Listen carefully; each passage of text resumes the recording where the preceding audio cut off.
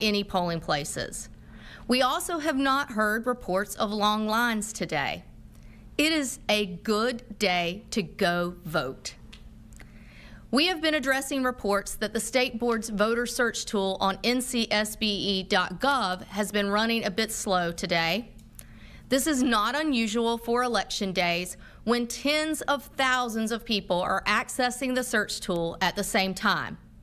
We ask voters to be patient and wait for your information to load. Finally, we want to remind the public that they can watch results come in tonight after polls close on the State Board's elections result dashboard found at ncsbe.gov. We remind members of the media to read the press release, 9 Facts About the Vote Counting and Reporting Process in North Carolina. There are a few important things to remember about election night results. They are always unofficial in the days after the election. Bipartisan election officials in all 100 counties will ensure every eligible ballot is counted. They will audit and ultimately certify the results. This is called the canvass process, and it occurs after every election. For local contests, the county boards will certify results on November 15th. For all other contests, the State Board will certify final results on November 26th. The State Board anticipates that the unofficial results reported by the end of election night will include about 98% of all ballots cast in the election.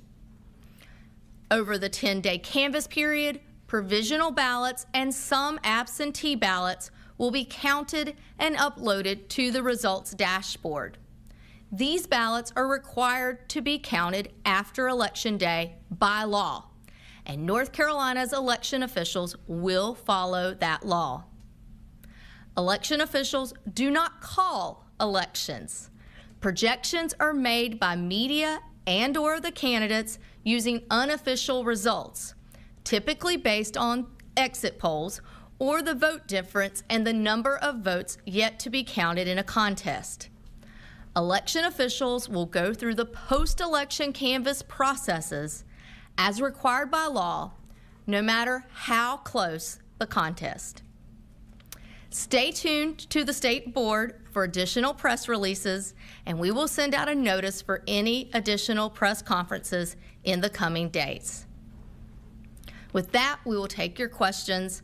We'll start in the room first, and then we'll go to the phone or online, and remind those folks who are using the phone or online system to press 1 when they do ask their questions. So is there anyone in the room? You'll go to one of the mics, if you would, please.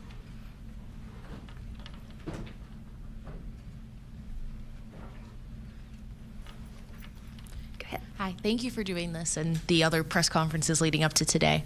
Brittany Gibson from Politico. I just wanted to follow up on something you had mentioned at last week's press conference about when you expect to have your unofficial tabulations tonight. You mentioned, I believe, in 2020 it was about a little after 12:30 a.m. Where do you project tonight being? And with the caveat of course, you're not going to rush to beat last time's So our official final upload in 2020 was 12:28 a.m. on that Wednesday morning, and so I have challenged everyone to let's meet that or do better than that. Now, we have to be face reality of it. That's our goal, but there are a lot of votes to deal with once the polls close. With this election, new to our laws, we cannot tabulate and upload the early voting results at the close of polls like we've been able to do in the past. So those will not be released until after the polls close. The tabulators will be closed down and the results will be uploaded with the election night results as they come in. So at 7:30 p.m. we will release the absentee by mail results, and then we will just begin to gather the results from the election day polling sites. And being mindful that we do not modem results in North Carolina. So if you just factor in that if the polls are able to close at 7:30 p.m. because no one is in line, it's going to still take a solid hour or so before the results would be driven to the county board site. And we've got over 2,600 polling places that have to do that tonight. So the bulk of our results we anticipate would be probably between 9:30 to 11 p.m. And we'll address anything that's running slower than that. We'll also caution everyone that that's a large volume of data hitting our results dashboard at the same time. So just like we're experiencing some lag because of the interest in our voter search tool, we may be experiencing some lag in the results just because of the sheer volume of data that's going in and the interest that we're seeing in our results. Thank you. I'm Yes, Dina with CBS 17. Thank you, guys. I have two questions. One, you said that thankfully no major issues reported yet this morning. If you guys have seen any issues at all, whether it be this morning or over early voting, what have those been? And second question being, we've been hearing that the damage from Helene in Western North Carolina thankfully isn't impacting the election so much. Is that the same that are you guys still seeing that this morning, that things are running smoothly there? So again, no incidents to speak of. There were just, I think, 3, maybe 4 polling places that had some delay in getting going, but they turned no voter away. They went to their manual process or were able to move things along quickly. So, we feel like, knock on wood, that we are in very good shape. Obviously, there could be some sort of disruption. We've had accidents to happen near a polling place that's delayed traffic or, power outages or something like that might create a problem throughout the day. But with the good weather and the good planning and so forth, we're hopeful that we won't see any further disruptions that could cause any delay. We're taking a listen there to North Carolina officials giving an update just a short time ago and talking about Hurricane Helene. Of course, they were absolutely devastated by hurricanes, saying that there has been some delays, especially given the amount of damage. They say that they expect results to start coming in later on. And that's what we've been hearing from election officials, is that they are going to be receiving and tabulating those ballots tonight once those polls close, but likely won't get the full results until early or later tomorrow. And so we are going to be with you every step of the way. We are going to be around the clock covering those live results as they come in. We do have a number of live looks, especially in swing states. There are 7 key swing states that are so important in this election, and I did want to share that with you right now. If you're just joining us here on Live Now from Fox, 7 states that could make or break the presidential election. Pennsylvania has the highest number of electoral votes with 19, and analysts are keeping a very close eye on it. Not only analysts, but former President Trump and Vice President Harris yesterday, both campaigning in Pennsylvania, speaking directly to voters, urging them to vote, saying that Pennsylvania will be the deciding state. That is according to former President Trump and Vice President Harris, really urging voters in Pennsylvania to get out to vote. Georgia has 16 electoral votes. North Carolina, we were just hearing from officials right there, also with 16 electoral votes. Michigan has 15 electoral votes. Arizona, 11, Wisconsin, 10, and Nevada with 6. So these are the major states that everyone is keeping a very close eye on that could make or break this election season. And not only are we keeping an eye on the presidential election, but there are important ballot initiatives. And earlier we were speaking with a political analyst and attorney. We're talking, of course, about abortion on the state ballot. You can see 10 different states. This could also be a contributing factor in terms of the results. How people feel on this issue could not only impact those ballot initiatives, but also the presidential election as well. Something else that we're keeping a very close eye on, marijuana. Marijuana being on the state ballot in these 4 different states, legalizing in some capacity or another. Florida, for instance, that initiative would legalize recreational marijuana right there. So we're going to break down all of these results on the races, on the presidential election, on these ballot initiatives. Our primetime coverage begins at 6 p.m. Eastern Time right here on Live Now from Fox. We're going to have our host Andrew Kraft at the helm, along with the entire Live Now from Fox team, ready to give you those results as they come in real time. And we're also going to be having a panel of experts to talk about the significance of those results, to talk about the impact of those results. And so we will be with you around the clock right here on Live Now from Fox. We're going to step away for a 2-minute break. We're going to be right back.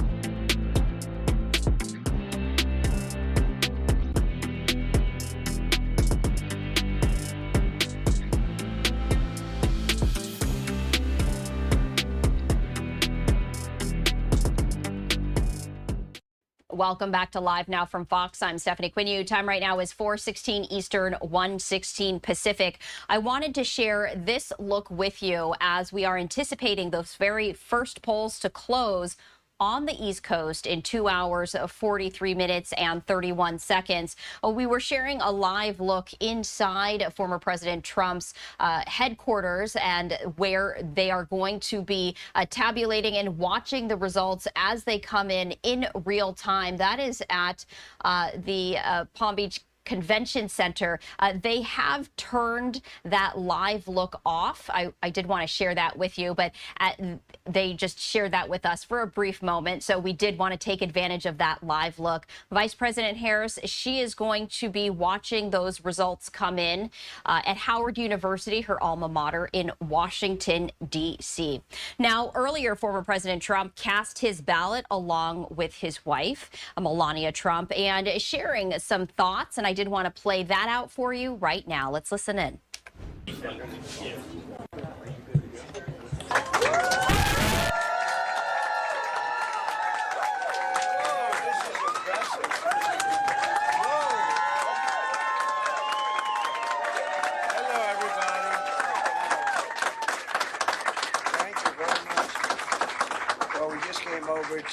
It's too early to congratulate, but we are hearing it's record kind of numbers. Caroline, do you want to just tell them what you told me a little while ago? Sure, yeah. Enthusiasm is very high. We're seeing our voters are turning out, especially in rural areas across the country, and we see Democrat areas are not turning out as great as our people. So your people are ready, and they're turning out for you, sir. And we had a big lead to start off with. Now here it's really amazing. I got a call from the people in Texas, Dan Patrick and others, they say that they've never actually seen anything like it. So it should be good. It should be good. I want to just thank everybody, regardless. We just wanted to come over and pay our respects. Our #1 best-selling author. Can you believe it? We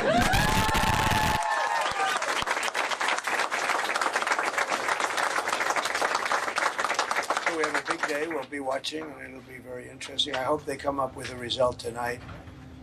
They say areas that were winning big, they might not be able to come up with it for 2 days. It's just a crazy thing. And I'm really saying this more for the press than for you. They should do paper ballots, same-day voting, voter ID, and be done. One day, same day. And by 10 o'clock, everybody would be... And you know, you're talking about for 8% of the cost. It would cost 8%. Think of that. For 8%, you get a better product. But we'll have to look at it. This is the heartbeat of your organization, sir. This is a great... Well, you're the heartbeat too, aren't you? What about Alex? How's Alex? Are you surprised? You're doing great, sir. You built the greatest political movement in history, and everybody here has been working super hard for you, and you're our inspiration, and we're going to bring this up today. It's very nice. Thank you. It's very nice. And I hear the social media has been just unbelievable. You make it easy for us. You give us a lot of Joe content. Rogan has been he's a great guy, and that was a big thing that he did that. He just doesn't do that, and that he did that. I think it meant a lot. So all over the country, I hear it's all red, and we don't need that. You know, we went in with a very big lead, so we just had to sort of keep it. But I hear it's beyond that, and it's a movement. There's never been a movement like this, and we're going to turn our country around. We're going to not let people that murder people come into our country. We're not going to let drug dealers come into our country and terrorists come into our country. Little things like that, people are not going to stand them, and that's why we're doing well. But you know what? We still have a time to go, so let's make sure that we have this under control. And some of you I'm going to see tonight, I would imagine. I hope all of you. So I'll be seeing you tonight, and it'll be great. The First Lady's coming with us, and she's really impressed by the job you've done. Would you like to say something? A great job. Thank you so much for all your support. And it was hard work. I know it's hours to hours, and I know how hard my husband is working non-stop. So, but thank you for all your support. Great job.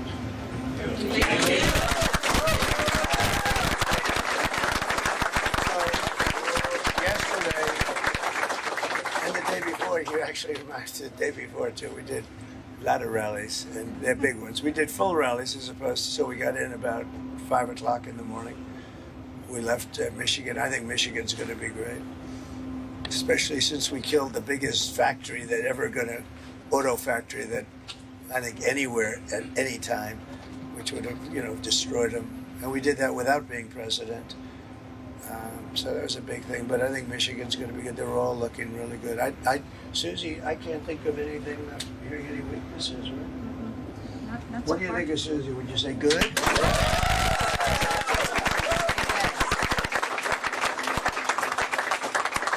Well, we just wanted to come over and pay our respects. This is really great, and we're going to see you tonight, and hopefully they'll be able to get these expensive computers going. The reason you use computers is to make time so that it's like fast.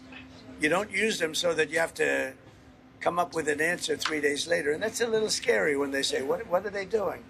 You use a computer because it calculates quickly.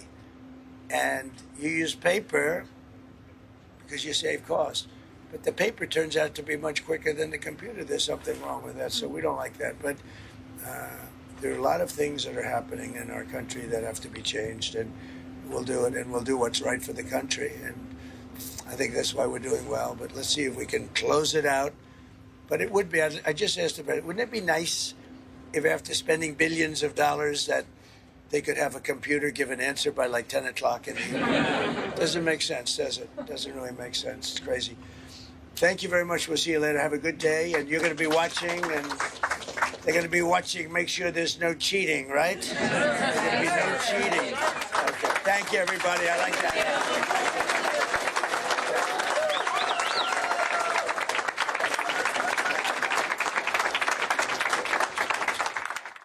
So that was former President Trump and his wife, Melania Trump, talking about voting in Florida after they voted. I also wanted to share this live look with you. Take a look at this. This is a live look from Palm Beach, Florida. This is where the Trump election headquarters is being held. This is at the Palm Beach Convention Center. They just popped this live look right here for us. And you can see the stage is set. The American flags are raised. They're expecting a very large crowd right there, but the person who will not be most likely in the crowd, former President Trump himself. He will not be at the convention center watching the election results come in. Instead, he will be at the Mar-a-Lago Club with his family right there. It's unclear as to whether he will make his way down to the convention center, perhaps depending on what those election results reveal and when. He's saying right there, as we shared with you, saying that he hopes that a decision is made sometime tonight. And we have been playing these things out for you. We also shared with you a live look inside the Harris headquarters in Washington, D.C., we believe, as she was on the phone with someone. Vice President Harris been keeping a very low profile today, not making any speeches, not making any sort of a comment. And so we can't share that with you because we don't have any comment from her. It's also unclear as to whether she will be speaking later on today. We do know that she will be watching those election results come in at her alma mater, Howard University in Washington, D.C. We are awaiting a number of live events. We're anticipating Maryland election officials to be giving an update. That was set to happen just about 30 minutes ago. They're running behind. We're keeping a very close eye on all of our live streams in our Live Now from Fox Studios. We're going to step away for a 2-minute break. After that, we're going to be speaking with Richard Gordon, a political analyst, analyzing all the big headlines and takeaways on this election day. That conversation coming up after this break. Stay with us.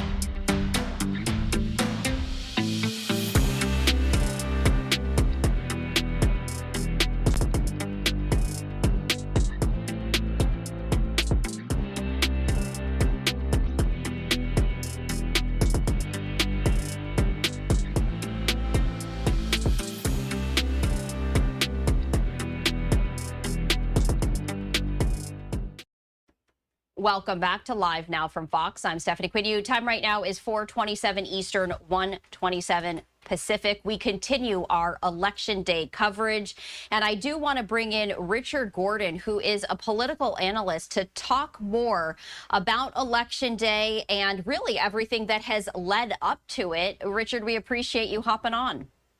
Happy to be here. Thanks for having me.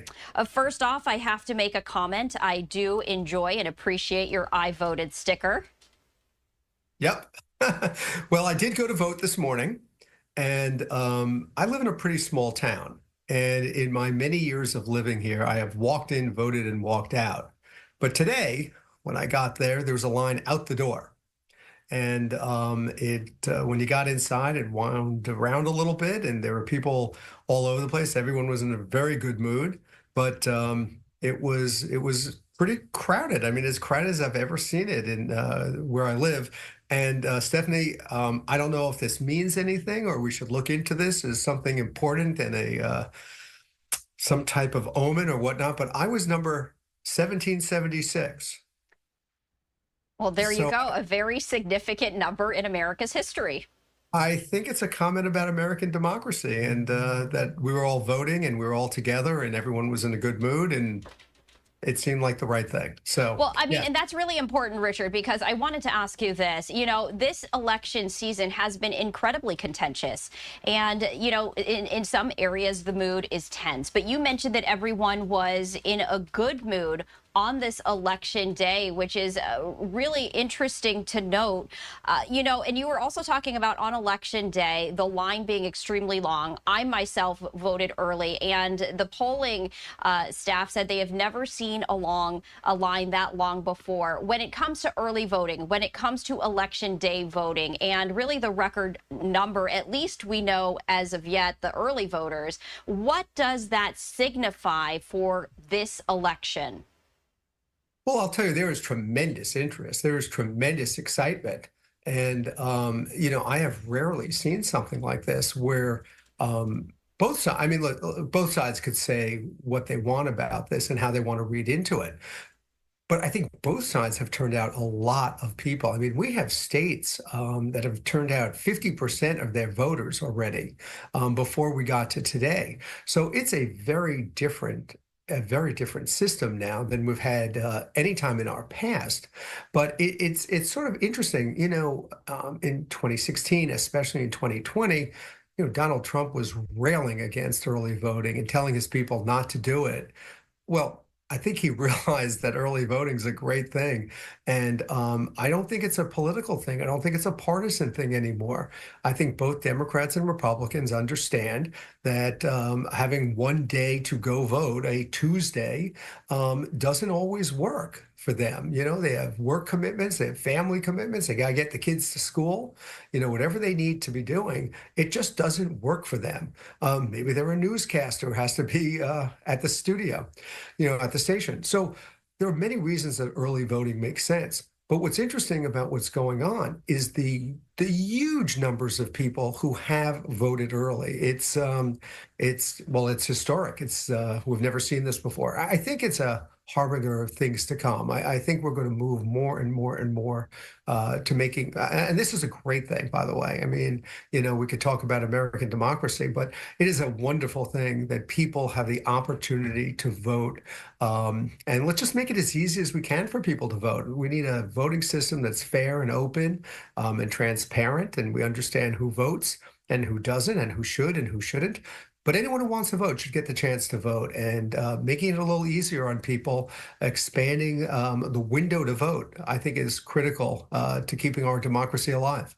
And also making voting accessible. I think perhaps we have been hearing from people who said that they weren't going to vote this election season, disinterested, and now there seems to be more engagement, really finding some of the issues that have been discussed: the economy, immigration, women's reproductive rights, some of these issues, many of them really talking about, and we've talked about this before, the kitchen table issues, the ones that affect people daily, not just, you know, the high level issues that people feel don't pertain to them.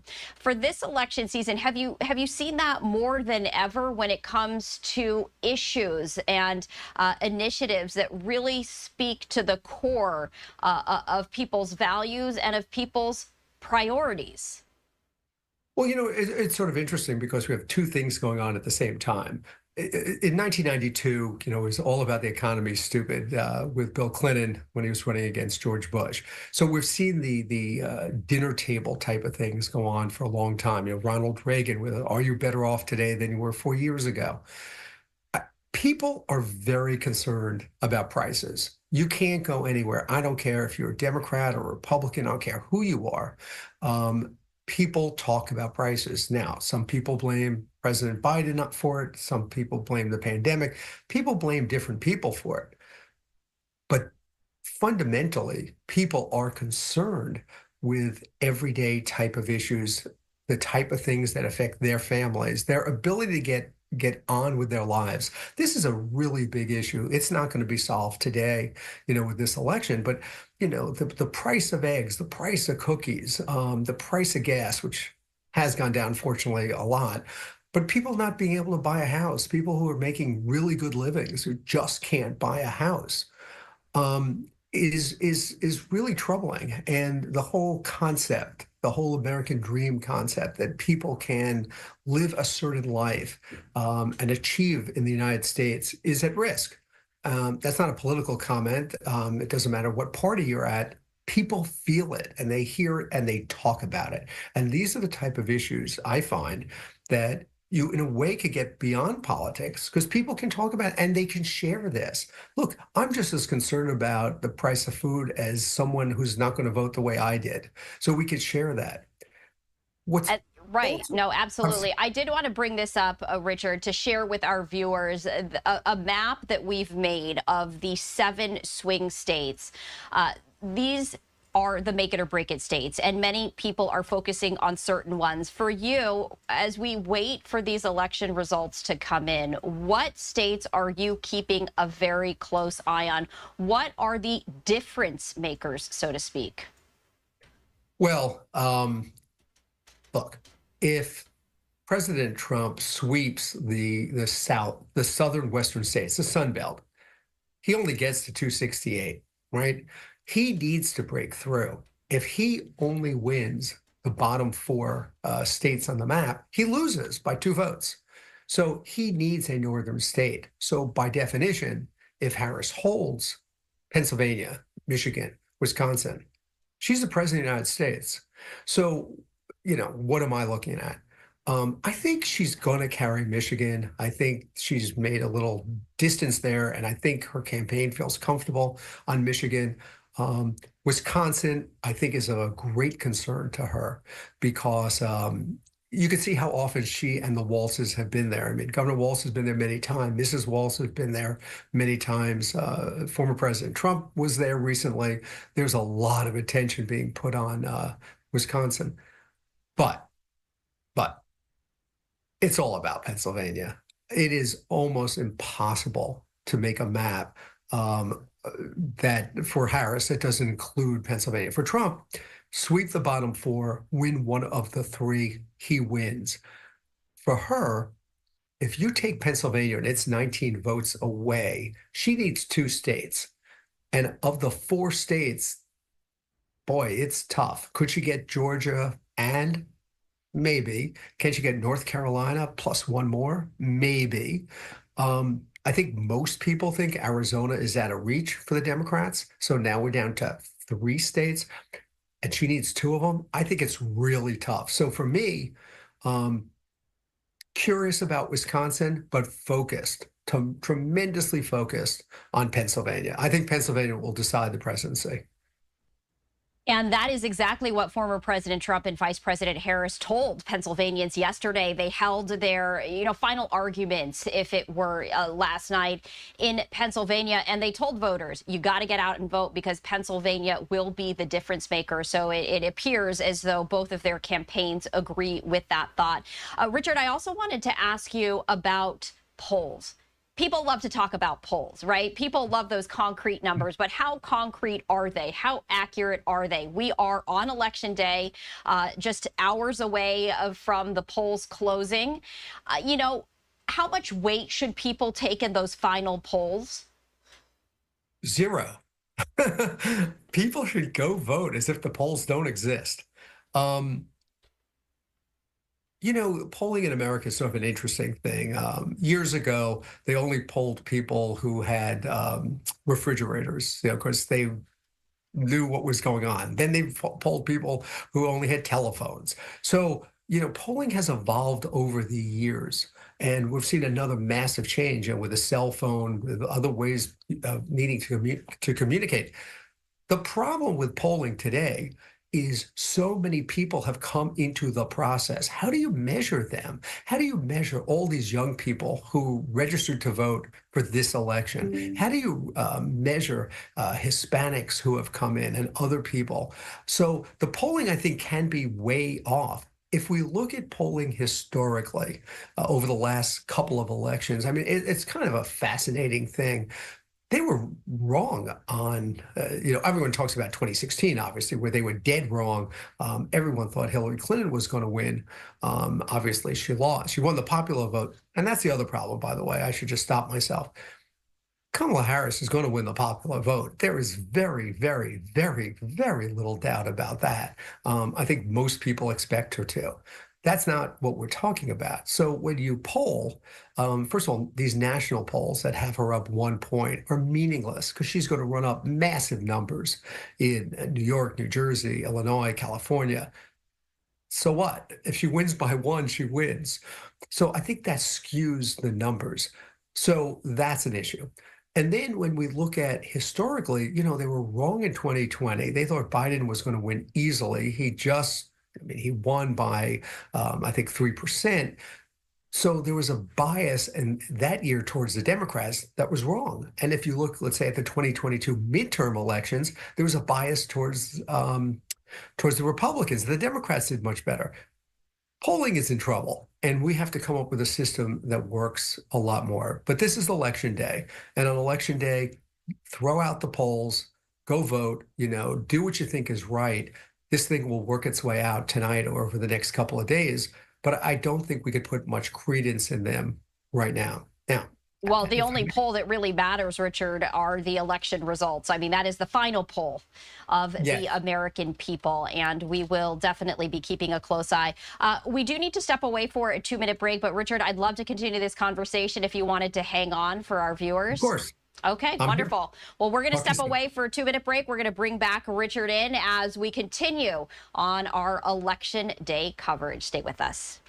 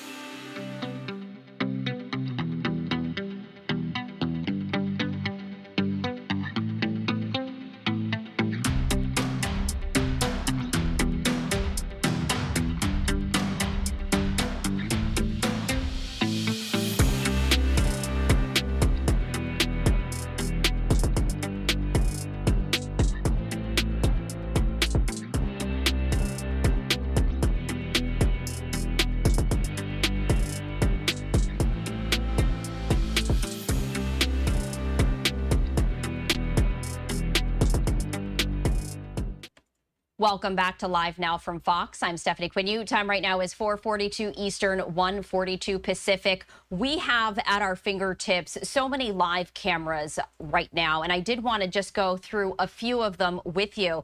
This is a live look at the Palm Beach Convention Center. This is Trump's election headquarters right here. And you can see the red and blue lights right here, along with the large screen where those election results are expected to be projected along with the American flag. It's a little hard to see because, of course, it is dark, but there is a crowd already inside the convention center as we are still a number of hours away before the polls close, at least on the East Coast. Now, former President Trump, he will not be at the convention center watching those election results in real time. We understand that he will be at his Mar-a-Lago club watching those results come in. We were sharing with you a little bit earlier on some of the comments that he made to some of the staff, and he was saying that he hopes that those results come in by tonight, although we have been sharing with you some live briefings from election officials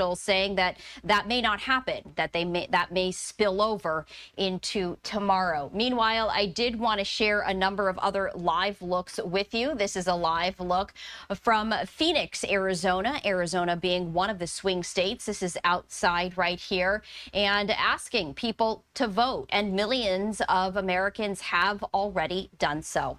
This, meanwhile, is a live look from El Segundo, California. California, not a swing state, but a lot of electoral votes happening there right now. So I did just want to share just a number of live looks with you, as we do have access to these cameras. However, we are going to continue our conversation here with Richard Gordon, who is a political analyst. Richard, thank you for hanging on with us. And I did want to ask you this, because I have, you know, a binder full of information, and I wanted you to kind of break down for our viewers. We are awaiting those election day results, but those are rolling results because states have different rules and regulations when it comes to when they are allowed to begin closing. 14 states in Washington, D.C., they don't allow ballots to be counted until the polls are closed. Meanwhile, there are states that allow counting to begin on election day. And then there are states that allow processing to begin before election day. So can you kind of talk about the timeline as to when we are going to really start seeing those results come in? Well, I think you're going to see a massive dump at around 7 o'clock tonight, because I think a number of states that have allowed for early voting and early counting, and early counting is the most important part of this, are going to release their numbers. And, you know, I don't think the public should get too concerned one way or the other.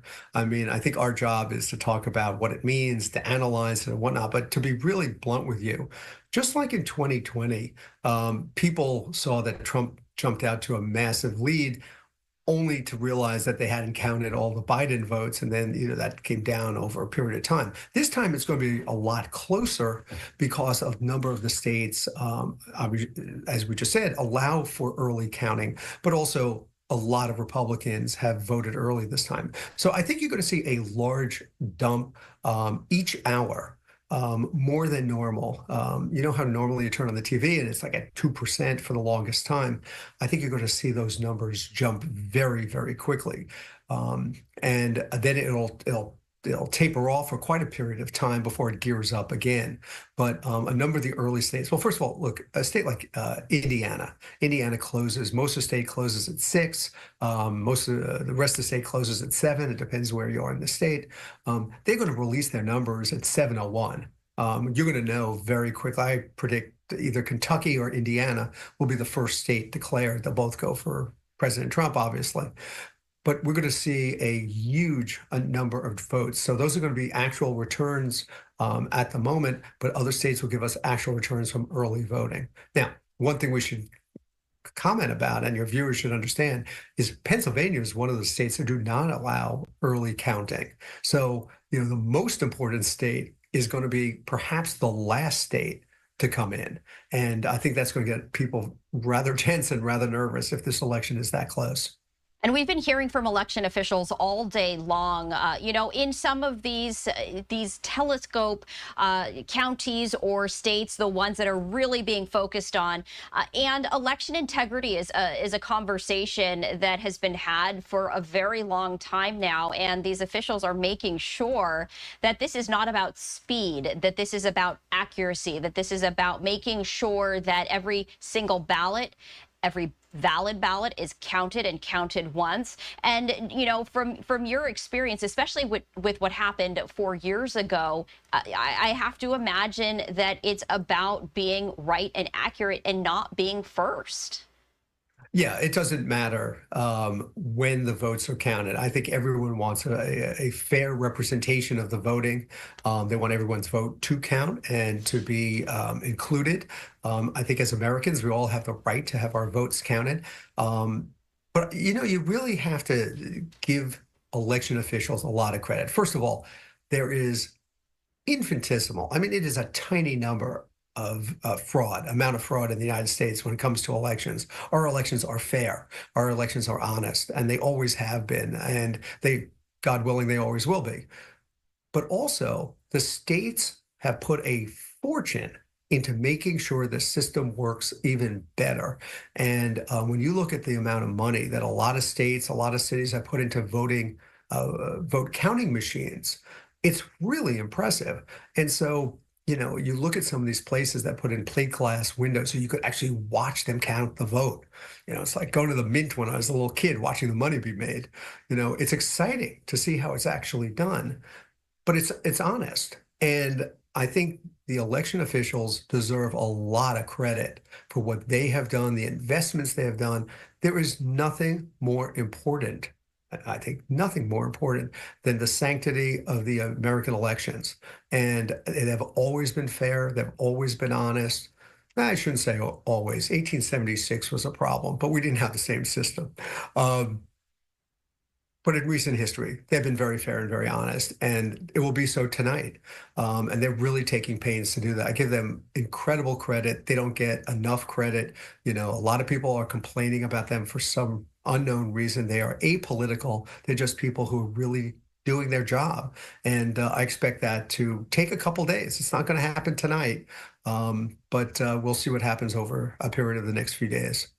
So, Richard, we obviously spoke at length just in terms of, the different issues. Is there anything else that you're keeping a very close eye on? Well, I'll tell you, the two things, I guess. The abortion issue is massive this election. I think even if a woman was not running, this would have been a huge issue. This may determine the election. When you look at the suburbs of Philadelphia, in Bucks County and Montgomery County and some of those other counties, and this is where, if you want to really spend some time tonight and look, I know that is what I will be looking. I'll be looking at some of the counties and see where they're coming in. But abortion has been a massive issue in this election. There are a lot of people who are mad that Roe v. Wade was overturned and don't like the Dobbs decision, and they're going to express that. What I am seeing over the last 2 weeks has been a change.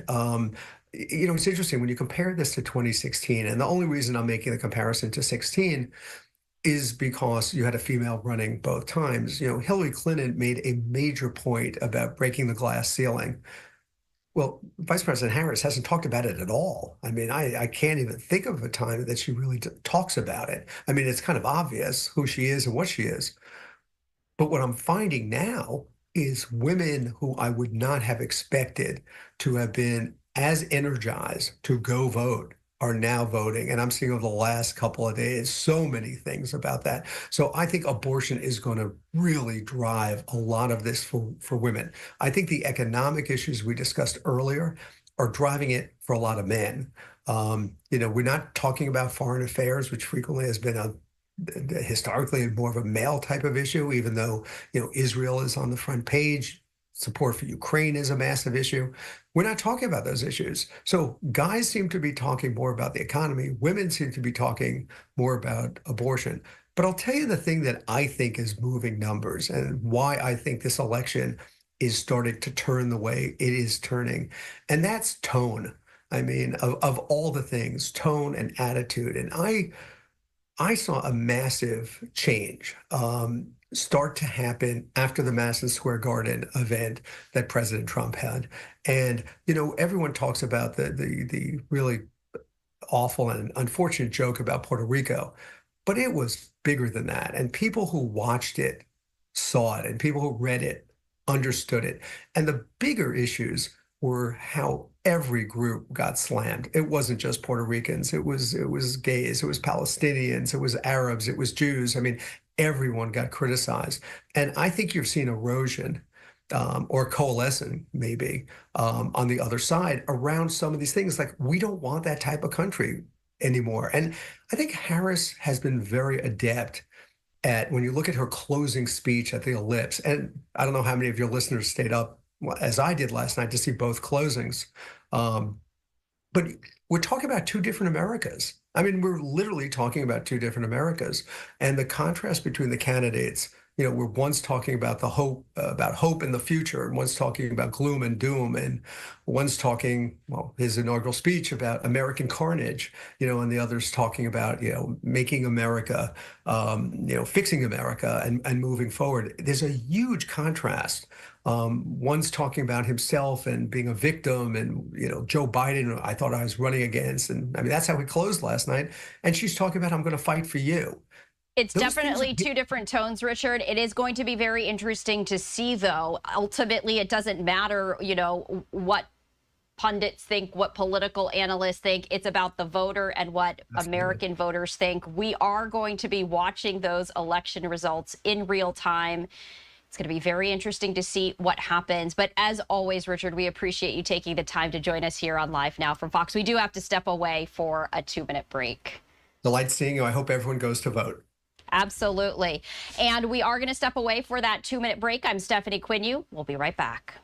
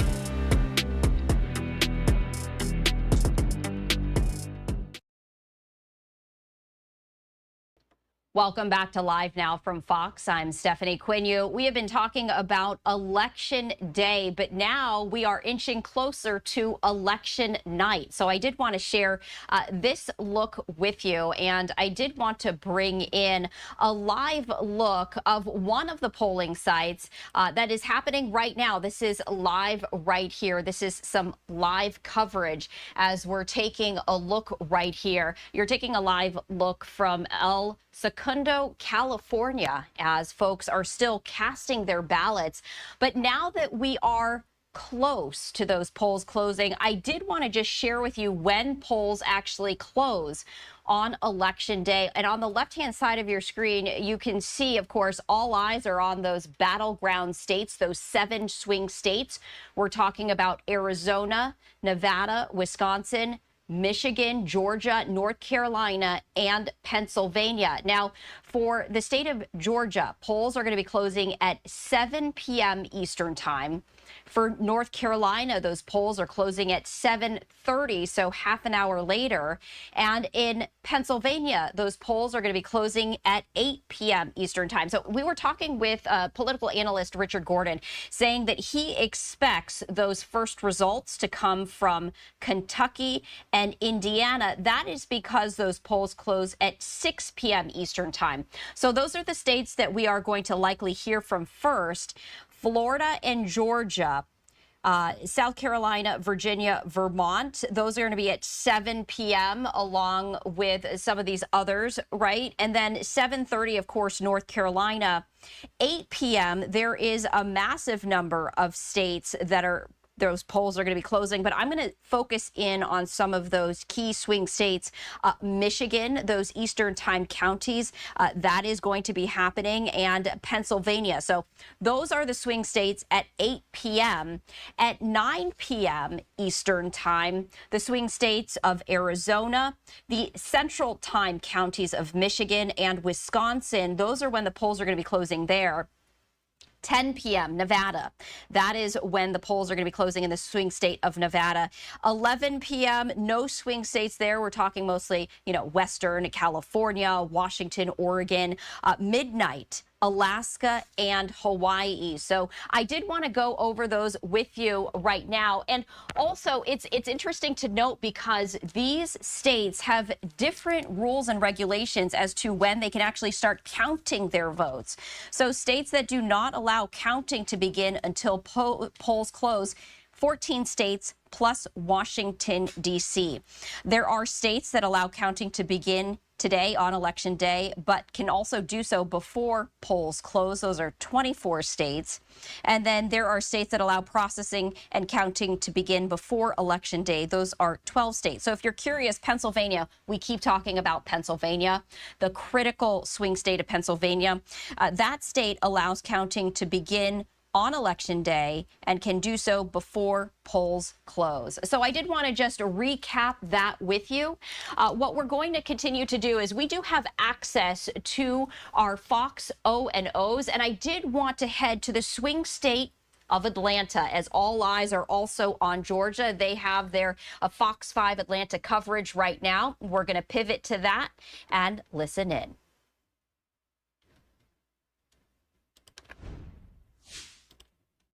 And 15 minutes after the polls opened, so around 8:15, police immediately moved in, checked things out, and decided that they were just a hoax. But it turns out we talked to one woman who watched it all unfold.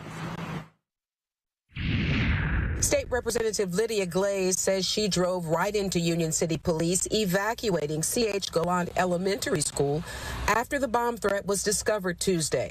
The state lawmaker says she was trying to drop off voters to cast their ballots. Election officials say it was a similar scene at the Itris Community Center on Lakeside Drive.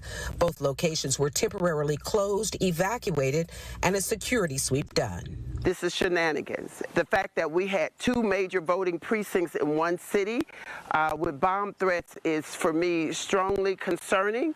I see it as a way to oppress the vote in this area. People were waiting in line. People were inside ready to vote. And a lot of people concerned, Fulton County election officials tell us they were working on court orders to try to expand the hours at those 2 polling precincts. We are still trying to confirm whether they have been able to do that. Reporting live in Fairburn, Angelique Proctor, Fox 5. All right, Angelique, we'll keep watching it. Thanks for that live report. Meantime, after history-making presidential campaigns, former President Donald Trump and Vice President Kamala Harris are waiting anxiously along with millions of Americans. And that is to find out who will be the next president of the United States. Fox's Rebecca Castor reports from Florida, where former President Trump is watching the results roll in tonight. Rebecca? Courtney, Tom, we are at the Palm Beach County Convention Center where the Trump campaign is hosting its election night watch party. But the former president will be watching the returns come in from his home at Mar-a-Lago with a small group of family and friends. I think we're going to have a very big victory today. The former president is feeling optimistic that voters will put him back in the White House. But it will all come down to voter turnout today. The country that I'm living in is not the country I was born into. The only one who's putting America first is Donald Trump. I voted for Kamala Harris and Tim Walz. It's time for a change, moving forward in a better and uplifting way. It's likely to be a long night as results slowly trickle in, and there's a possibility that a winner will not be declared before the night is over, something Trump calls an outrage. It should never happen. A thing like that should never happen. This election should be over. With 19 electoral votes, all eyes will be on Pennsylvania tonight. It's the state both candidates spent the most time and money in and see as a must-win.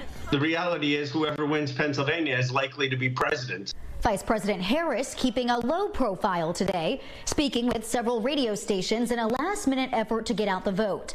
She says Americans are ready for a fresh start. Frankly, I think people are exhausted with this spirit and this approach that's been about trying to divide people and have them turn and point fingers at each other. I think people are done with that.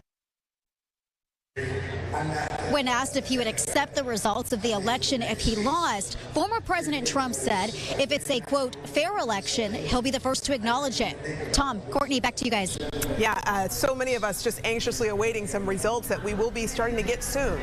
Rebecca, thanks. On the other side of the aisle, Vice President Harris and her supporters spent the day working to get out the vote. In just a few hours, Harris supporters will gather at the Hyatt Regency in downtown Atlanta to watch the election returns. Fox 5's Deidre Dukes is there tonight with the Harris campaign. After months of heavy campaigning, numerous visits by VP Harris and her surrogates, final preparations are underway for tonight's watch party here at the Hyatt Regency in downtown Atlanta, where supporters will gather in just a few hours' time. Tonight's watch party hosted by the Democratic Party of Georgia. Final preparations underway in the Centennial Ballroom here for the big event, with polls showing the candidates running neck and neck in this battleground state. A record number of people voting during the early voting period, and Biden's victory decided by a slim margin in 2020. The Democrats are campaigning on Election Day to energize their base and get their supporters to the polls. Senator Raphael Warnock spent the afternoon canvassing for the Harris campaign in Fayetteville, East Point, and McDonough. Happy Election Day. Yes. Yes. Let's get this thing done. Yes. Are y'all ready? Yes. I don't know. You don't sound like you. Are you ready to send Kamala Harris to the White House? Doors opening here tonight at 7:30 for what Harris supporters hope will be a victory celebration. In downtown Atlanta, Deidre Dukes, Fox 5 News. The presidential race, not only the decision on the ballot, we're also watching other elections, including the race for the state legislature. All 56 Senate and 180 House seats are also on the ballot. Races for the House and Senate will determine which party holds the majority and several tax measures as well. And don't forget to join Fox 5 Atlanta for complete election coverage throughout the evening. After the 6 o'clock news, we will have Fox's Democracy 2024. And we want you to meet us right back here at 10 for all things Georgia in terms of the election results here on Fox 5 News. All right, it's going to be a long night of news. Yeah, but we had a great day to get out to the polls and vote today. We have less than an hour left as we take a live look outside over downtown Atlanta. And we do thank our Fox 5 Atlanta team for that coverage. Time right now is 5:06 Eastern, 2:06 Pacific. Happening right now, just into our live now from Fox Newsroom. We are expecting an update from Maricopa County, Arizona, as election officials have been giving briefings all day long as those Election Day results are coming in. We're going to take a 2-minute break, head there live after that. Stay with us.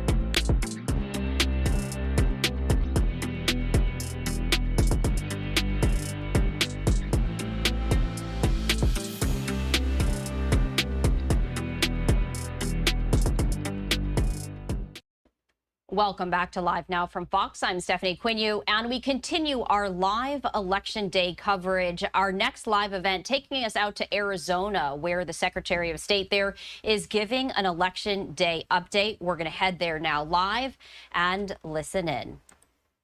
By all accounts, the Election Day is going very well across most of the state. We do have some minor issues that we will talk about, and some issues that we are working through right now and continuing to get updates from. So we'll have some stuff on that.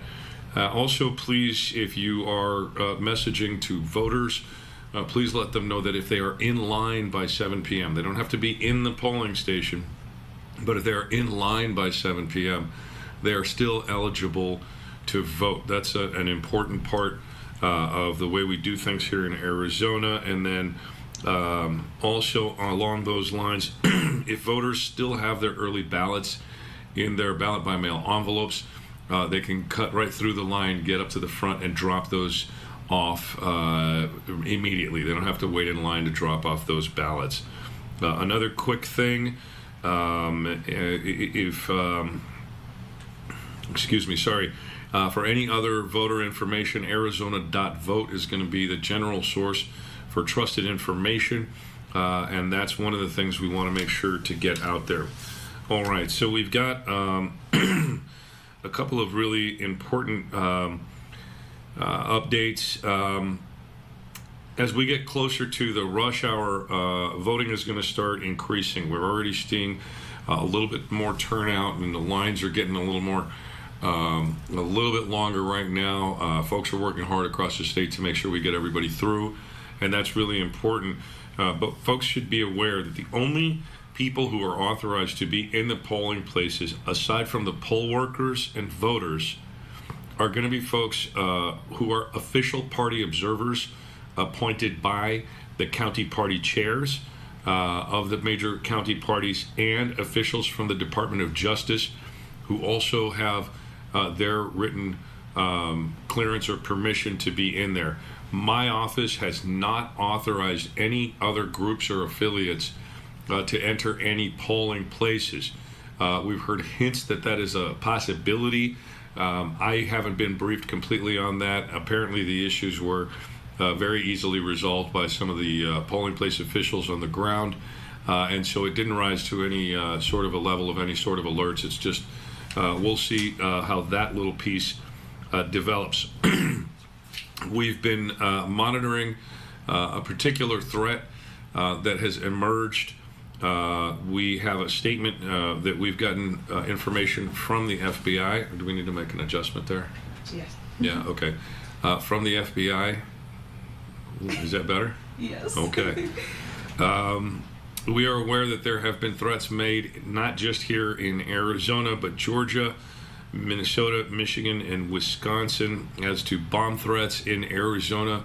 The threats pertained to 4 specific locations in Navajo County only. These are unsubstantiated threats. We have no reason to believe that any of our voters or any of our polling places are in any sort of jeopardy. I was briefed just moments ago by my security team and some folks with state law enforcement who are working in conjunction with the feds. This is another, we believe, probing attack. We also have reason to believe, although I won't get into specifics, that this comes from one of our foreign enemies, namely Russia. They've been busy lately, I suppose. Let's see. We'll head over to Apache County for an update. There has been an e-poll book and a printer problem. Now, this is county-wide. This doesn't only exist on the reservations in Apache County. There are technical teams out in the field that are resolving these issues. Most of the sites in Apache County are up and running well. As we understand at this moment, there are still some residual issues out in Apache County. And we're doing our best in our office with our folks to work with the county election officials there to see if we can resolve any of the remaining problems. I did have a meeting with the speaker of the Navajo Nation Council and one of the delegates to the council and some of their staff, along with the state election director, excuse me, to talk about some of the details and continue those open lines of communication we have with our tribal governments as we try to facilitate voting that is not only in Apache County but also on the Navajo Nation and in other spaces. So we're going to continue to have those conversations. We'll keep them updated as we get more information and back and forth. So the communication is very clear with the folks on the ground out there. We are doing what we can to help resolve those issues. We'll keep you posted on that. Again, back to, nope, I already covered that one. There is a little bit of what we understand, a couple of reports of some misinformation going on, particularly in Coconino County as to student voters. Unless you are registered to vote 29 days ahead of this election, you are not eligible to vote, not even for president in Arizona. We do not have same-day voter registration. Some students, as I understand, are being informed otherwise, and they're being told that they can vote for president without being registered in Arizona. This is not true. And so if there are folks up there in the Flagstaff area, please understand that we're doing what we can to share on social media and in other ways to discourage this practice. But no voter can be turned away. And even if you vote with a provisional ballot, that's perfectly legal under the law. That doesn't mean it will necessarily count, and frankly, usually they do. But if you are not registered to vote within 29 days of the election, you are not eligible to vote, even if you are registered outside of Arizona. You've got to be an Arizona voter to be able to vote in Arizona. This is an unidentified group that has been telling this to voters, saying they can use a Fed-only ballot or just vote for president. Neither one of these things is true. And voters across the state can verify their voter registration status at my.arizona.vote. I'll repeat that website, my.arizona.vote. At this time, that's the update. We're doing it in this format because we've got a lot going on, and we wouldn't have had time for questions anyway, although I've been given a high sign that we may have a question or two that have popped up on YouTube, which is the only channel through which for this briefing we're going to be taking questions. Do we have anything that is up yet? Not currently. Okay, so we're going to go ahead and leave the briefing at that stage for now. I just want to run back through here. I apologize and make sure I didn't miss any important points. If you'll bear with me, folks, I do appreciate it.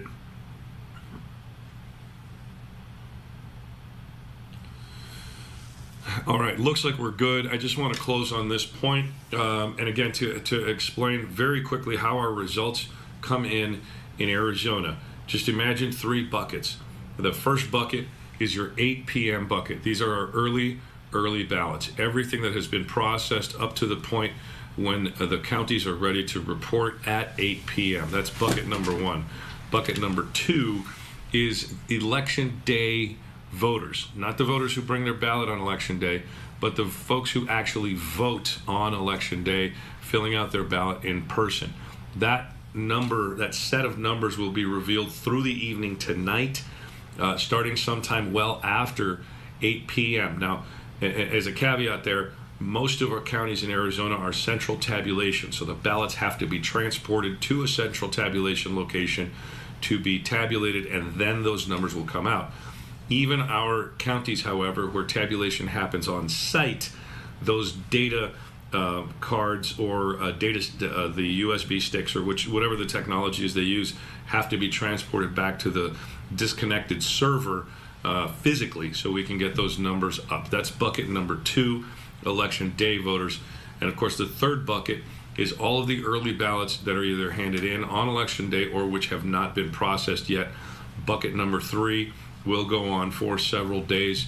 We expect we expect official results to be prepared 10 to 13 days, and I think I'm getting the high sign over here. Are we done, or do we have a question? Yeah, there was a question, sir. They wanted to know how you know it was Russian on the bomb threats, so maybe just clarify. Yeah, we're not going to reveal that at this moment in time. We're still making sure to be as clear as possible with that, with our federal and local, our federal partners on that specific. But look, Russia wants to sow a lot of mistrust and distrust. They've been increasing their repetitiveness and their sort of directness in these attacks, spreading misinformation and disinformation. And, you know, Vladimir Putin would love us to hate one another, and so that doesn't surprise me that it is. I don't know that I'm at liberty to reveal anything more than my solid suspicion grounded in information that I don't know that I can share yet. So I'm going to have to leave it at that. And is there another one? Yes, sir. Okay. There was just asked if there's any update on numbers, which might mean you might just have to say when they can expect numbers. When we can expect numbers? Yes, or the first. 8 p.m. 8 p.m. is when we do that bucket number one. That's the only thing we can really guarantee at this moment in time. We're not going to try to push the counties to get us updated numbers from this office. And y'all in the media can ask those questions. But we know how hard they're working on everything else right now. So many folks doing a lot of work. I know that we will get some good numbers later on this evening.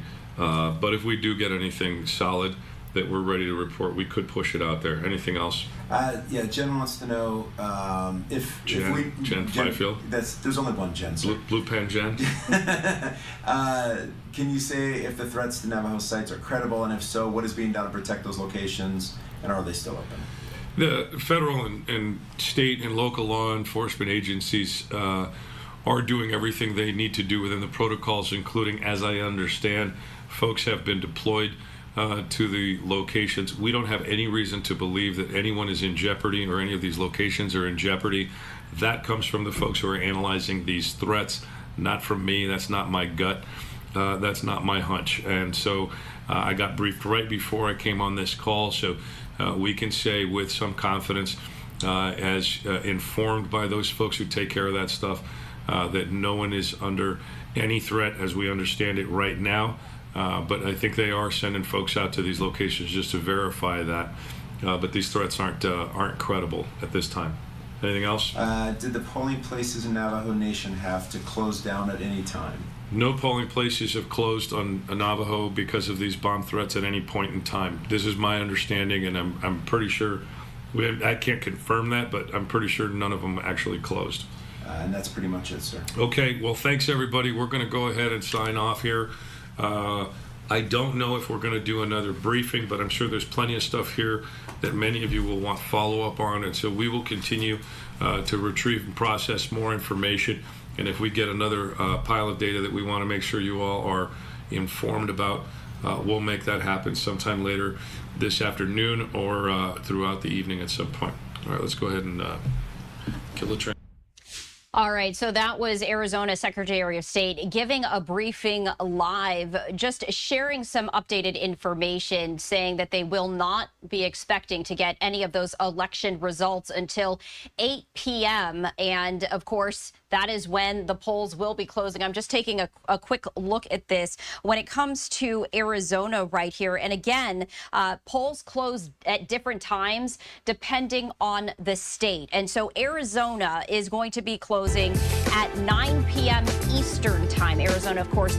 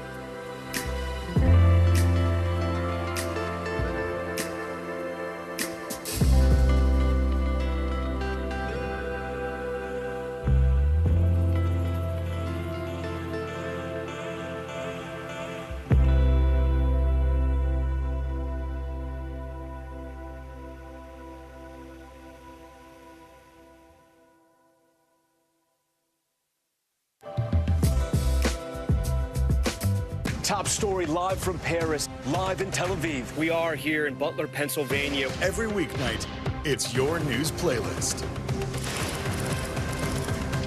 Top Story with Tanya Amos, streaming weeknights at 7 on NBC News Now.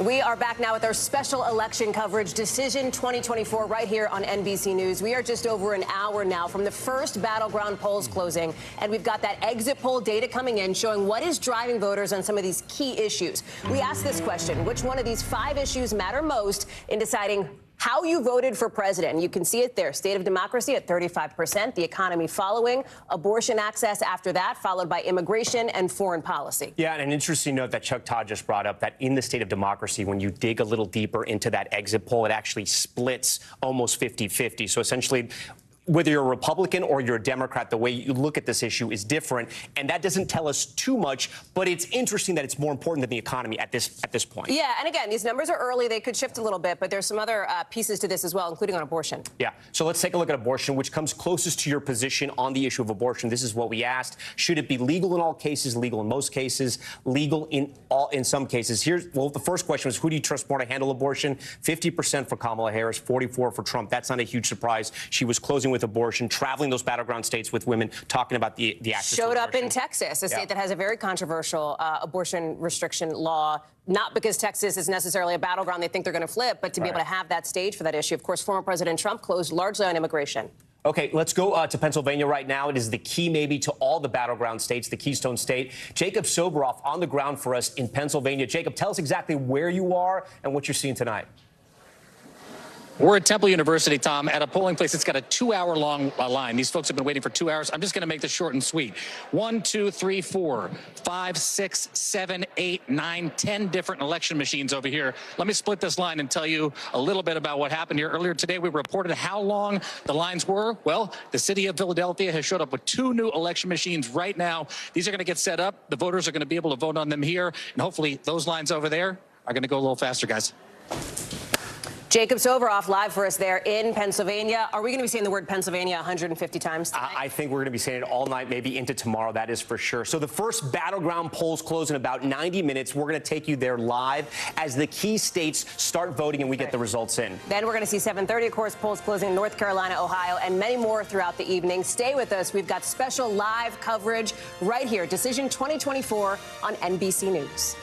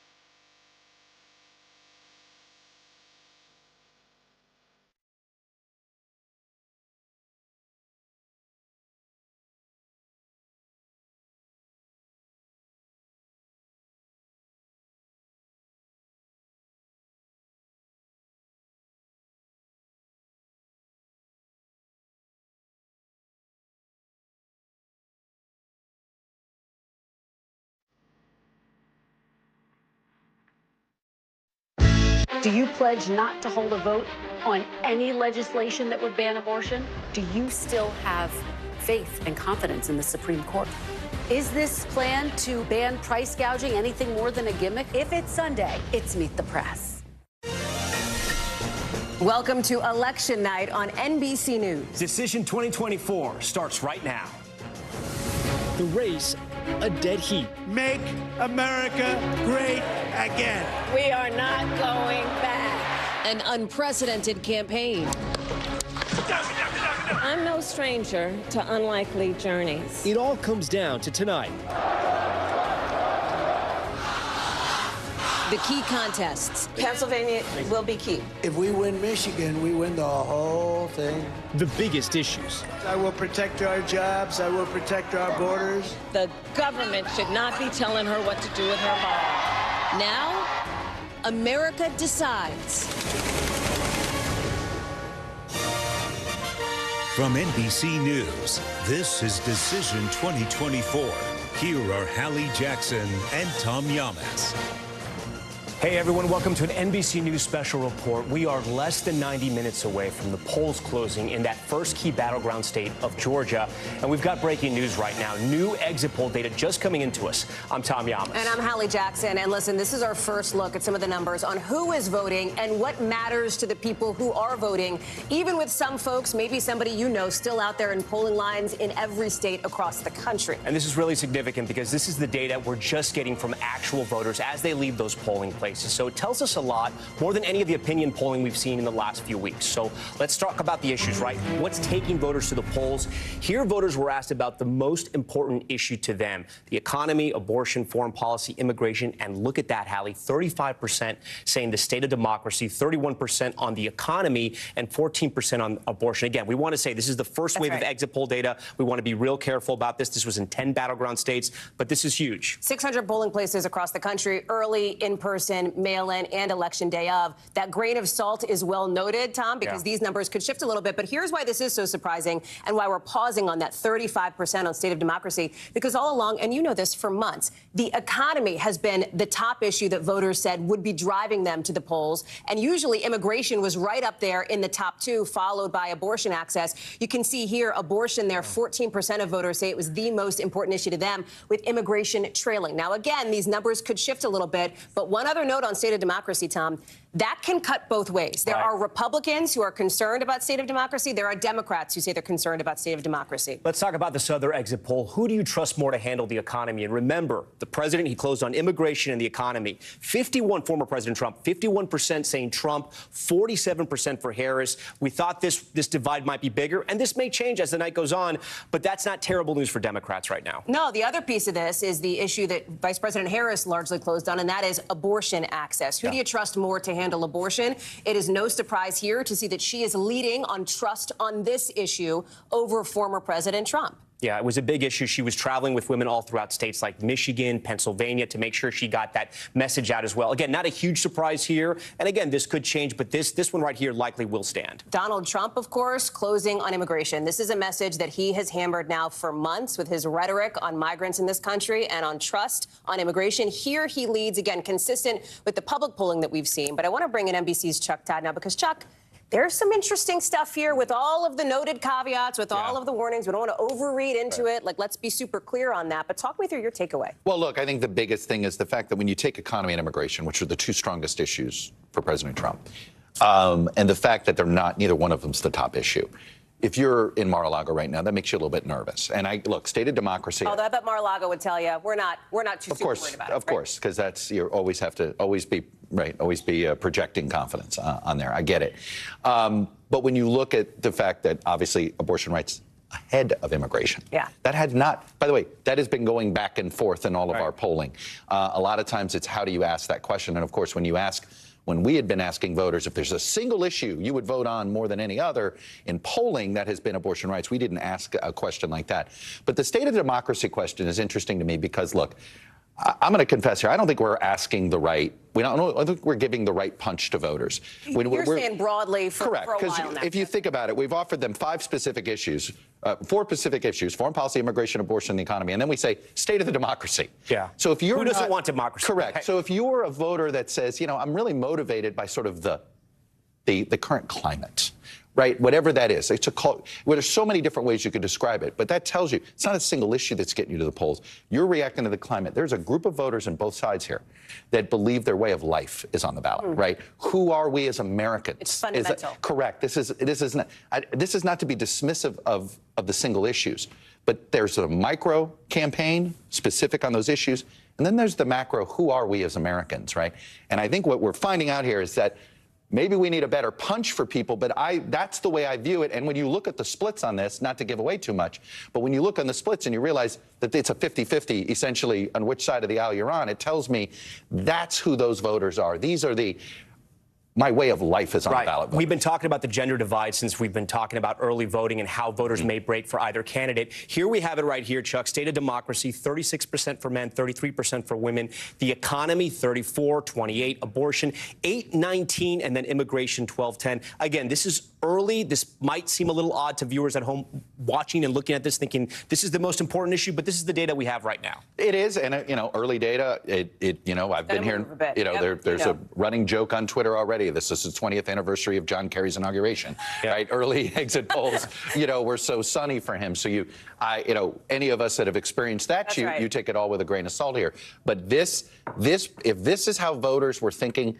about this election, if this is the makeup, it's certainly something you'd rather be the Team Harris. This is what they would want to see versus what Team Trump is saying. Keep in mind, both candidates, right, over the course of the last month or so, nodded to this issue of who we are fundamentally, with very different visions that they had, right? Former President Trump, the country is in a dangerous and broken place, and he's the person who can come in and fix it. Vice President Harris, it will be more dangerous if Donald Trump is reelected, and she's the one who can represent that fresh start for people who might be exhausted. Well, and it's interesting, if you want to look in the exit poll and say, boy, what is the evidence that Trump's doing well? Well, by the way, Joe Biden's job rating is really low in here, 41%.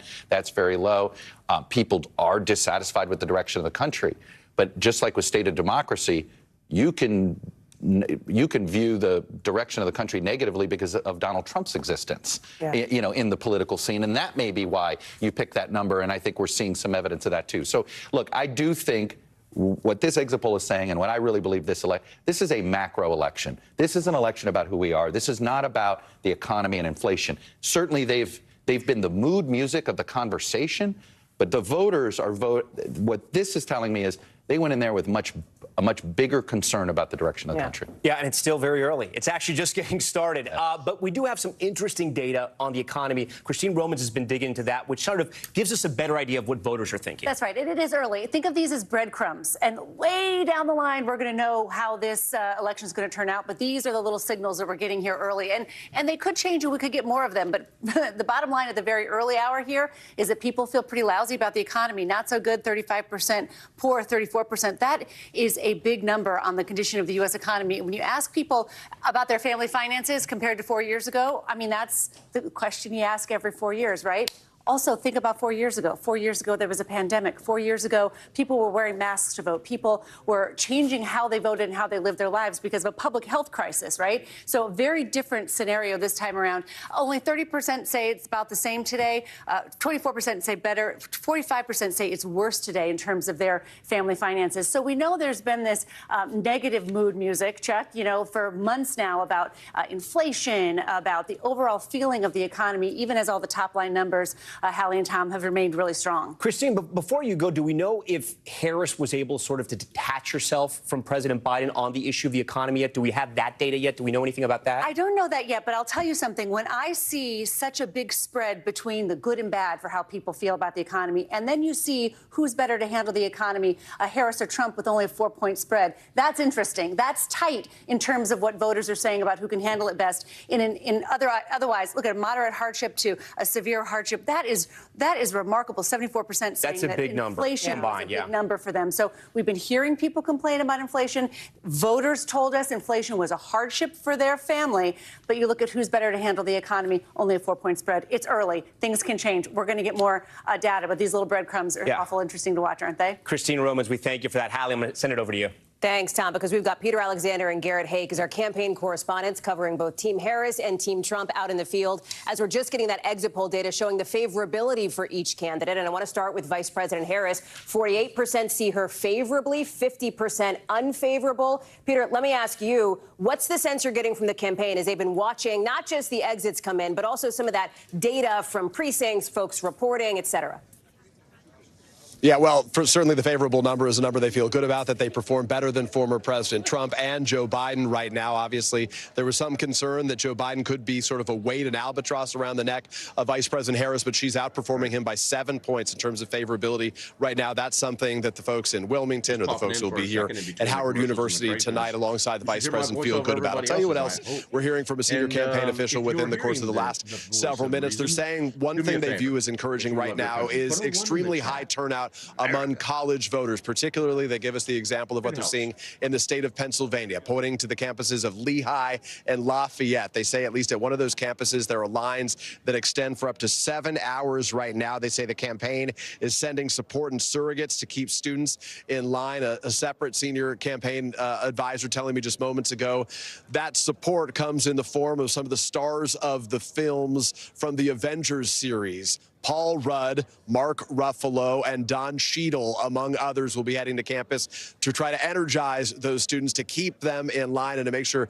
they stick around, to make sure those votes are cast over the course of the day. A separate number we're seeing about another state that's going to be one to watch today is North Carolina. North Carolina is interesting because it's a state that obviously Donald Trump has been putting a lot of energy into, a state that he claims publicly that he is going to win right now, but he has been there many times, many more than Kamala Harris, which may be an indication that they're not quite as confident by their internal data as they are projecting publicly. The campaign, the Harris campaign, telling us that according to their numbers, the numbers they're seeing right now, rural Republican turnout is, as they say, lower. It's based on a small sample, they say, of rural voters at this time, but they say they're seeing a much larger turnout than they may have expected in cities like Durham, a big, dense, bluer part of that state that could be a positive sign early on, at least, for the Harris folks. Hallie? North Carolina is an interesting one, Peter, especially with Team Trump dumping a lot of money into that state late in the game. Peter Alexander, thank you very much. Tom? All right, Hallie, thank you. Let's take a look at the favorability for former President Trump. So here's what we have from our exit polls right here.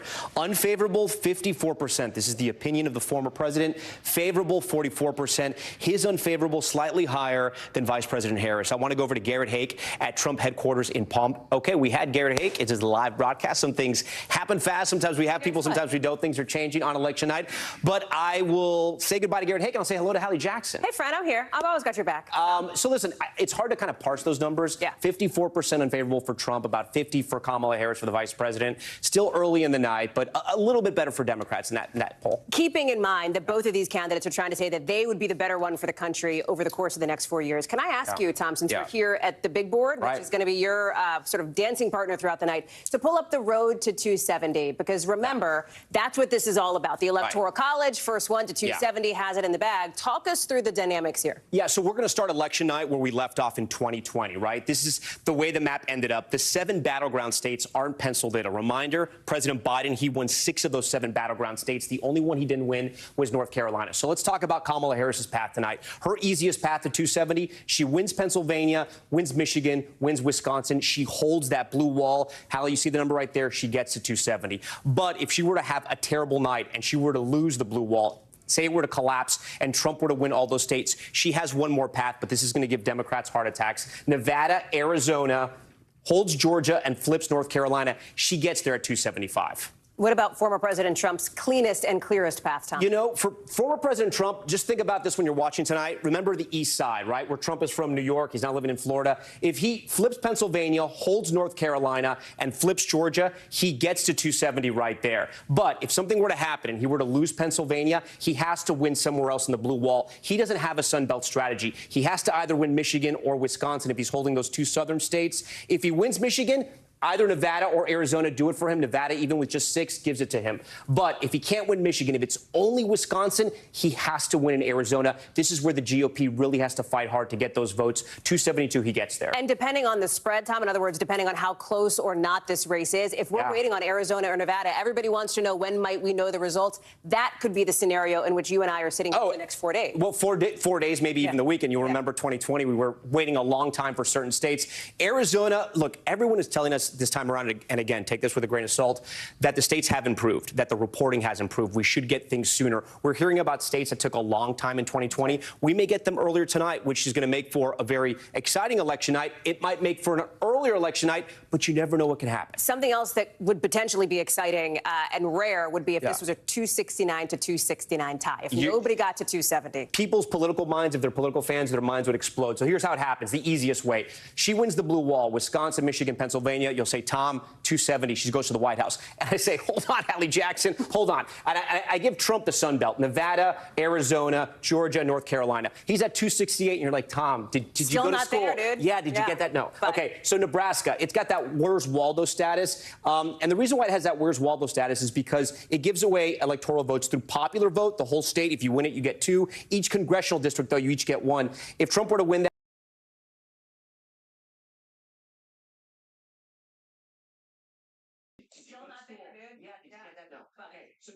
Can you guys hear me?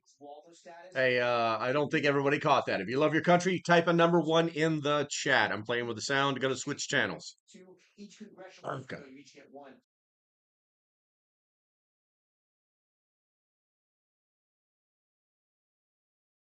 Neither 1% of both. What does that tell you about today's politics? It backs up what we've been seeing nationwide. I'm working on races from New York to California. I'm one of those old consultants who are still working on races as of today on congressional and Senate levels. So we've been doing a lot of focus groups and a lot of polling. Donald Trump, let me connect this to what you just asked about the way he's been acting. Most folks don't like the way the country's going because they've never felt the recovery, or they're still worried that things are too high, just like Tricia said. Donald Trump should be winning this thing by 60 or 70% if 3/4 of America says the country's going in the wrong direction. And the only reason he's not, take it from a political pro, is because there's a portion of America who don't like that. They think he's mean. They don't like the way he acts. They don't think he's presidential. Some of them will still vote for him because they want gas to be whatever it was back then.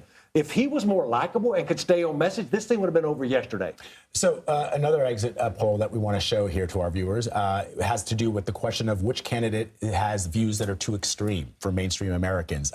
Donald Trump, 46% of those polled say Trump's views are too extreme, compared to 37% of Kamala Harris. 8% say both. What does that tell you? I think it goes back to the likability, because I think Trish has something in common. There's a lot more of us. Most of America is in the middle of wanting some kind of results. And so I think that that's the biggest thing, is like, this is a likability. Tricia, final thoughts?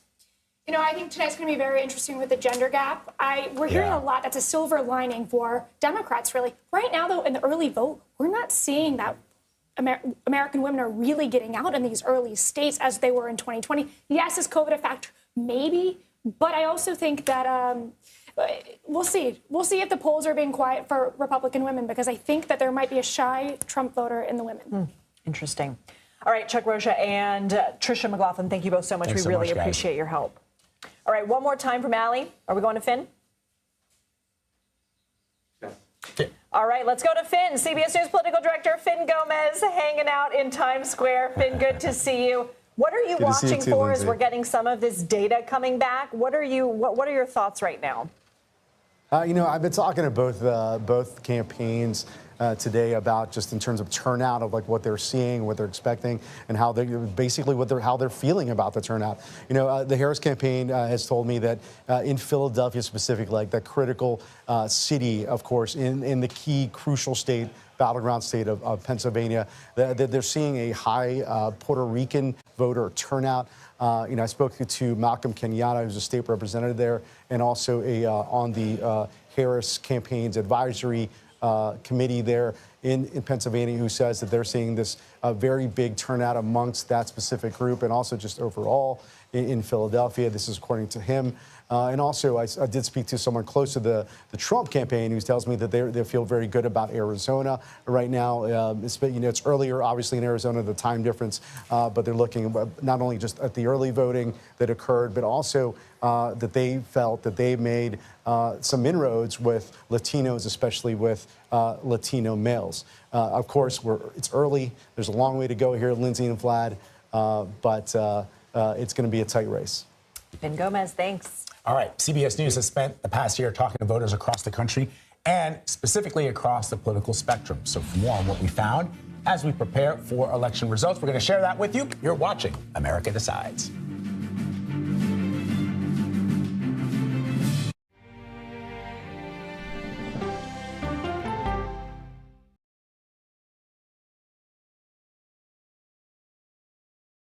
Go to the ends of the earth. Right now. We got something crazy. And reach for the stars. Here we are. Tom. Yes, it's my comeback. Hey, this is pretty fun. But wait, there's more. Experience thought-provoking. Welcome to the idea of being a human being. Innovative and truly original reporting. Look through a telescope and go, wow. Because there's always something new under the sun on CBS Sunday morning.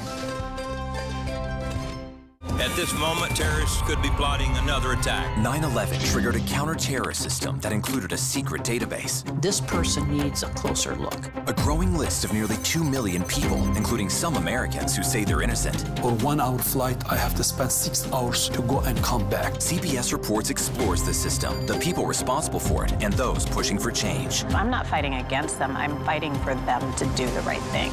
The Watch List, now streaming on the free CBS News app. Don't miss true crime anytime you want, anywhere you go. With the 48 Hours podcast. Real crimes, real lives, real justice. There's some questions that have to be asked and need to be answered. Listen to 48 Hours on Apple Podcasts. An original documentary from CBS Reports. Imagine yourself in Manhattan with no police, no army, no mayor. The people of Haiti stare down poverty, corruption, natural disasters, and violence. 90% of the guns that are used by gangs in Haiti are American guns. But with an unbreakable spirit and eternal optimism. There are days where I cry, but we can't be discouraged. We still believe in Haiti. They're still able to look ahead with hope. Haiti is on the brink of transformation, a radical shift. Nations are coming together and saying things must change. Fighting for Haiti, now streaming on the free CBS News app. Hey there, welcome to The Uplift. I thought she was a groom, and I stepped back and I went, oh, you're the queen. She's going to be with me every instant that I'm alive. I just wanted to see if you'd go to Disneyland with me today. I look over at him and he's smiling. I'm going to remember that the rest of my life. They told us when he was going to be born, he was only going to live for 30 minutes. It's really a miracle that he's with us today. The Uplift. Stream now on the free CBS News app. When you wake up in the morning, we want to be your go-to team. On our places, bright, shiny faces. I don't go to work in the morning. I go for coffee with my two good friends, and we talk about the world. Your morning routine just got better. CBS Mornings. A CBS News investigation. People looking for love, finding their life savings gone. This could happen to anybody. And sometimes losing their lives. Anything for love. Now streaming on the free CBS News app.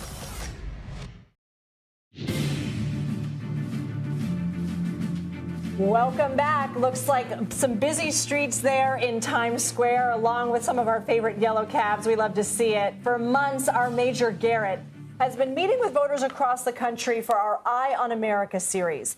That includes North Carolina, where people of vastly different political views came together for a river rafting experiment in unity. The organizer of the event explained why it's so important. What is the essence of this experiment? Bringing people together with different points of view has become difficult. And what we're finding is that what unites us is a lot more powerful than what separates us. Let's bring in Chief Washington correspondent Major Garrett. Major, in these conversations, What did you learn about the state of our politics? I often love sort of the backstories of what's happening at polling places, that it's fun. People are talking not about politics, but other walks of life. Did you find the same? I did, and let's just talk about the person you heard from, Ken Powley.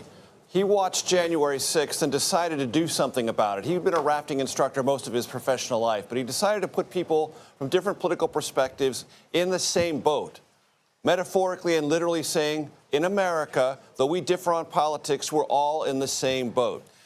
And that's not going to solve all of America's problems. He knows that. I knew it when I did that story. But let's just bring out the aperture a little bit. We did that on the Nantahala River in western North Carolina. A couple of months later, absolutely devastated by Hurricane Helene. What has happened there since?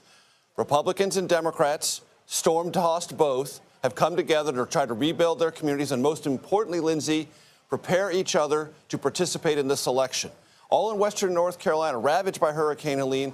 They stood up voting precincts. They changed, adapted methods for people to participate either early in person or through mail balloting. They solved a huge problem on a bipartisan way under very difficult circumstances. That was sort of what people were talking about in those rafts.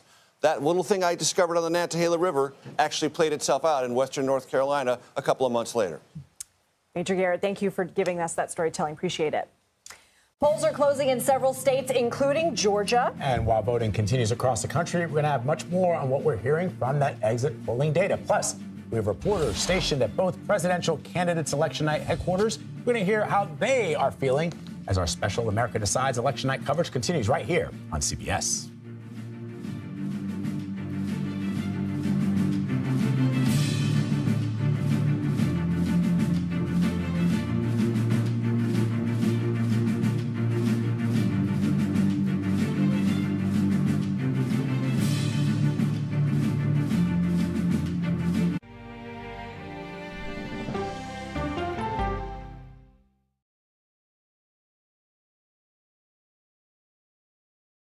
Okay, so let's just start at the beginning. Well, let me start with this. What is at stake here? What is the answer then? Do you know why? You want me to just keep going? Is that a good thing or a bad thing? Were there death threats? How is this possible? What's wrong with that argument? Are you saying they lied? Have you told the government that? Why won't you say the word crisis? You're not answering my question. This really is that scary? Does that make sense? What do you mean? What does that mean in Did any of that make sense?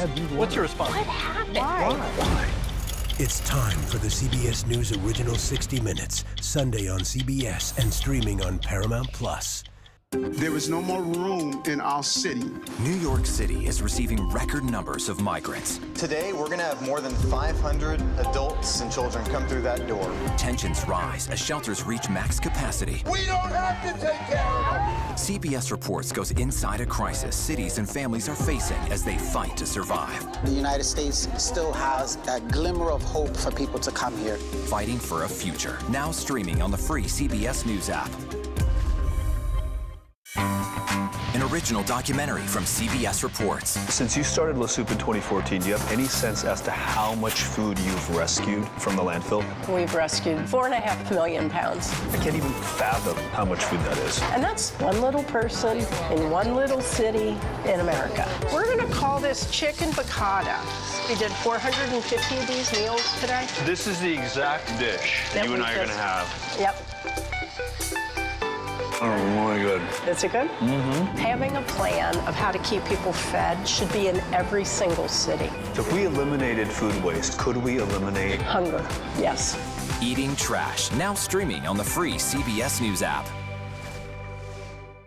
America Decides is your place for fact-based, unbiased reporting. At the White House, at the Capitol, on the campaign trail. What do you say to those in your party? Any cracks in the Republican Party? Our reporters and our anchors travel the country talking to voters like you about the issues that matter most. Immigration is really a factor right now that are going to be driving your decisions. What would you say to those who say, look, that's just democracy at work? Listening to you and bringing your voice into our coverage. I want a strong, proud America. Is democracy on the ballot in 2024? Let us help you decide. America Decides on CBS News 24/7. Stream our expanded one-hour program Monday through Thursday at 5 p.m. Eastern. When people say who's first to get in the morning, that would be me. Morning news matters because it sets the tone for your day, and it's a way of getting you started. Day to day, that first draft of history, it happens right here. We're going to uplift you. We're going to send you out your way. We take you places, we teach you new things, and we make you feel like, it's not all bad. People say to me, you always seem to be having a good time. And you know what? You're right. Your morning routine just got better. CBS Mornings, weekdays at 7. CBS News, 60 Minutes, Sunday on CBS. Superstar approaching, superstar approaching. Just get your popcorn and get ready. Come on, Julia. Oh, no. I will if you will. You go down. Yeah, boy! November 5th will be the most important day in the history of our country. It is time for a new generation of leadership in America. I am tonight announcing my candidacy for President of the United States. This is not a time to be complacent. That's why I'm running for re-election. Both leading candidates right now will be in their 80s. For months when you were asked about your age, you would respond with the words, watch me. Well, then... With the COVID, with dealing with everything we have to do with if we finally beat Medicare. There are at least some House Democrats who were gathered tonight watching this together, talking to the White House about having him step down. Look what happened. Shots have rung out at a rally where President Trump was addressing the crowd. They have extended the security perimeter around the Republican National Convention, which is set to get underway tomorrow. In that iconic photo of him coming up, all we have to do is show that. President Joe Biden has decided to drop out of the 2024 race. I decided the best way forward is to pass the torch to a new generation. I accept your nomination. Kamala Harris.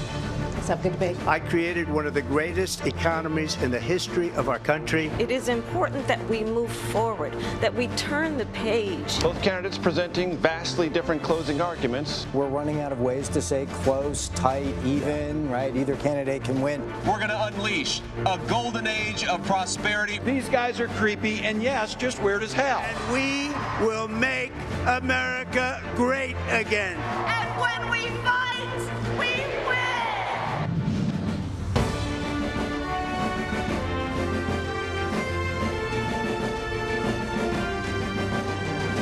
CBS News, America Decides, Election 2024. We made it. November 5th is finally here. Welcome to our America Decides Election Night special. I'm Lindsay Reiser in New York. And I'm Vladimir Dutsiep. The first polls will close in just 1 hour from now, 7 p.m. Eastern. That includes the battleground state of Georgia. Exit polling data continues to come in from voters across the country. The most important issue nationally is the economy. The second most important is the state of democracy. And of course, this was a completely different race just 5 months ago, with Vice President Kamala Harris a candidate for only 107 days.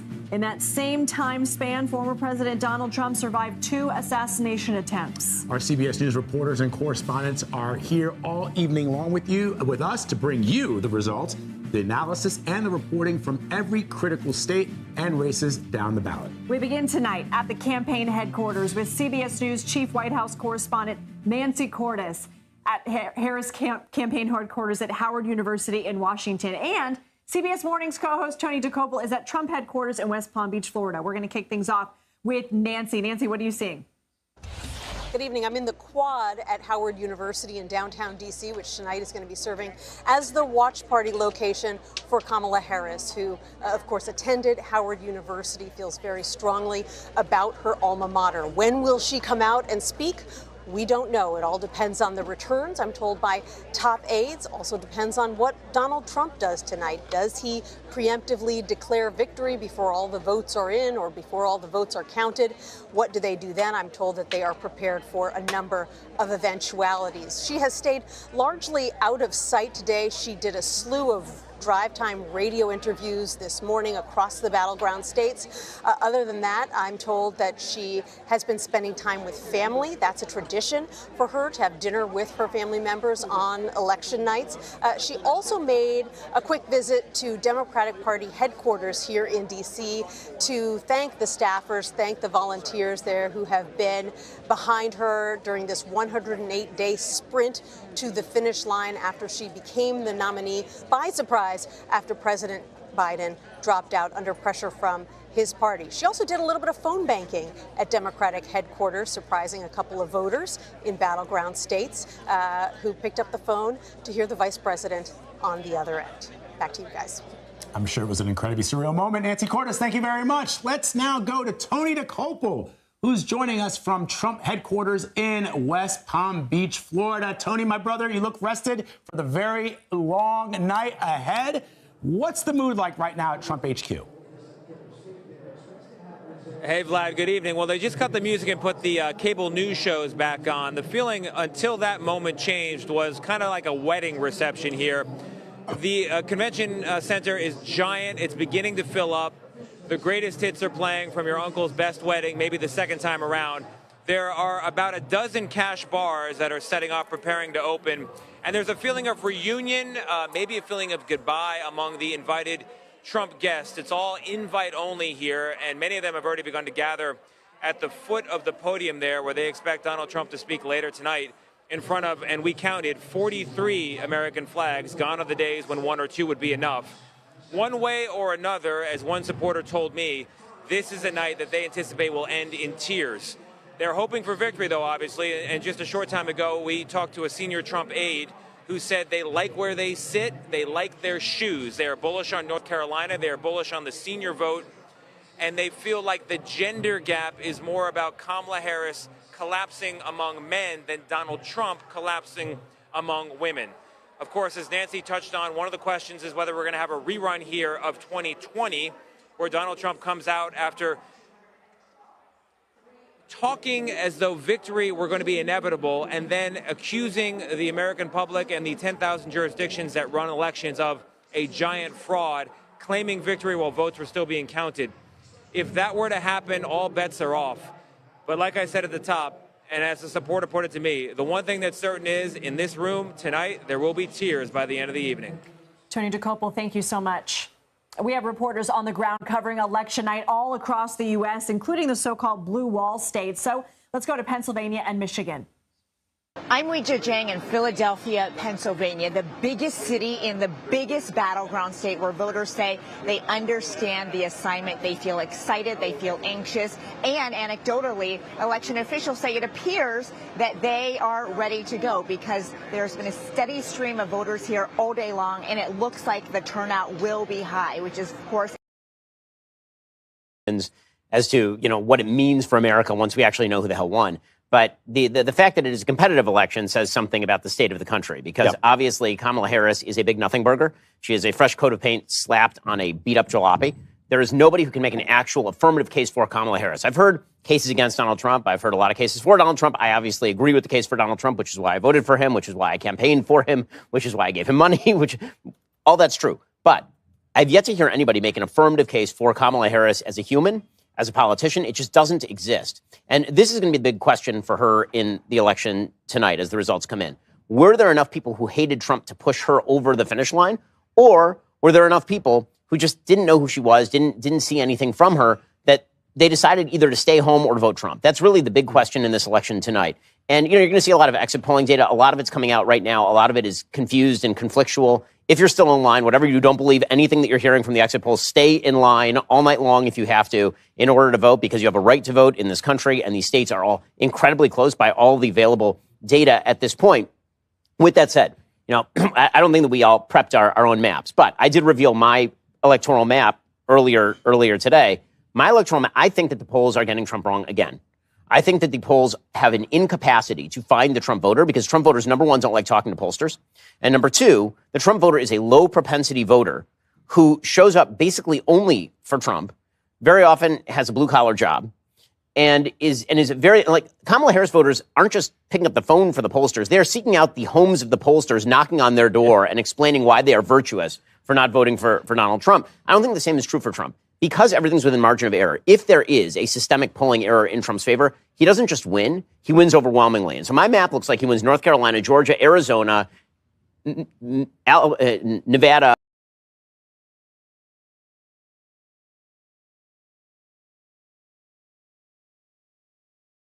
How people are feeling. We asked in the last year, has inflation caused your family a severe hardship? 21%, a moderate hardship, 53%. That is a huge proportion of the electorate that thinks that inflation has been a hardship. No hardship at all, a surprising only 24%. Some might say they can't believe it's that high considering how many people have been complaining about inflation. And by the way, this is a question we didn't even have to ask 4 years ago. 4 years ago, we were asking about the pandemic. Now so it's a reminder. I want to show you this one really quickly. Family finances, worst today, 45%. That is the highest worst family finances compared to 4 years ago in 5 presidential cycles. That's even a little bit higher than the great financial crisis, guys. That's so interesting. Christine Romans, thank you very much. Appreciate that. You know, the campaigns, the candidates are looking at this data too. Peter Alexander and Dasha Burns are covering both the Harris and the Trump campaigns, as we're just getting our look now at favorability ratings for each of the candidates. I want to show you here. Donald Trump will start here.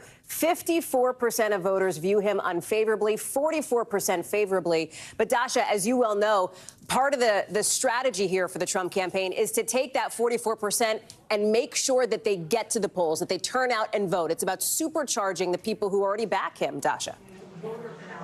Yeah, that's exactly right. And a large focus for that base is men. You heard Christine Romans there just talk about the gender gap. I, from being out in the field, would almost call it like a gender chasm, a gender Grand Canyon. It is so stark, this divide, and it could be the defining factor for this election. And you can see that in just the closing messages that we watched from those candidates. Former President Trump last night got the endorsement of the nation's most popular podcaster, Joe Rogan. That is likely to maybe help him with men, especially young men. He's hugely influential. Not likely to help him with women. He did bring out conservative commentator Megyn Kelly, who was actually pretty critical of his approach with women, but she tried to help him make that closing pitch to female voters. But he's really, Hallie, been leaning into talking points that are more catering to men and platforms that cater more to men. The other thing that we're seeing from him just moments ago, he's already posting on Truth Social saying that there's a lot of talk about massive cheating in Philadelphia, saying law enforcement is coming. We got a response from D.A. Krasner saying that the only talk about massive cheating has come from one candidate, Donald J. Trump, and there is no factual basis whatsoever with law enforcement to support this wild allegation. We have seen him sowing seeds of doubt about this election with no evidence to support anything nefarious, Hallie. An important reality check there. Dasha Burns, live for us in South Florida. Thank you. Let's take a look now at the favorability for Vice President Harris, and you can see it here now. 50% of exit polled voters say that they have an unfavorable opinion of her versus 48% who say that they have a favorable opinion of her. In other words, that they like her, that they are into her, if you will. Let me bring in Peter Alexander, who's live for us just outside Howard University in Washington, where the vice president is holding her watch party. Peter, give us a sense of what you're hearing and seeing from the campaign at this moment. Well, I can tell you what I'm hearing right now, and it's a lot of loud music as they get ready for a celebration here tonight. They are projecting confidence and hoping this night works out very well, but we'll save that for a little bit later. To the favorability numbers right now, I think particularly what a lot of it. Good evening to you. You ready for innovative technology you have this time? Yes, indeed. We got a little bit of stuff here. At the end, I'll stand on my head, too, so a little bonus, all right? So we're getting ready for the marathon. Good evening, everybody at home. Okay, some of the vote is now coming in now in places like Indiana that are in the Eastern time zone. Not a ton. You see the counties start to fill in. Should not be much of a question here. Trump won easily there in Indiana. So, too, in Kentucky. A little bit coming in right now. This is Kenton County, by the way. Kenton County is right across the river from Cincinnati. You got about 36% of the vote coming in now. And what we'll be able to do throughout the night is find out how Trump did this year versus how he did in 2020 and how he did back in 2016. So we're going to have a lot of data points throughout the night to see how that goes. But really, it is all about this down here. You see that? We're going to be tracking this throughout the evening because this is the magic number. Tallied. Let's go ahead and look at the path to 270. We'll go ahead and show what we've done here, okay? We've taken Nebraska's 2nd district and given that to Harris. So as of now, barring any surprises, Harris starts out the night at 226, and Trump starts at 219, and it's the race to 270. So based on some of the early vote and some of the polling we've done so far, we're going to take Georgia, the peach state, that Trump narrowly lost 4 years ago, and go ahead and give that to the red team. Also in the American South.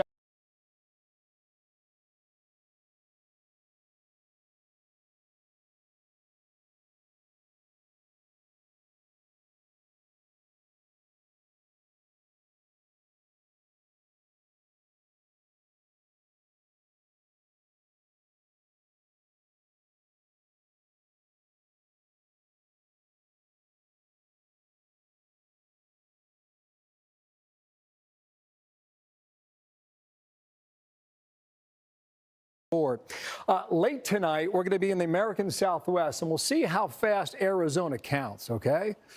So Arizona, based on some of the polling we've seen and the early vote out there, we'll go ahead and give the 11 electoral votes to Trump. Again, none of this is official. We're just playing this out based on the way we see it prior to the vote today. Also in the Southwest, we see Nevada. It's been a real toss-up, and Democrats have dominated out there in Nevada. But the 6 electoral votes right now, we'll go ahead and give that to Trump for this time at this point in the evening. And that leaves really a state that has gotten more attention and more focus than anywhere else in the country. There's a reason for that. 19 electoral votes. Trump won it in 2016. He lost it in 2020, but just by a hair both times. If Harris is able to win the 19 electoral votes, that would be enough, right on the number at 270. But maybe the folks in Pennsylvania aren't feeling it tonight. If that's the case, perhaps later tonight, into tomorrow, maybe late Wednesday or Thursday, who knows, depending on how they count. Maybe Pennsylvania is a flipper this time, and they respond to the message about energy and fracking on behalf of Donald Trump. And if that's the case, under this scenario, he would go back to the Oval Office at 287. But at this point in the night, we know nothing. We just know that all these 7 states are anybody's game. And this does not account for the possibility that there could be surprises. Iowa, New Hampshire, Virginia, New Mexico. That's why they play the games, and that's why they vote. Let's go ahead and clear this, and I'll give it back to Brett and Martha. I mean, it's not that next time I'll stand on my head. It's not that we don't know anything. I mean, we know some things. Okay. But I love that, and there's more toys to come. We got a few things that will unveil slowly, and we'll see how they work out to the course of the night. And you folks can table. Yeah, and you folks can gauge it, okay? You can judge it. It's like Dancing with the Stars, 1 through 10. Score it as you like. That sounds good. Great We'll stuff, see you in a minute. Right. Thank you very much. So let's bring in our panel: Britt Hume, Dana Perino, Harold Ford Jr., Kellyanne Conway, and Karl Rove. What a great group we have to go through this evening. And as Bill was saying, Britt, we are just getting started. Those are all sort of just possible scenarios that we're looking at. How are you feeling tonight? What are you looking forward to? I'm feeling about the way I felt about 3 hours ago, like we don't know anything. But we do have this enormous poll, which is telling us, as was described, why people are voting and so on. But the bottom line, or the top line on this poll, is it's saying the same thing that every other poll we've seen for in aggregate, basically, is too close to call, toss up, coin toss, all the rest of it. So here we are. We start out the evening having taken the biggest poll, and maybe the biggest poll in history, 115,000, 120,000 people in the sample, and we're right where we've been. Too close to call, coin toss. Dana, 30,000 feet, we're finally here. There's a lot of talk about are the right kind of voters showing up for each party in the key places, Philadelphia, Milwaukee, a lot of anecdotal stuff. But as far as hard numbers, we're going to have to wait till the raw vote total comes in. The biggest indication may be Georgia at 7 o'clock. And we live in a time, thank you, technology, that we want instant gratification for a lot of things. You want dinner right now, you order it up on your phone, it's delivered 4 minutes later. We are not going to get that kind of service tonight. It's going to take a little while, but I'm glad that we're all together, and this is a way that Americans can say, okay, what are we looking for in the change that we're asking for? What do the 70% of people who say the country's going in the wrong direction, how are they going to vote? And also, you have 2 different campaign styles. You have President Trump. He was ruthless, fierce, energetic, talked to everybody, doing everything he possibly can. And it may work.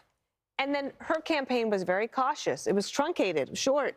And she was almost a quiet campaigner. and it may work. And the other thing I'm looking at tonight is this is a very different election for all of us for how people are getting their information. There's a lot of different ways to get it. You can find a lot of different ways here at the Fox News Channel and all of our other properties, but that is going to play a role in this results tonight. Yeah, Harold, when Dana says that about all the different ways people get their information, I'm thinking about the podcast, how many hours these candidates have spent talking to people that I think a lot of Americans had never heard of before these candidates started speaking with them. But we have a little bit of, information from this Fox News voter analysis that we're pouring over. What's really standing out to you tonight, Harold, as you look at all this? First off, good to be with everybody. Second, if you're in line to go vote or you have family or friends in line to go vote, please vote. We want everybody to vote.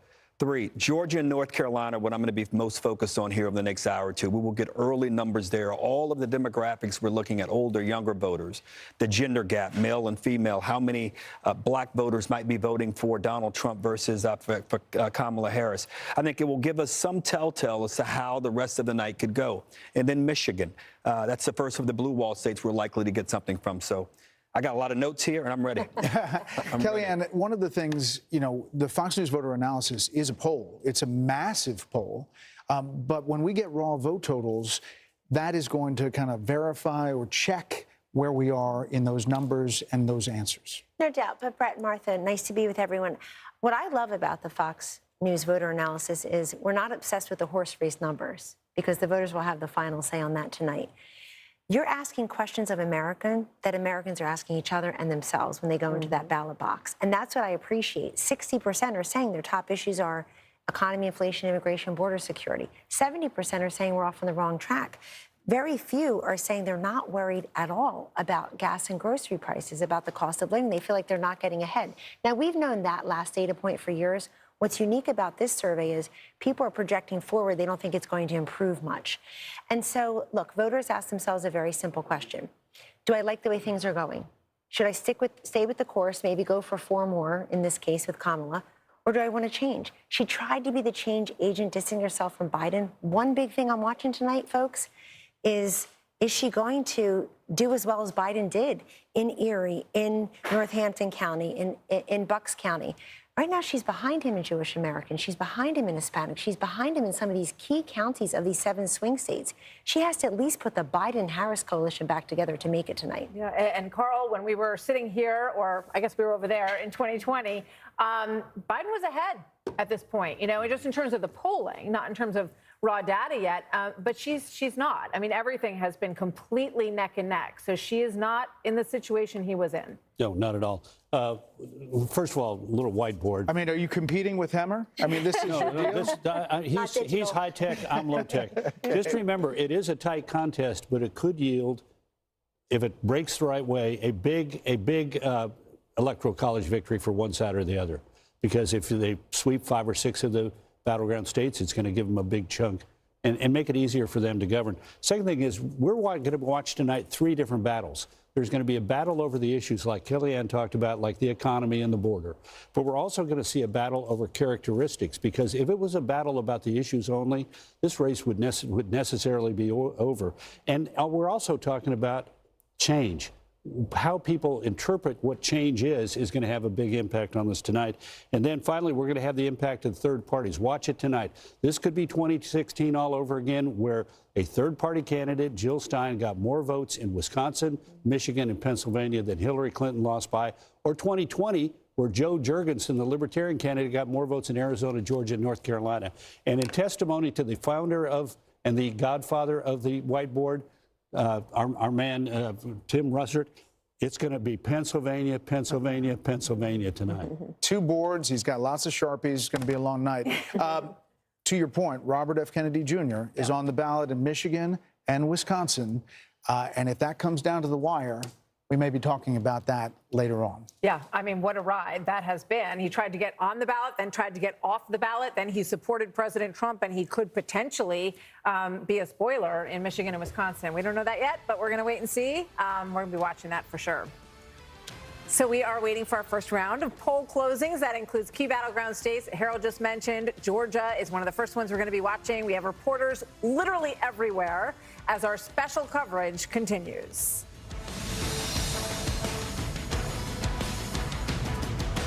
Election night on Fox News Channel is brought to you by Hallow. Hey, America, are you ready? The 2024 Fox Nation Patriot Awards. Be part of this year's celebration, live in New York. Tickets are available now. Go to foxnation.com/Patriot Awards. It's Fox College Football Friday.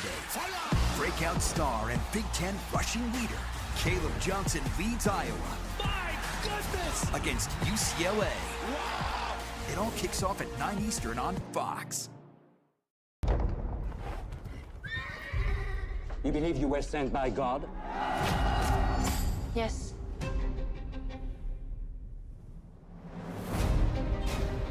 Repent! Come and be baptized in the River Jordan!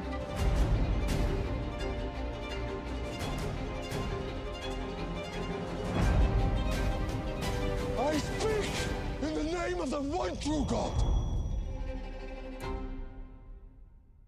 Hey, America, are you ready? The 2024 Fox Nation Patriot Awards. Be part of this year's celebration, live in New York. Tickets are available now. Go to foxnation.com/Patriot Awards. Country, our first results about to come in at the top of the hour. In some polling places, they are experiencing some hiccups. Senior correspondent Eric Shawn has more on that from our New York City newsroom. Good evening, Eric. Good evening, Brett. Well, you know, it is the day that America votes, and officials say that the process, well, now it's largely going smoothly, but they say there are some sporadic incidents. In Michigan, 2 people were arrested for making election threats, one against former President Trump and Christian conservatives, another one charged with targeting a Democratic organization. The FBI also says false bomb threats in Georgia originated with a Russian email address. The Bureau also warning about fake videos on social media, one telling voters to cast ballots remotely because of a supposed high terrorist threat. Another claim that there's voter fraud at prisons. All not true, says the Bureau tonight. And former President Trump on Truth Social claims there is, quote, a lot of talk about massive cheating in Philadelphia. Law enforcement coming. But Philadelphia District Attorney Larry Krasner responds to that, saying, quote, the only talk about massive cheating has come from one of the candidates, Donald J. Trump.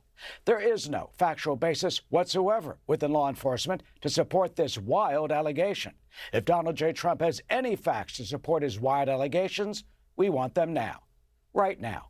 We are not holding our breath. And the Republican city commissioner there also says that claim by the former president is not true. He calls it disinformation. And disinformation does continue to pop up on social media. One Pennsylvania viewer alerted us to a Facebook post that appeared to show a ballot that already had a small mark in the box for Harris. The viewer feared his Trump vote would not be counted. We traced that alleged ballot to Kentucky, where the Secretary of State's office told us that the ballot is an apparent fake. So the lesson from all this, they say, be careful of what you read on social media. Brett? Okay, Eric, thank you. So meanwhile, the election has already ignited a flurry of legal challenges. Let's bring in Shannon Bream and Carrie Urban, 2 of the best, to tell us how they are seeing all of this. What really stands out at this? Last thing they want to do is get pulled into this. The justices are going about their normal business. They heard cases this morning that have nothing to do with the election, but they are ready at any time for emergency calls that come into them. They operate 24/7 around the clock. And so while they hope this doesn't come to their door, they've had to deal with a couple things out of Pennsylvania and Virginia, and they're ready if that happens this time around. Yeah, Carrie, some of it is about ballots that come in later, whether they'll stay open. These are all judicial decisions eventually. I would say the focus of the DNC has been on access to mail-in ballots and the amount of mail-in ballots that are available. The RNC is focused, to your point, on the rules governing those mail-in ballots and to make sure the administration of such is going smoothly. I will say, though, there is a marked difference this time around than there was in 2020. I think the RNC and other groups have brought a lot of serious cases, serious challenges, because I think the country has gotten wiser to the fact that the administration of elections leading up to the election is very important. And we should point out, these states, the secretaries of state, they've done a really good job overall. I mean, we haven't seen a ton of incidents, to Eric's point earlier. Yeah, they had 4 years to figure out what didn't go right in 2020 and all the litigation and the messes that came from that. And there's still litigation related to people who were involved with some of those claims in 2020. So what they wanted to do in many states we've seen, they streamlined it. They streamlined the court process. Carrie and I have been going through these all day today. Many of them have been filed in Pennsylvania, but quickly, responsibly, they've been done well, they've been serious, and we've seen judges act on them quickly today, which helps everyone. Thank you all. We hope that continues. We may be back. Thank you very much, The first you guys. polls are about to close in a half-dozen states. Those results, early results, just minutes away as our special coverage continues on Fox.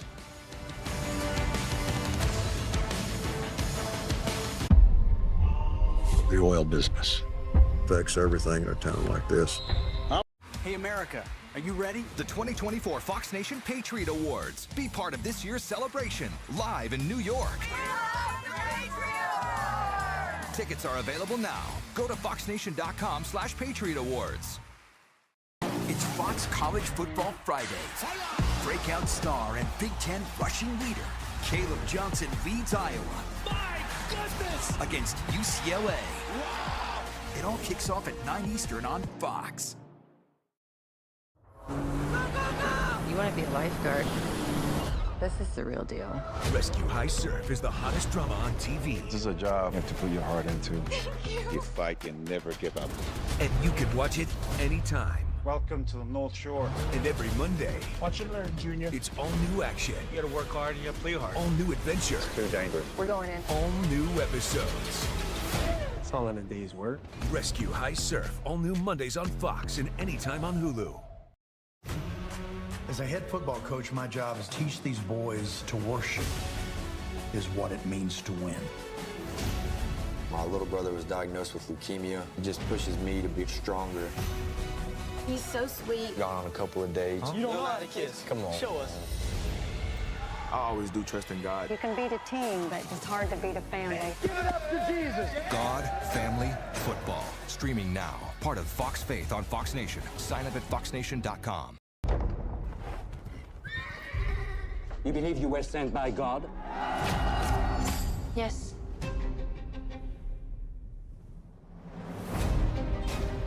Repent. Come and be baptized in the River Jordan.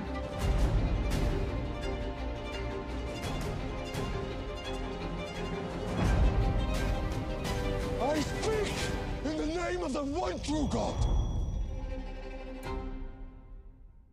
Fox Nation would like to thank all active military and veterans by offering their first year of Fox Nation free. Stream exclusive shows that celebrate our country. This is the story of the greatest American before there was an America. Hear real stories from real heroes, highlighting those who put their lives on the line for our freedom. This is their Top Gun school. 1 or 2 seconds sometimes would be the difference between life and death. Go to foxnation.com and get your first year for free.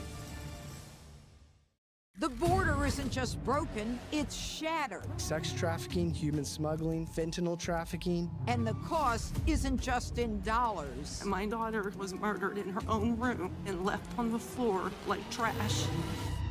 It's in lives. Anybody who is here illegally knows they will be protected. Where was my son's sanctuary? Sanctuary America. Are we a country that even has a border? Streaming now on Fox Nation. This is Ron with R&R Tire Express, where we guarantee you always get the best price on everything we sell. From the largest selection of new tires and custom wheels, to truck lifts and accessories. Need new brakes or your alignment check? You can trust R&R's expert technicians to keep you rolling safe. With flexible payment options you won't find anywhere else, like our legendary 6-month same as cash, helping to get you on the road today or off it. R&R Tire Express, best value by a mile. Hello, this is Mike Huckabee. President Trump said he wants to take back the White House and teach our kids to love our country. That's why my team created a Kids Guide to President Trump. It'll teach your kids all about President Trump's accomplishments and his vision for America. And right now, I want to give it to you for free as part of this free gift bundle. Get your free gift bundle featuring the Kids Guide to President Trump and the Kids Guide to the Presidential Election by visiting freetrumpguide.com. That's freetrumpguide.com. You want to be a lifeguard? This is the real deal. Rescue High Surf is the hottest drama on TV. This is a job you have to put your heart into. You fight and never give up. And you can watch it anytime. Welcome to the North Shore. And every Monday, Watch and learn, Junior. it's all new action. You gotta work hard and you gotta play hard. All new adventure. Too dangerous. We're going in. All new episodes. It's all in a day's work. Rescue High Surf. All new Mondays on Fox and anytime on Hulu. Our journey to $250,000 begins now. TV's biggest game show is back, and it's even bigger. This is not the same floor. Now with 100 players battling for territory. There's so much strategy this season. If you want to rule Taylor Swift songs, you have to duel. Hero. Love. Together. Haze. Light it up! The Floor, all new Wednesdays on Fox and watch anytime on Hulu. In half a dozen states, we'll have to wait another hour to get the first glimpse of the blue wall, the trio of states that could hold the key to 270. Pennsylvania, obviously, is among them. They will be the first to close at 8 p.m. Eastern, and Team Fox coverage is in Wisconsin. Grady Trimble is in Michigan. But first, let's go to Alexandria Hoff, who we find in Morrisville, Pennsylvania. Hi, Alexandria. Hi, good to be with you. We're here in Bucks County, and that is really the premier county to watch here in Pennsylvania. It is densely populated, 650,000 people. President Biden won it by 4 points in 2020. But now this year, for the first time in 15 years, registered Republicans outnumber Democrats. Now, looking statewide, the Commonwealth of Pennsylvania, former President Trump, he won the state narrowly in 2016, then lost it narrowly in 2020. So for Vice President Harris, her success here in the state potentially will depend on the collar counties, the suburbs of Philadelphia, Montgomery, Chester, Delaware counties, and here in Bucks County that pushed President Biden over the edge in 2020, so it's make or break. Now, polls close at 8 p.m., but that is not necessarily the case everywhere. In Luzerne County, there's one polling location in Laughlin. That's getting extended till 9:30 p.m. after some issues this morning. Some issues this morning are also why Cambria County, that is extended to 10 p.m. tonight. Those ballots cast by after 8 p.m. will be provisional. Again, 2020, the count here was slow. It took 4 days, but there were 2.6 million mail-in ballots to count in 2020. So far, 1.9 million have been accepted here this year. Guys, I'll send it back to you. Alexandra, thanks. Grady Trimble is in Michigan, just outside Detroit. Good evening, Grady. Good evening, Brett. Michigan's top elections official says turnout here on Election Day has been off the charts. Some of the top issues driving voters to the polls in Michigan include the big ones like the economy, the border, and abortion. But there are also two niche issues more specific to Michigan. Those are the electric vehicle mandate and the Middle East. The Trump campaign has been trying to win over auto workers who disagree with their union's endorsement of Vice President Harris. The campaign has also been courting Arab Americans, many of them unhappy with the Biden-Harris administration's handling of the wars in Gaza and Lebanon. Former President Trump became the first major party candidate to visit Dearborn, Michigan last week. That city is home to the largest Arab American population in the country. And we talked to voters, Arab American voters, who say that resonated with them. So as we look for results to come in tonight here in the Wolverine state, those two issues could be critical, not only in the race for the White House, but also as Republicans try to flip the Senate seat vacated by Senator Debbie Stabenow. Brett? All right, Grady, thank you. Mike Tobin is in Milwaukee, Wisconsin. We have a look there. Hi, Mike. And there has been a problem, Martha, with the vote here in Milwaukee, Wisconsin. According to Jeff Fleming, a city spokesman, and the Milwaukee Elections Commission, there were some 13 tabulation machines at central count, and a Republican observer noticed that the machines had been sealed but not properly locked, some of the machines. So the city officials said they didn't doubt that the integrity of the vote, but out of an abundance of caution, have decided to rerun some 31,000 ballots, and that 31,000 out of 106,000 ballots. We did anticipate that we would get final numbers out of Milwaukee around 1 to 2 a.m. It looks like that will be delayed. And the ballots we're talking about are the mail-in ballots, the Dropbox ballots, and the in-person early votes. And we expect that we will get the numbers now just a little bit later than 2 a.m. The city couldn't really speculate about how much later it would be. And we did get a statement out of the Republican National Committee out of this, and it says that this is unacceptable example of incompetent election administration in a key swing state. And that statement is coming from Michael Whatley and Laura Trump, the co-chairs of the RNC. Guys? Mike, thank you. So we're also keeping a close eye on New Hampshire tonight. It is the site of a tightly contested governor's race between Democrat Joyce Craig and Republican Kelly Ayotte. Molly Lyon, is tracking that for us tonight. Hi, Molly. Good evening. The Granite State's uber-tight governor's race is the best shot the Democrats have to retake a governor's seat after the current Republican governor there decided not to seek a fifth term. Former Republican Senator Kelly Ayotte faces off against the former mayor of Manchester, the city's largest city, Democrat Joyce Craig. Abortion has been at the forefront of this race between two women, Craig attacking Ayotte's record as a senator, voting for a national ban after 20 weeks. In response, Ayotte has vowed to adhere to state law, which limits abortions after 24 weeks. The most expensive governor's race in state history has afforded plenty of negative ads, including Ayotte's targeting Craig's mayoral leadership, highlighting homelessness and crime in Manchester. Craig pushing back, saying opioid overdoses and violent crime are down, slamming Ayotte's approach in a recent debate. I think it's really sad that someone for governor is actually attacking community, attacking Manchester. As governor, we should be lifting up every community in our state. Ayotte logged perhaps the most scathing of insults at Craig, arguing that her approach to governing would model that of neighboring deep blue Massachusetts. Mark my words, if Joyce Craig gets to the corner office, we can kiss our New Hampshire advantage goodbye.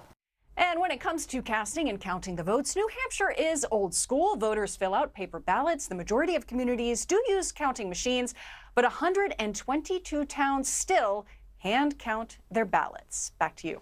All right, Molly, thank you. So the clock is ticking down to our first poll closings. They include Indiana, Virginia, and one of the big ones, Georgia. All part of our special coverage, Fox News Democracy 24.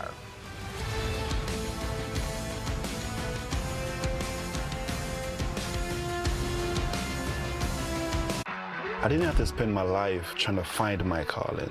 Mine found me at an early age. It was just a matter of... It's Fox College Football Friday. Breakout star and Big Ten rushing leader, Caleb Johnson leads Iowa. My goodness! Against UCLA. Wow! It all kicks off at 9 Eastern on Fox. Hey, America, are you ready? The 2024 Fox Nation Patriot Awards. Be part of this year's celebration, live in New York. Tickets are available now. Go to foxnation.com/Patriot Awards. As a head football coach, my job is to teach these boys to worship is what it means to win. My little brother was diagnosed with leukemia. It just pushes me to be stronger. He's so sweet. Gone on a couple of days. You don't know how to kiss. Come on. Show us. I always do trust in God. You can beat a team, but it's hard to beat a family. Give it up to Jesus. God, family, football. Streaming now. Part of Fox Faith on Fox Nation. Sign up at foxnation.com. Fox Nation would like to thank all active military and veterans by offering their first year of Fox Nation free. Stream exclusive shows that celebrate our country. This is the story of the greatest American before there was an America. Hear real stories from real heroes, highlighting those who put their lives on the line for our freedom. This is their Top Gun school. 1 or 2 seconds sometimes would be the difference between life and death. Go to foxnation.com and get your first year for free. You believe you were sent by God? Yes.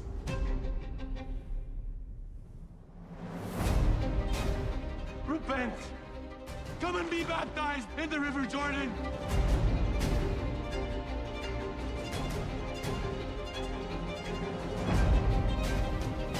I speak in the name of the one true God!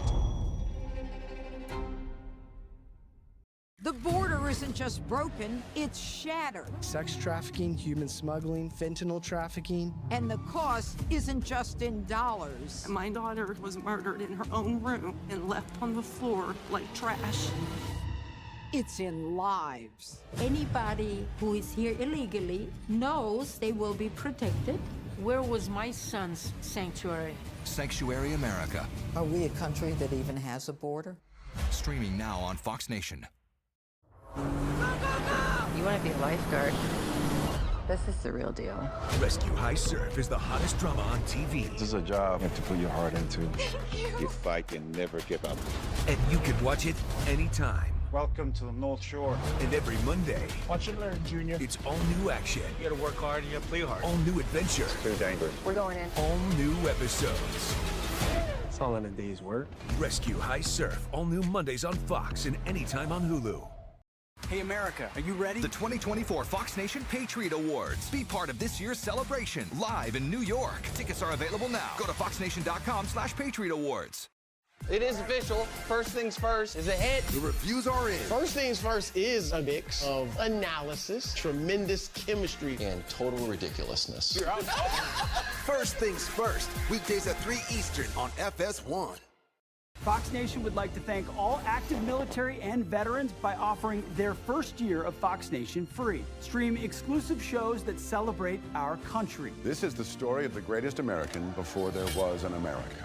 Hear real stories from real heroes, highlighting those who put their lives on the line for our freedom. This is their Top Gun school. 1 or 2 seconds sometimes would be the difference between life and death. Go to foxnation.com and get your first year for free.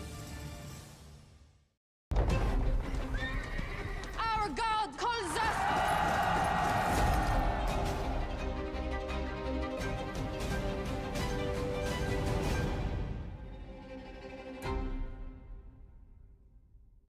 It's Fox College Football Friday. Breakout star and Big Ten rushing leader, Caleb Johnson leads Iowa. My goodness! Against UCLA. Wow! It all kicks off at 9 Eastern on Fox. As a head football coach, my job is teach these boys to worship is what it means to win. Give it up to Jesus! God, Family, Football. New series streaming now. Part of Fox Faith on Fox Nation. Sign up at foxnation.com. In the balance tonight, senior congressional correspondent Chad Pergram live on Capitol Hill to set us up for that. Hi, Chad. Martha, good evening. Nearly every source has described control of the House the same way to me, tight as a tick. Democrats need a net gain of 4 seats to win the House and award the Speaker's gavel to Hakeem Jeffries. Now, here are the bat signals which could indicate the direction of the House. 2 seats are in play in Virginia. If freshman Republican Jen Kiggins loses in Virginia 2, or if it's tight, that's a good sign for the Democrats. Another bellwether is Virginia 7. Democrat Eugene Vindman faces Republican Derek Anderson. That could tell us a lot about House control.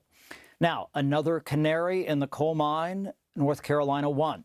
If GOP challenger Laurie Buckhout defeats Democrat Don Davis, that's a good sign for Republicans.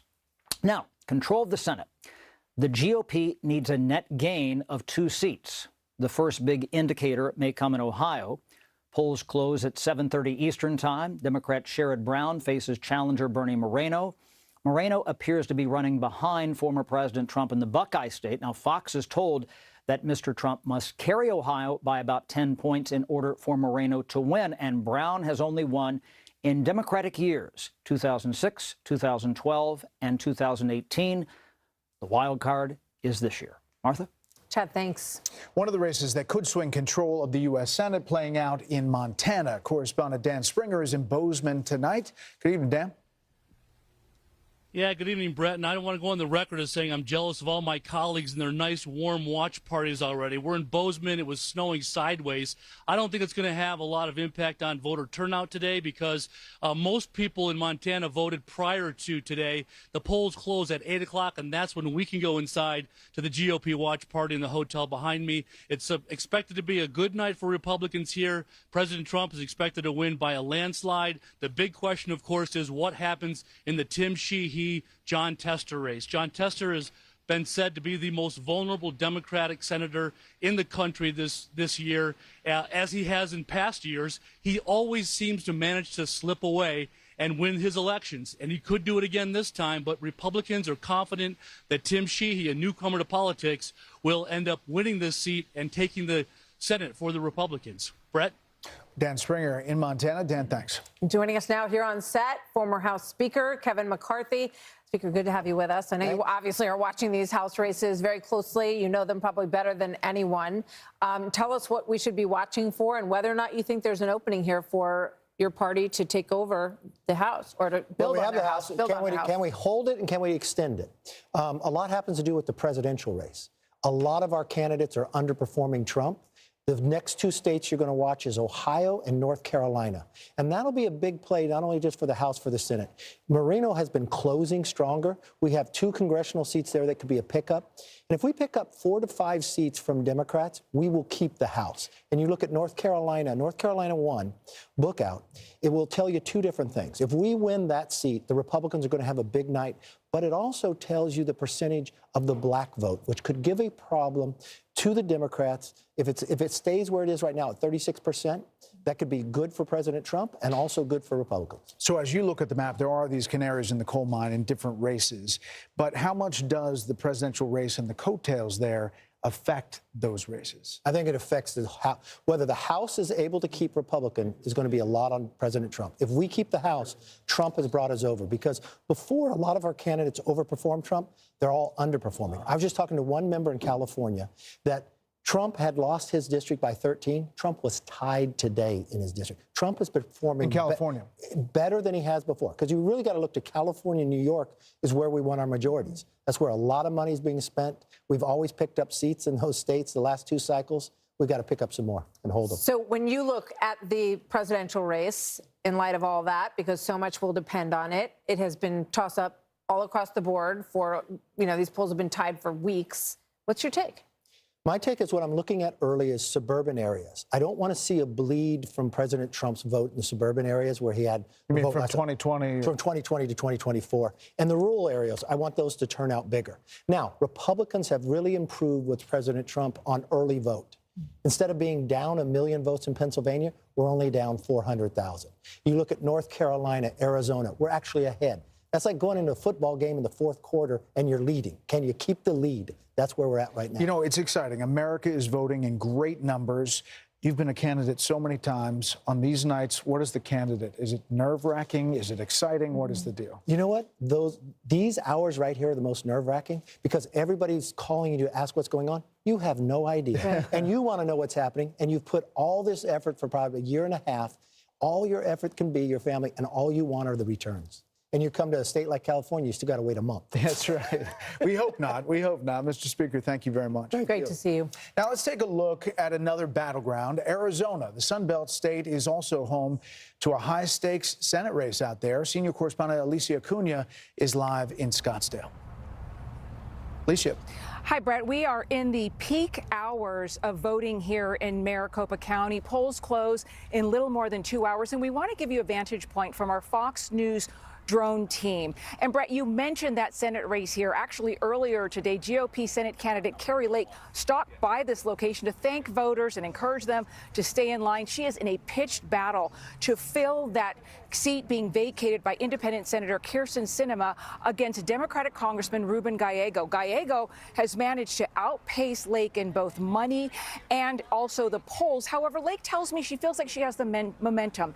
And that's in part because the GOP here has managed to sign up so many people in terms of voter registration since 2020. They have far outpaced the Democrats. Both Harris and Trump have been targeting independents and Latinos right while they've been here. And Harris is hoping women really help pull her across the line.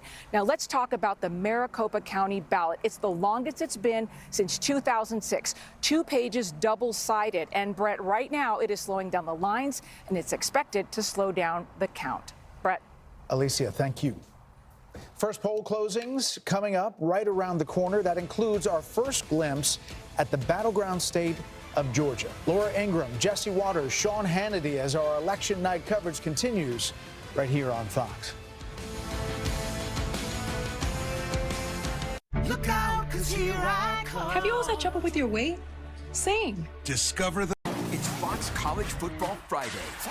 Breakout star and Big Ten rushing leader Caleb Johnson leads Iowa. My goodness! Against UCLA. Wow! It all kicks off at 9 Eastern on Fox. Hey, America, are you ready? The 2024 Fox Nation Patriot Awards. Be part of this year's celebration, live in New York. Tickets are available now. Go to foxnation.com/Patriot Awards. You want to be a lifeguard? This is the real deal. Rescue High Surf is the hottest drama on TV. This is a job you have to put your heart into. You fight and never give up. And you can watch it anytime. Welcome to the North Shore. And every Monday, Watch and learn, Junior. it's all new action. You gotta work hard and you gotta play hard. All new adventure. Too dangerous. We're going in. All new episodes. It's all in a day's work. Rescue High Surf, all new Mondays on Fox and anytime on Hulu. You believe you were sent by God? Yes.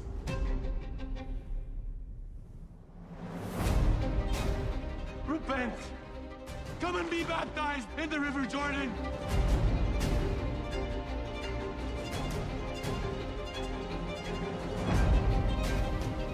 I speak in the name of the one true God.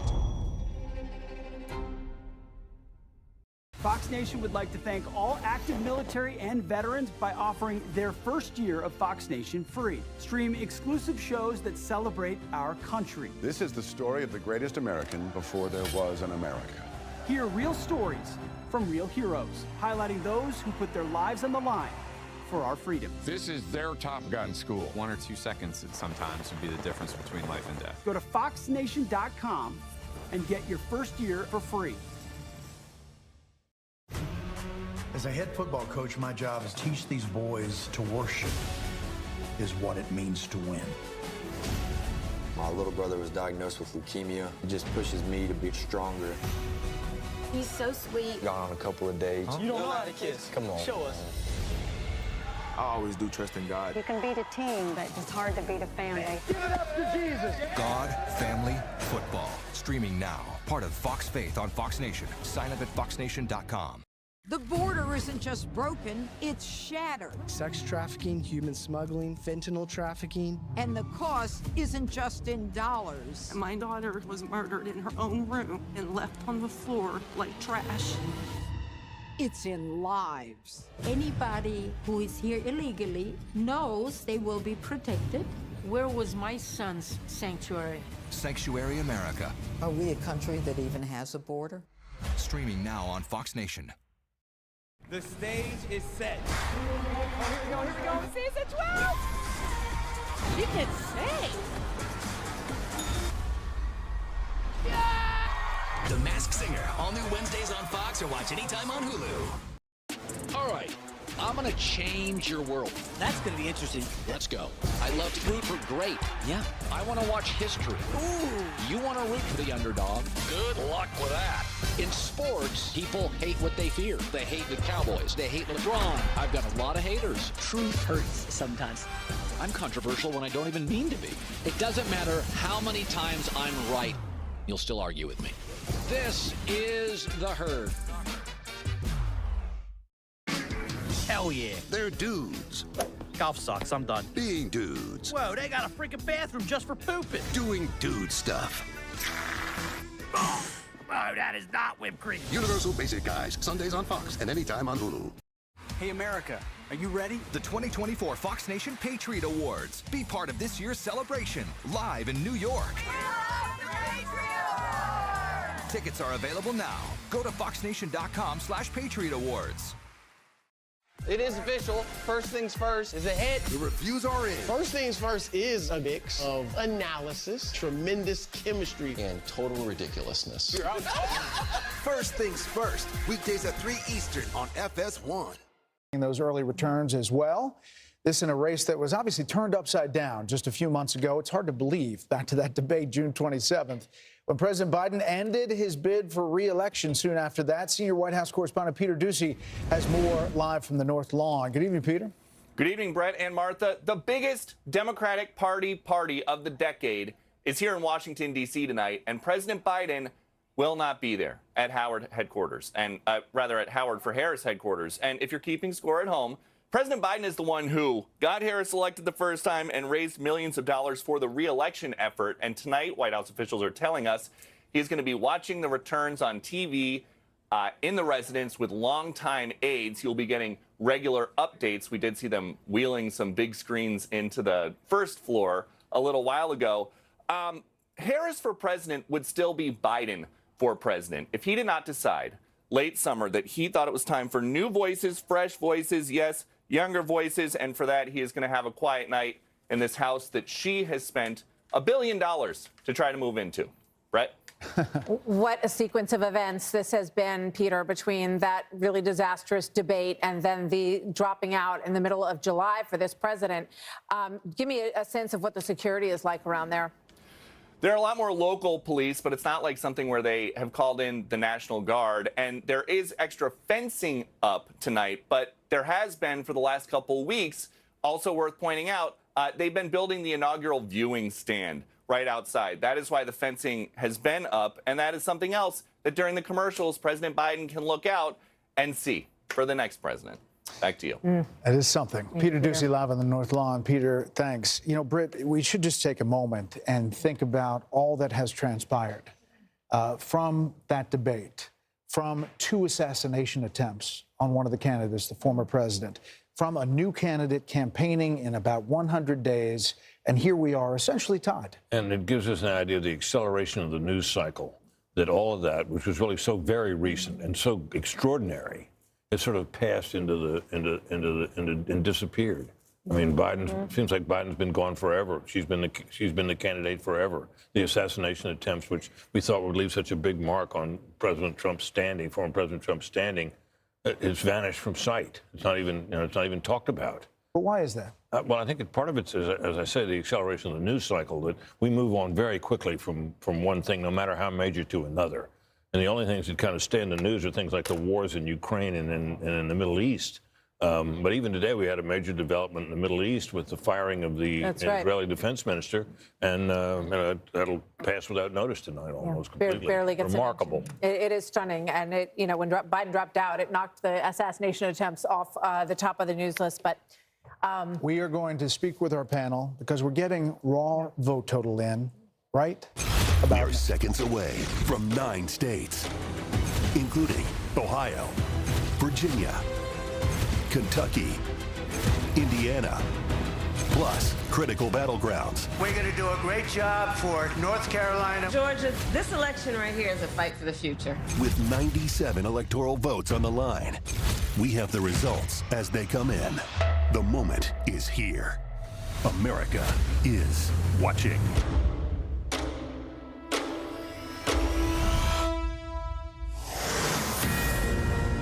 And it is 7 o'clock on the East Coast, and polls have just closed in half a dozen states. The Fox News Decision Desk is making its first calls. The most closely watched state at this hour is Georgia, one of 7 battleground states that could decide the presidency. That one obviously is too early to call. And we'll dig into those numbers soon. It's also too early to call Virginia, though Vice President Harris has a lead in our Fox News voter analysis, waiting for the raw vote total to dump there. Fox News can project that former President Trump will win the state of Indiana. Trump will also carry nearby Kentucky for a 3rd time, and it is too early to call the state of South Carolina. But former President Trump has the lead there, according to our Fox News voter analysis. Meanwhile, Vice President Harris will sail to victory in liberal Vermont. And as we look at the race for 270 electoral votes, that's what it takes to win. Throughout the night, we will be adding up as each state is called. Right now, you see 19 electoral votes for the former president, 3 for the vice president. And we are going to be following all of this throughout the night. And also on the bottom of the screen, you can see these races as we get the raw vote total in. Yeah, and that's going to start happening very soon. But let's turn to the Senate for a moment, because this is another big story. Control of the United States Senate. Democrats have almost no room for error. The Fox News Decision Desk can project that Indiana Republican Congressman Jim Banks will win his first Senate race. In Virginia, it is too early to call the race between incumbent Democratic Senator Tim Kaine and his Republican challenger, Hung Cao. We're going to be looking into Virginia. Longtime independent Senator Bernie Sanders will win a 4th term in the Senate in Vermont, and he caucuses, of course, with the Democrats. As we look at the balance of power in the U.S. Senate, you can see we'll be ticking up. You need 51 for the majority. The Republicans need to pick up 2 to take the majority, and they're looking at states like West Virginia and Montana, but there could be others on this board. Right now, as you see, 39 Republicans to 29 Democrats. A lot of toss-ups in that group as well. In the Senate races across the country, let's go to Bill Hemmer and get an update from the board. Hey guys, we're just seeing a little of this vote come in from Florida, so why don't we go ahead and start there? And I'm just going to punch around and see a little bit of what we're getting here. We know the turnout was big. We know Republicans, based on some of the early voting and the voting today, was pretty decent here. But 8% of the statewide vote. This is Duval County, Jacksonville. I haven't seen this yet. Just go ahead and so you got about 2/3 of the vote coming in Florida right now. Florida counts fast, by the way.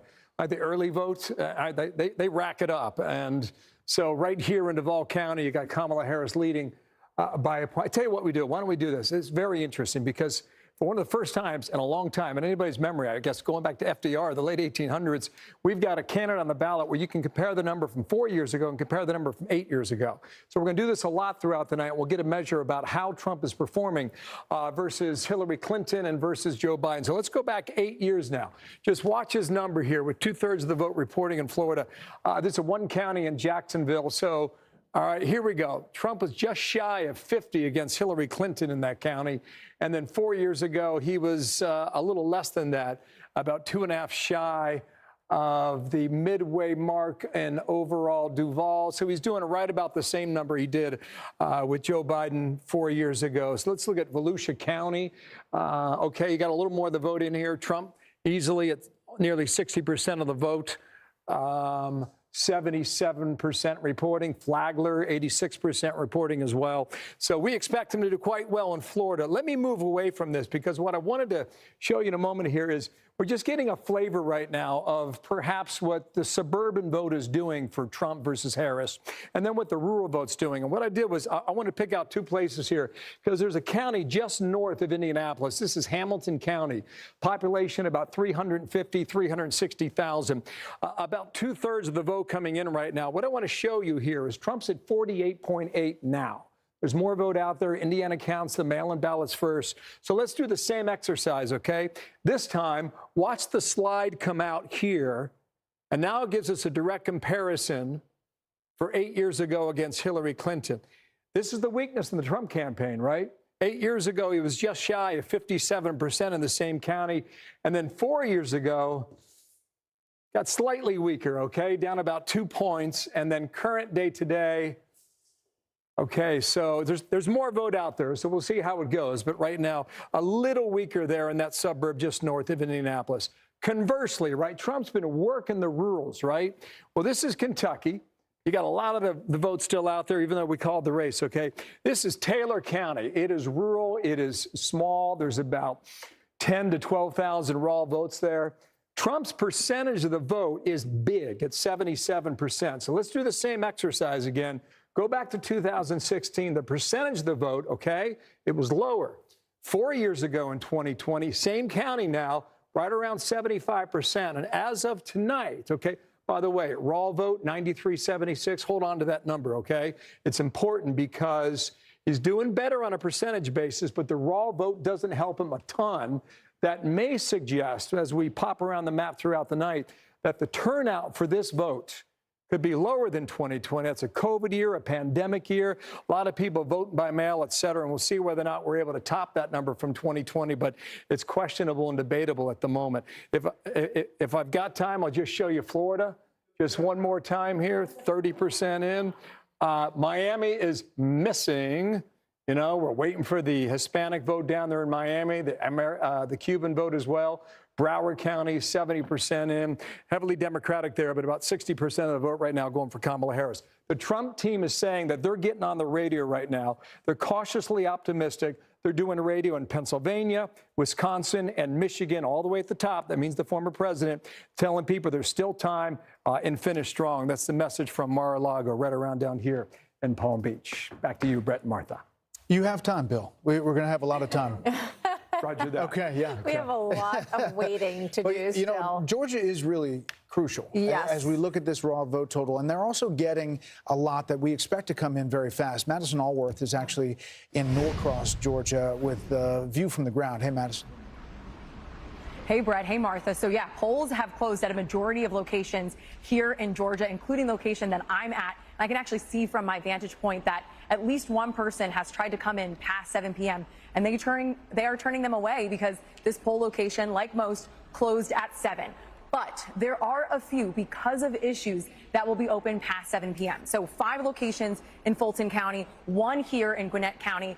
Those 6 had issues with unsubstantiated threats, so they were closed for a certain amount of time during the day. They've been allowed to be open for that amount of time past 7. We also have 7 precincts in DeKalb. That's another area in the Atlanta metro area that had bomb threats. We're still waiting to see if those locations are going to be allowed to be extended past that 7 p.m. window. So majority results have coming in. We've talked to the Georgia Secretary of State, Brad Raffensperger, a number of times. He has reiterated he's really confident that majority results will be reported by 8 p.m.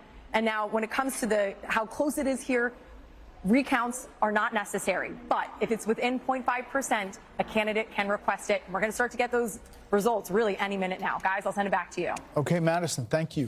All right, let's go to Sandra Smith, who is looking at these Fox News voter analysis surveys and picking up some information about different voter groups out there. What are you learning, Sandra? Which could be telling a big story right now. And this is the first time you'll see this, and the first time since the polls have now closed, begun to close there, that we can break this down by candidate. Okay, first up, timing of your vote. We know so many went out for early voting. Let's see how those votes are breaking down in Georgia. Those who cast their vote early, look at this. They did not prefer a candidate if they early voted. It is split 49 for Harris, 49 for Trump. All right, let's look at some of these other key data points. We know race was huge. The black vote was huge for Biden when he won by just a bit in Georgia there in 2020. So let's look at how they are turning out in this election. All right, this is the first time we can break this down.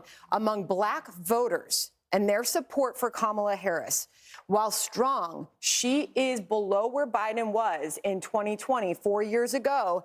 This number for Biden was more like 91. So she's running about 8 points behind where Biden was with the black vote in Georgia in 2020. All right, I have another data point where I'm going to combine this with gender, okay? So now you look at the black male voter in Georgia. We know both candidates have spent a lot of time courting them there. Democrats have been trying to convince them that they could be better for the economy. Trump has been trying to woo those voters. Remember, inflation's more than 20% in that state. With black men, Harris is at 73%, Trump at 25%. Let me give you perspective and context on that. Joe Biden in 2020 had this number at about 87%, okay? So right now, she's running about 13 points with black men behind where Joe Biden was in 2020. All right, another data point there, Brett, because I know you asked. Black women as well in Georgia. We have been watching this. Here it is. Strong showing, 89%, but let me give you the perspective on that. Joe Biden, with black women in Georgia 4 years ago, was at 95% of their support. She is also running behind with them by about 6 points. I'll leave you off with one other data point here. Again, this is the first time we are able to show you this. Education and race. Whites with no college degree in Georgia. Donald Trump, a strong showing there. He's at 77, getting 77% of their support. So we have a lot more data coming in, and we will continue to bring that to you. Brett, Martha? Those are really interesting thank numbers. you. They Absolutely. tell a story. They start to. Yeah, so let's bring in our panel and see what they think about these numbers. Britt Hume, Dana Perino, Harold Ford Jr., Karl Rove, Laura Ingraham, and Robert Wolf. Laura, welcome. Great to have you here. She's underperforming Biden is the headline there. Yeah, it looks like right now, Harris isn't getting enough from women, at least in Georgia, that she would need to overcome what Trump is getting from men, both increase in support from black men and men overall. This is going to be the question throughout the night, because the Trump people and all their surrogate groups have tried to really mobilize men. We talked about this afternoon, Martha. I mean, from Joe Rogan to Elon Musk and all the other people down the line, they are trying to turn out that male vote. I would keep an eye on Virginia, and Carl knows this better than everyone else, but in 2020 in Virginia, Trump lost by 9.2, and in 2016 he lost by 4.9. Watch what happens in Virginia. Youngkin has been phenomenal on the ground for Trump.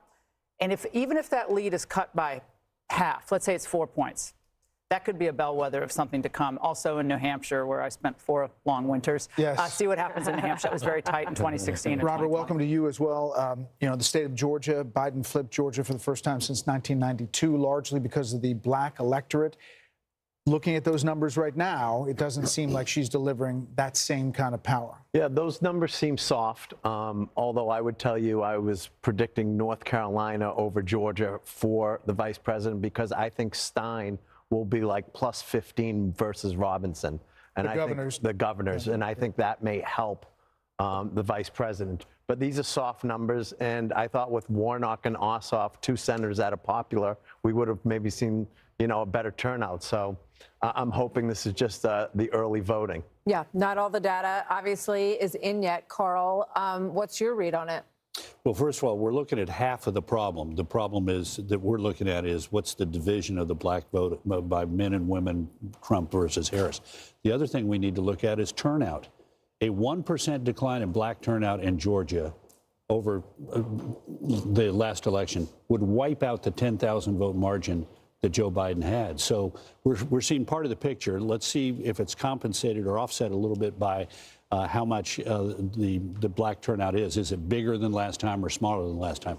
I'd make one other point. The other part of the Georgia equation that we're going to have to watch, we have a little bit of evidence from, and I mean a little bit of evidence from Indiana that we ought to be worried about, if the Trump campaign ought to be worried about, and that is the suburban support. Hamilton County went Republican 4 years ago. Trump won up 52 to 45. Tonight, with about 2/3 of the vote in, he's losing it to Kamala Harris, 50 to 44, or excuse me, 50 to 48. So he's running behind his performance. If that happens in Indiana, in Georgia, with these suburban counties like Forsyth and Cherokee, Gwinnett, which was won by Biden, but it has a huge biggest number of Republican voters in the state are in Gwinnett.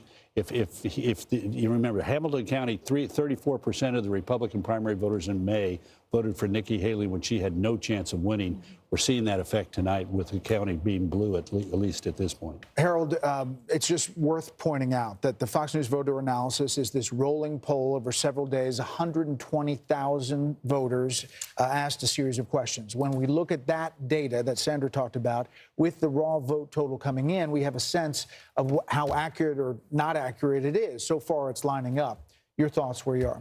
So I think Carl's point is right. I think one of the things I would love to see in Georgia is not just racial breakdown, but just breakdown of women versus men.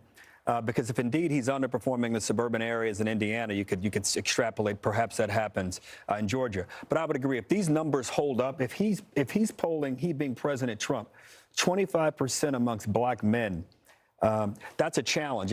If you see that in the other big cities in the blue states, Detroit and Philadelphia, that could be an issue as you think about the tightness of this race. But this campaign, the Harris campaign, has always said that it's women. They're going to be the key here. I agree with Robert. I think the North Carolina piece, the Stein-Robinson race, that gubernatorial race, will have an advantage for Harris. But this is early. She's still ahead in Georgia. And I think once we get some more of these numbers in, once you get to 10, 15, 20%, I think we'll have a little bit better sense of whether or not this 25% African-American male thing is as serious as it seems. And when we have on the screen, you know, you have the numbers, and then you look at the percent of precincts in. Right now, it's at 3%. So as you look at the screen, that's what you'll be seeing throughout the night. I mean, one of the things that the Harris campaign, which Harold just touched on, Dana, is that they're hoping that they're going to make it up with some moderate GOP voters that will be persuaded over to the Harris camp. What's the feel for that at this stage of the game? I would be skeptical that there is a lot of that kind of vote out there. So Governor Kemp had some problems with President Trump for a while, but they patched those things up. And I believe that as Youngkin has been very good for President Trump in Virginia, that Kemp has an amazing operation there in Georgia, and he has been tireless out there for him. And I also think that we should thank Georgia for doing what it needed to do in order to help get us these results in as quickly as possible, to have integrity in the vote, for people to have confidence that the system worked for them, that they could get through those lines quickly, and that the rules are the rules. And that, I think, will help people feel confident about the results. Britt, the economy is the #1 issue in Georgia by far. Is everywhere. It's everywhere, but pretty much leads the way.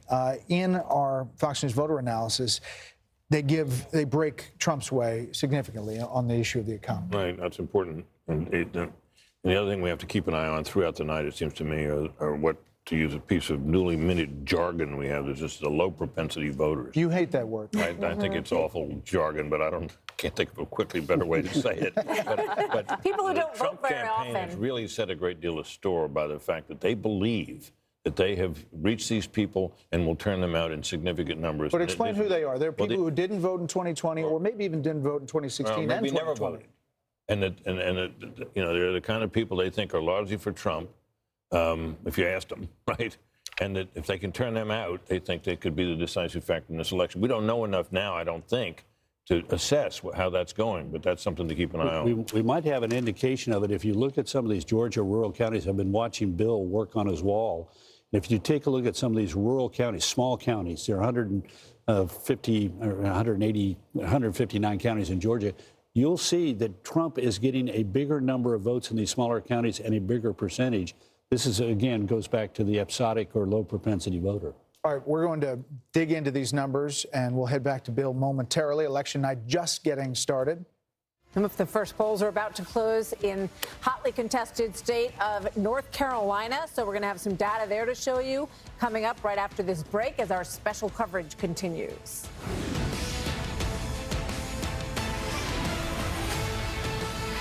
Starting at 5 a.m., Lawrence, Steve, Ainsley, and Brian bring. Fox Nation would like to thank all active military and veterans by offering their first year of Fox Nation free. Stream exclusive shows that celebrate our country. This is the story of the greatest American before there was an America. Hear real stories from real heroes, highlighting those who put their lives on the line for our freedom. This is their Top Gun school. 1 or 2 seconds sometimes would be the difference between life and death. Go to foxnation.com and get your first year for free. You want to be a lifeguard. This is the real deal.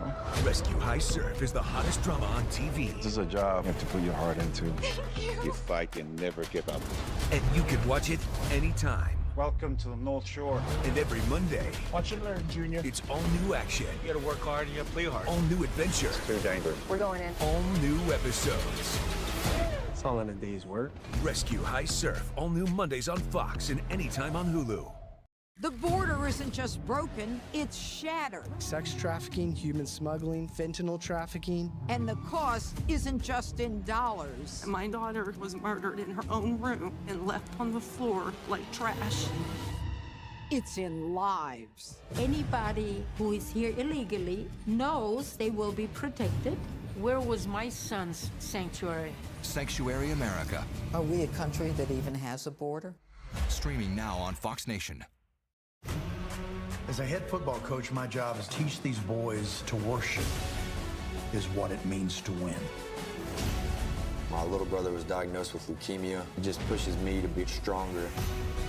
He's so sweet. Gone on a couple of days. You don't know how to kiss. Come on. Show us. I always do trust in God. You can beat a team, but it's hard to beat a family. Give it up to Jesus. God, family, football. Streaming now. Part of Fox Faith on Fox Nation. Sign up at foxnation.com. You believe you were sent by God? Yes.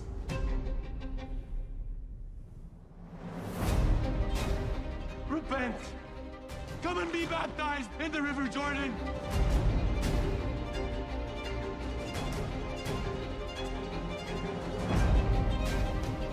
I speak in the name of the one true God.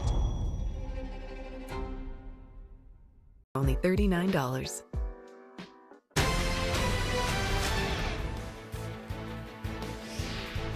Watching all the branches tonight, so control of the Senate could be decided as well in the state, potentially, of Ohio. Democrat incumbent Sherrod Brown fighting to hold on to his long-held seat against GOP newcomer Bernie Moreno in one of the year's closely watched races and a very expensive race. Let's check in with Nate Foy, who is live in Strongsville, Ohio, where the polls are about to close. Hey, Nate.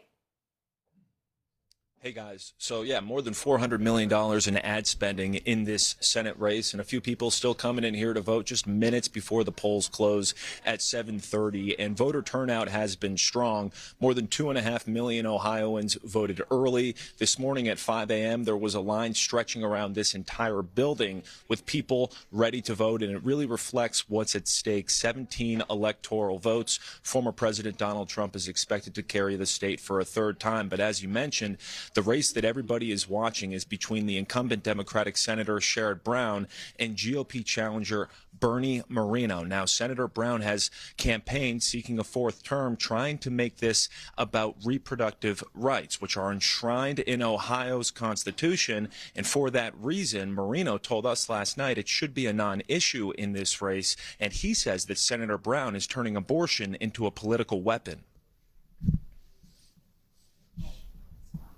There is no ability federally to be able to handle abortion at the federal level one way or the other. So what I'm going to focus on as a United States Senator is to bring people together on this issue. And we will see the impact that former President Donald Trump has down the ballot. Keep in mind, no Democratic senator has won an election in a state that Trump carried while Trump was on the ballot. We'll see if that changes tonight. We'll send it back to you. Nate Ford with a golf voice inside the polling area. That was nice. He said there weren't that many people left. Maybe he felt like he had to be quiet. Yeah, I think so. Battleground North Carolina also among the next batch of poll closings, a tight presidential race in a state Trump won twice. Many voters there still recovering, obviously, from Hurricane Helene. Senior correspondent Jonathan Seri is live in Raleigh. Hi, Jonathan. Yeah, good evening, Brett and Martha. Most of the polls throughout the state are going to close just minutes from now, with the exception of 2 precincts that had technical problems that delayed voting this morning. The issue in Wilson County involved a printer cable, and in Burke County, it was a laptop that wouldn't boot up. In both instances, it involved equipment used for checking in voters, not the actual voting machines. Other than that, elections officials say things have been moving pretty smoothly, including in the western part of the state, which was heavily damaged in Hurricane Helene. 7 tents with electric generators and voting machines are in place to accommodate Election Day voting in areas where normal voting sites were destroyed or inaccessible. Election officials say the state's voter turnout would already early voting records is on track to meet or exceed the record set in 2020 for total ballots cast. Back to you guys. All right, Jonathan, thank you. So let's take it around our panel. We just heard a little bit about the abortion issue, Laura. And it's interesting just looking at our Fox News voter analysis, because we saw in 2022 in the midterms, this was obviously it was more of an impact than people thought it was going to have going in. But in this situation, it appears that only a quarter of the voters who are Democrats say that it is the single most important factor in their decision. So that's going to be a big question tonight. Mm-hmm. Does abortion turn out to be as big an issue as perhaps Democrats would like it to be? I thought the Fox voter analysis on gas prices and food prices was staggering. It was 85%, 91%. I'm very concerned about both. But certain voter analysis and some of the other networks, Edison, Reuters, has abortion at 14, democracy at 35, the economy at 31, immigration down at 11. I'm not sure I buy that, but look, it's a stark choice presented to America tonight. Do you want the status quo, which is pretty much high prices, high cost of living, fairly liberal to open border situation, or do you want a change? We know what that change was like in 2019. I don't think we've had as stark a choice perhaps since 1980. As we do tonight for the country. But they've done a brilliant job of making this not about her old record, not about Biden, who has a 38% approval rating tonight, but about abortion and young women and Donald Trump, fascist, Nazi. That's their close. So if it's abortion, fascism, Hitler, that's your close. I think that's a pretty dark view of the country. I think the economy is still the #1 issue nationwide. I'm not buying some of these exit polls. Herald of economic issues, this election overall, every race, it's estimated to have $15.9 billion with a B dollars spent on this election. almost $16 billion. That surpasses the record of $15.1 billion in 2020. If you were to take a checkbook and write a check to every American everywhere, it's almost $50 a person. And we are tied tonight in the presidential race. I gather some Americans would love the $50 check as opposed to having them gone through what we've gone through here over the last. But the vice president's campaign has spent more than former President Trump. And do you think right now, looking at the numbers, that they're getting the money worth? It's early. We'll find out. One of the reasons we spend so much in campaigns today is that the campaign process is a business. They start 4 years out. They begin raising money and hiring pollsters and all those kinds of things. Hopefully, we get some reform to that going forward. But I have to tell you, just looking at the early numbers, you got to be a little concerned if you're Democrats on this. Now, the numbers, it's way, way early, so we're going to get a lot more things here. But to see those numbers that Bill put up in Florida and Miami-Dade with the breakdown between the two candidates, that's a little concerning. The concern that you raise, Carl, about suburban voters in Indiana, Democrats have to be a little concerned about this as we head in here. I'm curious to know also about that Florida abortion thing that was on the ballot there in Florida and how that's faring and if that's had really the impact. The Kemp relationship with Trump, it seems like it might have been repaired a bit as you look at some of these numbers early on. We'll have to see what suburban voters. I'd quarrel with someone who said a little bit about the black voters in Georgia. It was not necessarily black voters in Georgia. It was suburban and rural voters in Georgia that put Biden over, and he even gave the seats to the Democratic senators there. So as we get more and more numbers here over the next few minutes, it'll be very, very telling, because if Georgia and North Carolina stay with Trump, Trump needs that in his math. He can't do it without those states in reality. Kamala Harris was hoping for a flip there. You get a surprise there, and then the night takes on a little bit of a different pace and a different tone. So those are the numbers I'm looking most closely at, Brett, here in the next few minutes. We've got about 30 seconds before we start our TikTok to the next call. Dana, what do you think? I think that Florida is so interesting because Governor Ron DeSantis is such an effective governor and a great campaigner. And I think also that there are changes in Latino voters and generational changes. But I would also say this: when 75% of the country says you're on the wrong direction, you're going in the wrong direction, and their number one issue is the economy, you should listen to them, because that's what it is. Well, Miami-Dade was flipped by DeSantis. He lost it in his first governor's race, and then he won Miami-Dade in the second. So maybe we're seeing a little bit of that play out in Miami-Dade right now. We'll see. Britt, do you want to do the TikTok sound for us? I'm not sure I remember how.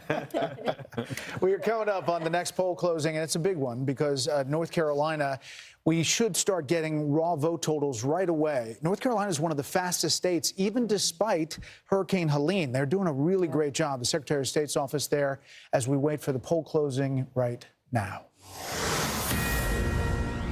It is now 7:30 on the East Coast. Polls have just closed in 3 more states. North Carolina is the next state to watch, just like Georgia. It came down to the wire in the last presidential election. It has 16 electoral college votes, and it will be a decisive one, potentially. The Fox News decision desk says it's too early to call. Also too early to call Ohio, but former President Trump has a lead in our Fox News voter analysis. As we mentioned, we're also watching the Senate race there. Bernie Moreno is the GOP candidate running against Sherrod Brown. And we can say that Fox News does project that Trump will win West Virginia. Not a very big surprise there. Obviously, the former governor, or the current governor, is running for the Senate as well. So we expect that to be a quick call as well. If you look at the race for 270, the Electoral College votes needed to win the presidency now ticking up with that last call, the former president at 23 and Vice President Harris at 3 throughout the night. That will go up as we make calls. The biggest story in West Virginia, as we said, is the Senate race, where longtime Senator Joe Manchin is retiring, Democrat, now independent. Fox News can project that Jim Justice will flip this seat to the Republicans. That win puts the GOP 1 seat away from an outright majority in the U.S. Senate, assuming they don't lose any seats along the way that they already hold. Yes, exactly. So the Fox News decision desk says that it is too early to call another Republican target. Ohio, where the incumbent Democratic Senator Sherrod Brown, as I mentioned, fighting for his 4th term against Republican businessman Bernie Moreno. And we're watching that one very closely as well. That could potentially be another flip. It's a toss-up race at the moment. The balance of power looks like this in terms of what we have fed in so far into the data at this point. You've got 40 Republicans, 1 seat flipped. That's the West Virginia seat. Jim Justice will be the new senator. He was the former governor from the state of West Virginia, and Democrats have 29 right now. You can see a lot of spaces still to be filled in over on the Senate side. We are following a number of gubernatorial races around the country. Turning to those races, Fox News can project that North Carolina's Democratic Attorney General Josh Stein will defeat Republican Lieutenant Governor Mark Robinson. A lot of controversy in that race. It's not close now. We're making that call.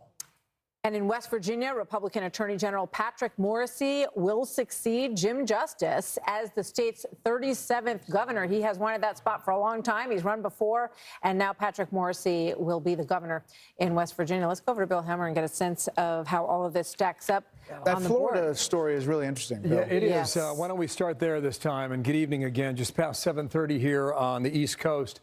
I was looking at Miami right now. Miami-Dade, the last time as a county they had voted for a Republican president was 1988, George Bush, 41. And right now, you got 71% of the statewide voting, but you got 80% of the county voting here. And Trump's got a easy 10-point advantage right now over Kamala Harris. So we'll see how that holds up here. Another thing we're going to look at right now is Georgia. And, Georgia is one of these states that's gone through a bit of a realignment, kind of like North Carolina, kind of like Arizona and some others that we've looked at. And, in the blue wall a little bit right now, Trump did the trick 8 years ago. We'll see whether or not he can do it again this time. But I just want to take a glance at this because you got a lot of vote out there, guys. Now, we expect a lot of batches to come in quickly here in Georgia because they say they're going to count quickly. But right now, 8% of the statewide vote. One thing we're talking about the rurals. This down here is Brantley County. Now, this was Trump's best performing rural county in 2020. And he's doing a number right now again. I'll just go back to 2020, 4 years ago, and watch this. The percentage there was, so he's doing a tick better. Raw vote here, 6,200 4 years ago. Raw vote now in the same county, 4,900. So maybe that comes back to that conversation about, turnout and things like that throughout the rest of the country. But when you look at Georgia, I mean, let's look at the vote difference for Georgia, and we can show you a little of the realignment that we're talking about here. And if you look at this, right, all this over here, this is a dominant state for the Republican Party and had been for a long time. You think about George Bush's second term, right? He won that state by 16.5 points. It wasn't even on the map in terms of consideration, but slowly Georgia changed. And a lot of it changed for the metro area, the 26 counties that make up Atlanta. Here was Trump in 2016. I give it to him, right? 5 points 8 years ago. But things seem to change in 2020 and change in a significant way when Joe Biden went in there and took the state by 0.2 percentage points, a raw vote of 11,779. All right. Now, so this is where we are now. And I'll just, with a lot of that vote out there, Trump's got a lead of 22 points, and that's going to change throughout the night. But we just want to let you know what's happening there. Let's look at the vote difference for North Carolina. Similar story. Maybe less of an advantage for the Republicans, but this is all, this is all red. You look at what Bush and Kerry did in 2004. That was easy. That wasn't a battleground at all. This is where Barack Obama performed so well, took the Tar Heel state just by so much they're okay in North Carolina, but was able to pull it off. Let's come back to 2020 right now, and I can show you what I'm seeing there. Let's go ahead and clear this, all right? Yeah. So as you can see, like these states, they change. And it's a real part of this national conversation about where people move, where people choose to live, where people choose to work, go to school, et cetera. So we'll might tag onto that throughout the night. North Carolina, you look at the counties you are following, Wake County, Raleigh. Yes. There's just such a population shift. More than 1 million people have shifted down there, and it's a different crowd. So that's why maybe you have a different electorate in North Carolina that Democrats are looking to. Yeah, I look at Wake County. We can show you on the board in a second here. I look at Guilford, too. That's Greensboro. A lot of folks campaigning there. Kamala Harris was there. Donald Trump was there. Young folks go there to go to school and to find a job as well. And we'll see about Mecklenburg, which is Charlotte. Mecklenburg, Carl, that's a county that Democrats have tried to really capture and they're able to win the county, but not by big enough of a margin to capture the entire state. So that's been somewhat elusive. Carl perked up when you said Bush-Kerry. He really felt the old days. It was a good moment, yeah. It was a good moment. But you're right, the change in it, like Mecklenburg, black turnout in Mecklenburg is below any other place I've seen in the South. Major county, you know, the five major counties around Atlanta, Wake, Henrico, Richmond, Chesterfield, and Virginia. It's amazing, and I don't understand exactly why, but black turnout in Mecklenburg has kept the Democrats from winning the state. Well, I just wanted, you had spoken earlier about North Carolina and Hurricane Helene and the impact on, I believe, 25 counties were affected by Hurricane Helene. And one of the early discussions was, you know, a lot of those counties are red. Are they going to be able to vote? And then everyone felt like it was going to be okay. It looked like it was in good shape for I'll show that to Martha here. And I don't know how much of that vote we've got in, but we're looking at this with virgin eyes here, okay? You're only 2% statewide. But what you're talking about, Martha, let me go ahead and draw this up here. All those 25 counties are west of Mecklenburg that we're talking about. They're west of Charlotte, okay? This is the blue dot in the western part of North Carolina. That's Buncombe County. That's Asheville. And that helped Joe Biden erase about a 43,000 net gain on behalf of Donald Trump. All the other 25 counties, Trump was up about 270,000. So he came out of these 25 counties that were so wrecked by this hurricane with a net of he lost 43 in Buncombe, a net of 220,000 votes. So let's go and clear this off and just refresh our memories here from 4 years ago. Here were the results, right? You know, Trump won the state several days later, but a little less than 75,000 votes. So all this out here, it's going to matter. And what the Democratic governor, Roy Cooper, said is that he was going to put these mobile voting vans in western North Carolina to make sure that nobody gets ripped off from casting a vote on behalf of Helene. You know, Laura, the Harris campaign is pointing to schools like Appalachian State, the polling place in Boone County. They're saying schools in Pennsylvania and Nevada are huge lines. They're mobilizing young people. That's what they're sending out, at least now. What do you think? 15 polling places in Georgia have had to have extended hours because of that bomb threat that you guys were reporting on earlier, various bomb threats. And in Georgia, it's DeKalb County, Gwinnett, other key population centers. Will that affect the ultimate result in a place like Georgia? We'll find out. But Donald Trump this morning in West Palm Beach looked into the camera and he said, "Stay in line." Like it took him a while to sort of ask for people's votes over this campaign season. Twitter tonight, he's still up on X saying, "Stay in line." Yeah, stay in line. Don't get out of the line because Harris supporters were reporting in Pennsylvania, Lehigh University students, that they waited in line for 6 hours to vote. 6 hours, and that was confirmed by a bunch of other reporting. So people have to, and a lot of people can't wait in line for that long. And so that could end up being something that both parties complain about in the end. But, we'll see. Robert?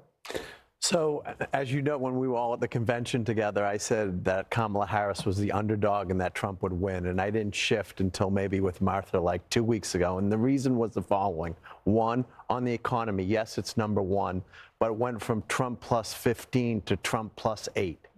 And so that was a big difference. And some polls had it even tighter. And some, I think Fox ended up at 6. And then the second thing was the money.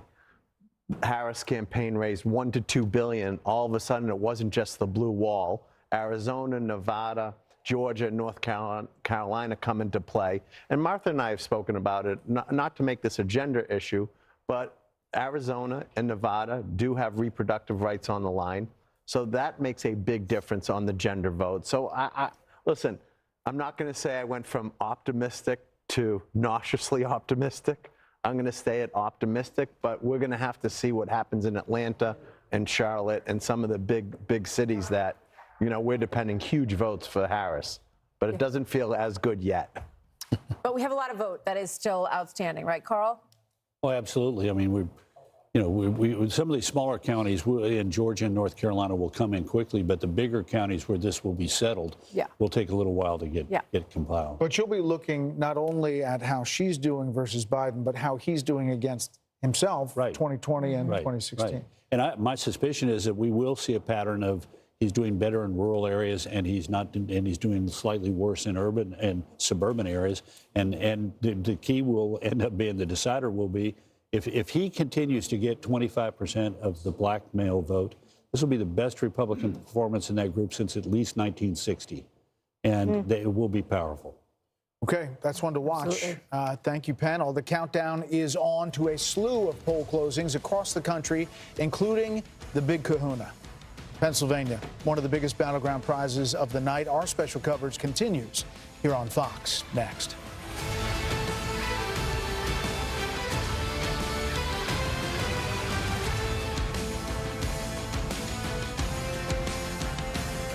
Today, most people don't know where their meat is sourced. For generations, people had access to quality local meats from American farms. It's Fox College Football Friday. Breakout star and Big Ten rushing leader, Caleb Johnson leads Iowa. My goodness! Against UCLA. Wow! It all kicks off at 9 Eastern on Fox. Hey America, are you ready? The 2024 Fox Nation Patriot Awards. Be part of this year's celebration, live in New York. Tickets are available now. Go to foxnation.com/Patriot Awards. As a head football coach, my job is to teach these boys to worship is what it means to win. My little brother was diagnosed with leukemia. It just pushes me to be stronger. He's so sweet. Gone on a couple of dates. You don't know how to kiss. Come on. Show us. I always do trust in God. You can beat a team, but it's hard to beat a family. Give it up to Jesus. God, family, football. Streaming now. Part of Fox Faith on Fox Nation. Sign up at foxnation.com. You want to be a lifeguard? This is the real deal. Rescue High Surf is the hottest drama on TV. This is a job you have to put your heart into. You fight and never give up. And you can watch it anytime. Welcome to the North Shore. And every Monday, Watch it learn, Junior. it's all new action. You gotta work hard and you gotta play hard. All new adventure. Too dangerous. We're going in. All new episodes. It's all in a day's work. Rescue High Surf. All new Mondays on Fox and anytime on Hulu. The border isn't just broken, it's shattered. Sex trafficking, human smuggling, fentanyl trafficking. And the cost isn't just in dollars. My daughter was murdered in her own room and left on the floor like trash. It's in lives. Anybody who is here illegally knows they will be protected. Where was my son's sanctuary? Sanctuary America. Are we a country that even has a border? Streaming now on Fox Nation. You believe you were sent by God? Yes.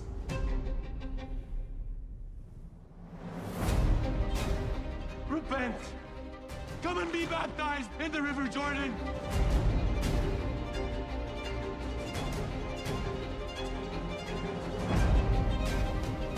I speak in the name of the one true God.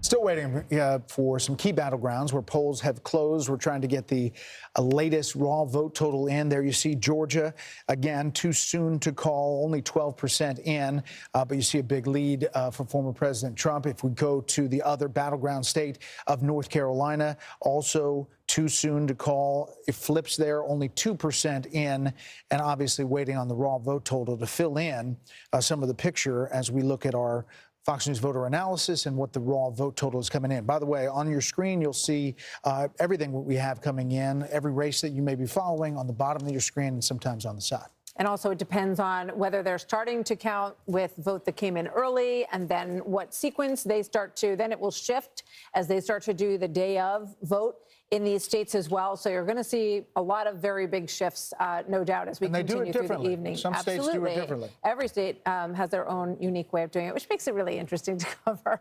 And juggle. So meanwhile, a Democrat-leaning district in deep red Nebraska, around the Omaha area, could hold the key to the presidential race. Garrett Tenney is live in Omaha, Nebraska, with their very unique story. Hi there, Garrett. Hey, Martha and Brett. Polls close here in just over an hour, and pretty quickly we should get a sense of where things are heading here in the 2nd Congressional District. Remember, Nebraska is not a winner-take-all state, and here in Omaha, it's known as the blue dot in this deep red state because Democrats won this district's single electoral vote in both 2008 and 2020. This time around, they have spent millions of dollars to try and make that happen again, given how close this race is going to be. That single electoral vote could be a difference maker for Kamala Harris's campaign. Here in Douglas County is where to watch. Election officials will release the first results at 8 p.m. These will be early ballots that have already been counted, and election officials say those votes will make up about half of the entire vote here in Douglas County. What Democrats are going to be looking for as these results start coming in is the areas north and south of Omaha where there are a lot of Black and Latino voters who haven't turned out in recent elections. Democrats have spent a lot of time and effort this time around to change that. We'll have to see here in the next hour if it pays off. Brett and Martha. All right. Thank you, Garrett. Throughout the night, Harris Faulkner is getting real-time reaction from real voters as results unfold. With voters' voices, they'll be talking about the issues that drove them to the polls. Harris, great to see you. Good evening.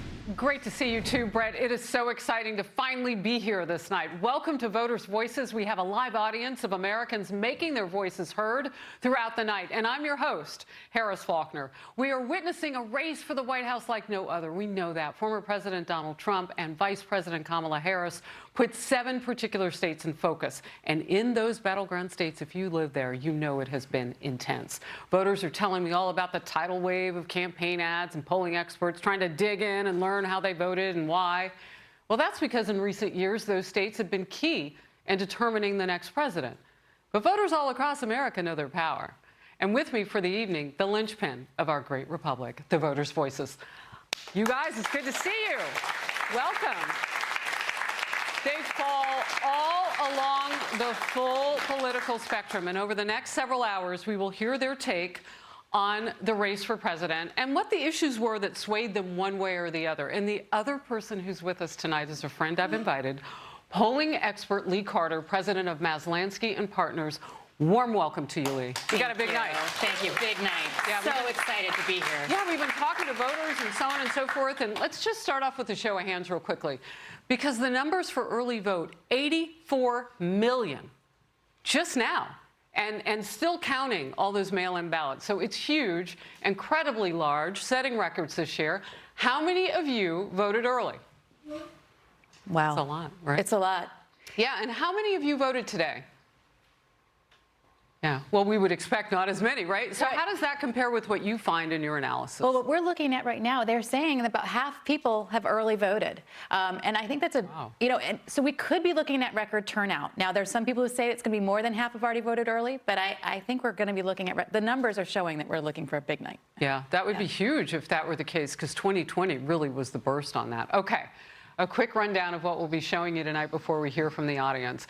Our team compiled key moments from the Trump and Harris campaigns, and Lee is showing some of those comments to American voters along the way, and they used their computers to respond to those in real time. The lines on the screen that will show you their reaction: red representing Republicans, blue for Democrats, and gray for independents. And our first topic, we heard a lot of this, fiery rhetoric. This from Vice President Harris. So listen, so much is on the line in this election, and this is not 2016 or 2020. We can all see that Donald Trump is even more unstable and more unhinged, and now he wants unchecked power. And this time, there will be no one there to stop him. Not even the Supreme Court, which months ago told the former president that he is essentially immune no matter what he would do in the White House. I'm mostly watching the gray line because we've been told so much about independents and how important they are. What did you learn with this? So you could really see Democrats responded favorably, but independents gave this a D, while Republicans gave it an F. And one of the things that we heard from independent voters is that Kamala was supposed to be this joyful candidate. She positioned herself right off the bat as somebody who was going to be different, bring us together. She said we have more in common than divides us. And the more negative she got, the more negative independent voters got towards her. And I think we saw that happen in the polls. She had a surge in the beginning and things sort of flatlined once she sort of turned very negative. All right, here's one from former President Trump. She's running on a campaign of demoralization. It's a campaign of hate. Her lies and her slanders are very shameful and really inexcusable. Today we're going to talk about the real character of Kamala, and a person who has no remorse for the anguish she's inflicted upon families all across America. Kamala intends to conflict and keep this misery going, and she's going to keep it going as long as she can, because that's the only way she can get elected. Now, you can see very different reaction here than we had with the other voters. Democrats, not surprisingly, gave this an F. Independents kind of flatlined it, gave it a C. Republicans gave it an A. I think this kind of rhetoric is priced into Donald Trump. They want to see him be tough. They want to see him be a fighter. And a lot of the things that he talked about were things that people agreed with. So I think people give him more of a pass on the tough rhetoric than they do on Kamala. All right, let's talk to some voters. I can't wait for this part. Okay, so Steve, you are a Democrat, and I understand you voted for Trump, and you live in the all-important battleground of Pennsylvania. So tell me about your journey and what it's been like and why you made that decision as a Democrat. Well, Harris, for me, it was very simple. The issues for me are fighting anti-Semitism, being strong on our greatest ally, Israel, economic strength, fighting the border, and peace through strength. And Donald Trump, we have a 4-year history of Donald Trump as president, and he demonstrated all of that. And it was a no-brainer. It was been a very interesting reaction for people to see me demonstrably promote my rapport for Donald Trump, but I also have supported Dave McCormick. So that was sort of a double-edged whammy for me, but it was a no-brainer. And supporting Donald Trump was an easy decision. Yeah, as a Democrat, you said, you know, people were reacting to that. I appreciate your answer. I appreciate everybody's time. We will hear more from our voters' voices throughout the night. Let's go to back to Brett and Martha. All right, Harris. Thank you, Harris. Thanks, Lee. So the clock is ticking down to one of the biggest poll closings of the night. Pennsylvania is about to finish the voting process. Our special coverage continues with Jesse Waters and Sean Hannity coming up.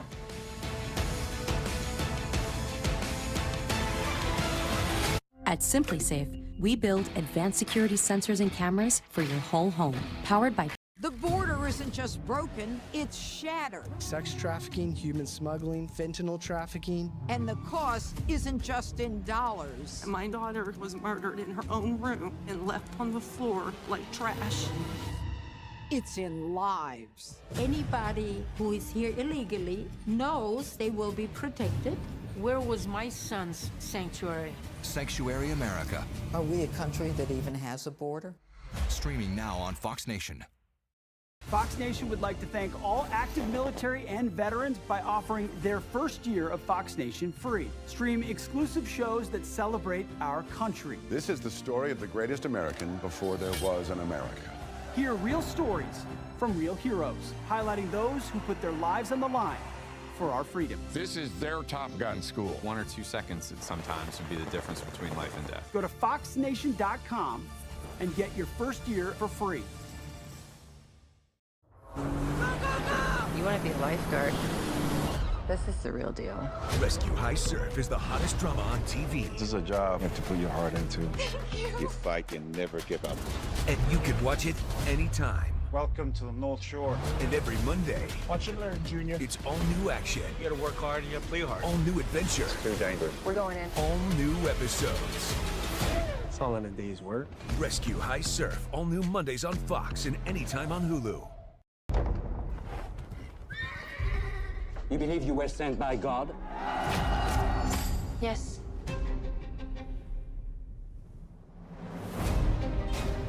Repent! Come and be baptized in the River Jordan!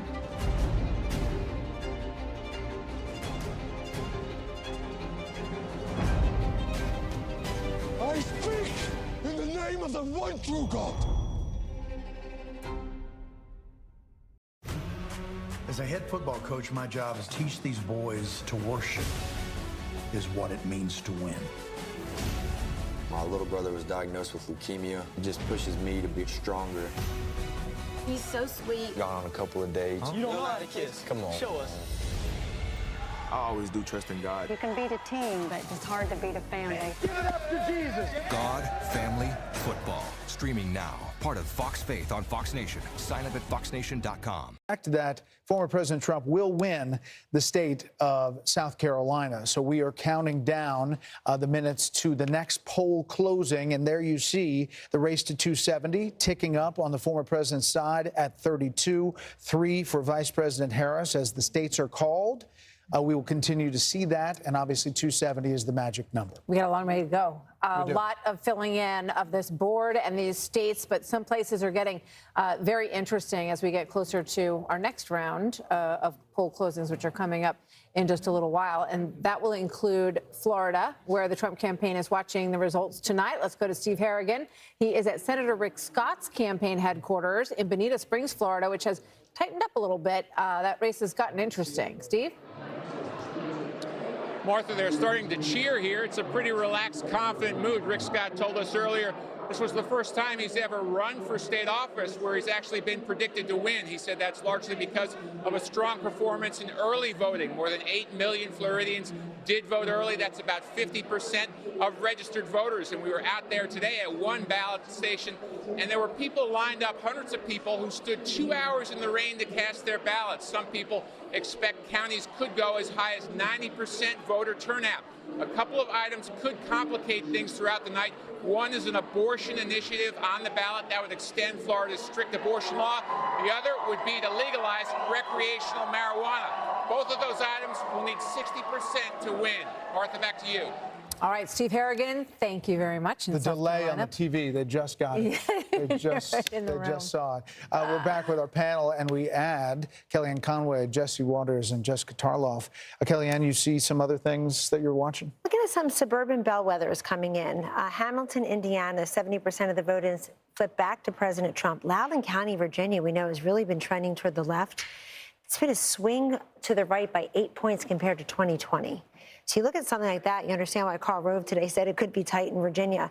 Fayette, Georgia, Trump +2. That's a place that I had said early on, Harris will have to do well there to compete in Georgia. Also, as Pennsylvania closes its polls, Brett, I think it's worth noting, Martha, that this is like political malpractice that she didn't pick Josh Shapiro between the fracking, the school choice, Jewish Americans. But I think that we'll be talking about that tonight. We will look a lot at Pennsylvania. Election night in America just getting started.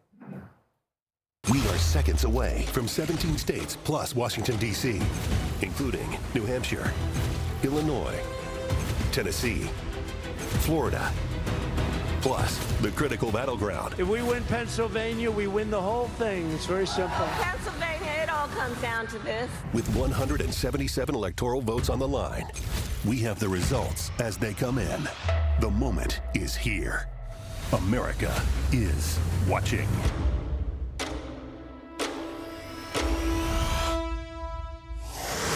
And it is now 8 o'clock in New York. Polls have just closed in over a dozen states. All eyes, of course, are on Pennsylvania, which could be the deciding state in this race. 19 electoral votes at stake.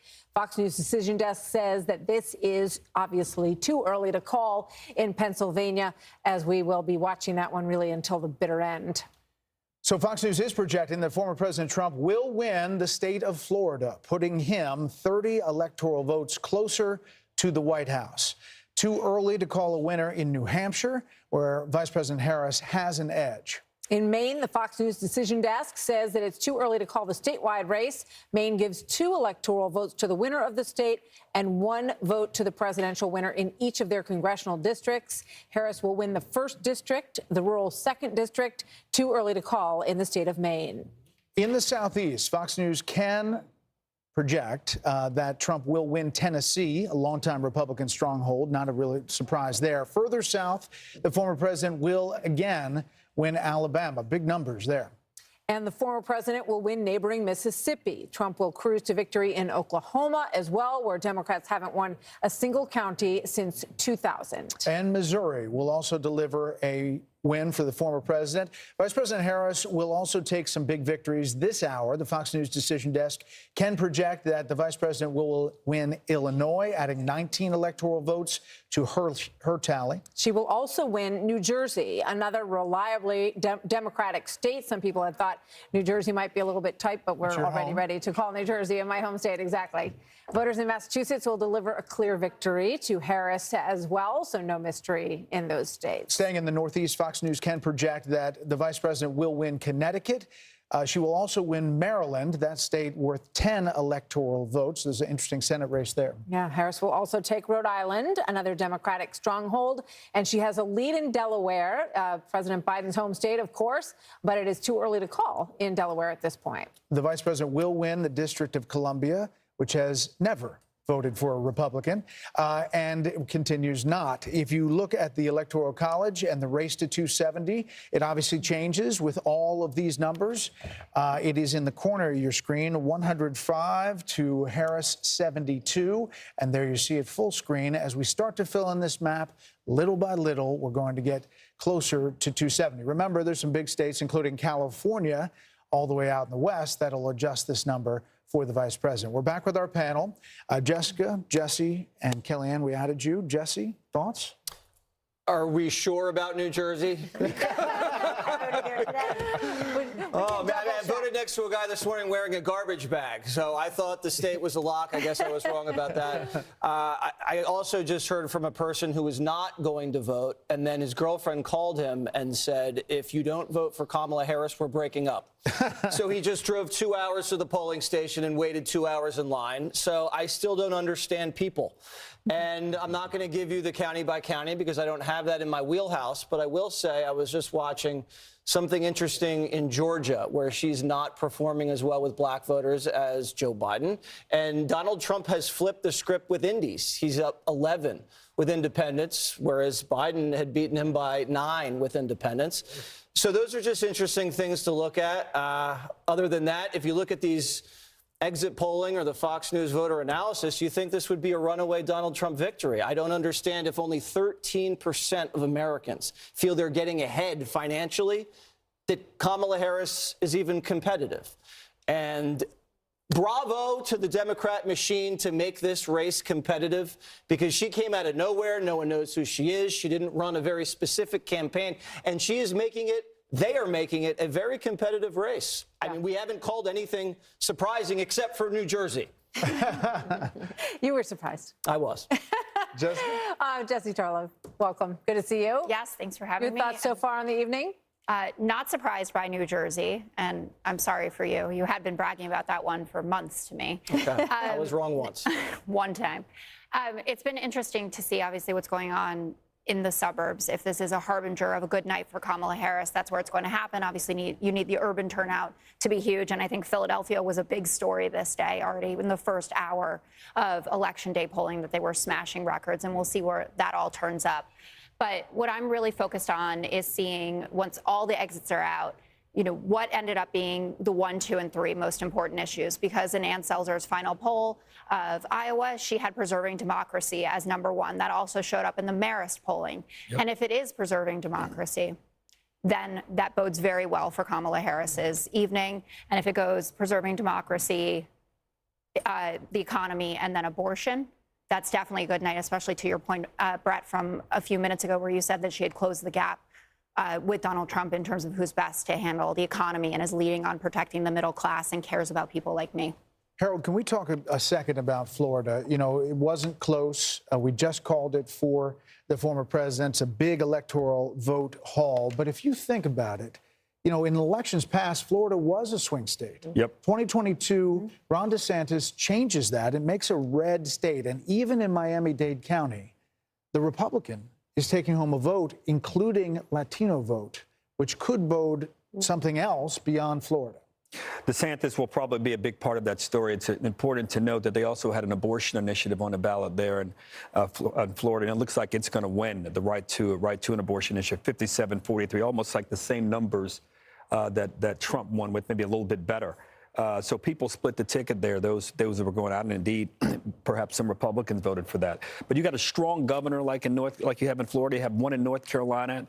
she's going to need that governor, Kamala Harris, to help her get over the hump there. I mean, you got a Democratic governor there and a Democratic that's now been elected. I'm curious about these suburban areas. I listened to Carl and now Jessica, now Kellyanne. It may be that even in Virginia, and you were talking, Britt, you look at that the issue around LGBTQT plus and how those issues have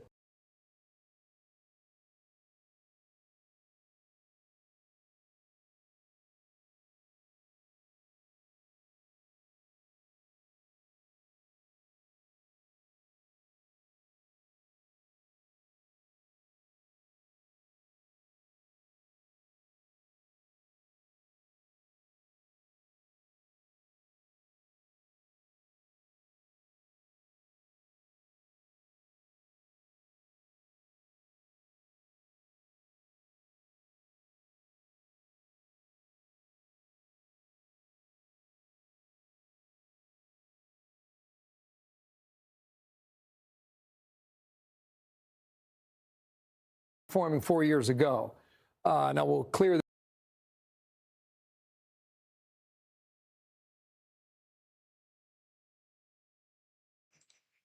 Okay, so that was my fault, guys, and I was actually talking the whole time. So do me a favor, if you could please put a one in the chat for me. It would kind of wake it up. It really helps if you haven't hit that thumbs up button. Now's the time to do that. Also, if you're new to the channel, please hit that subscribe button.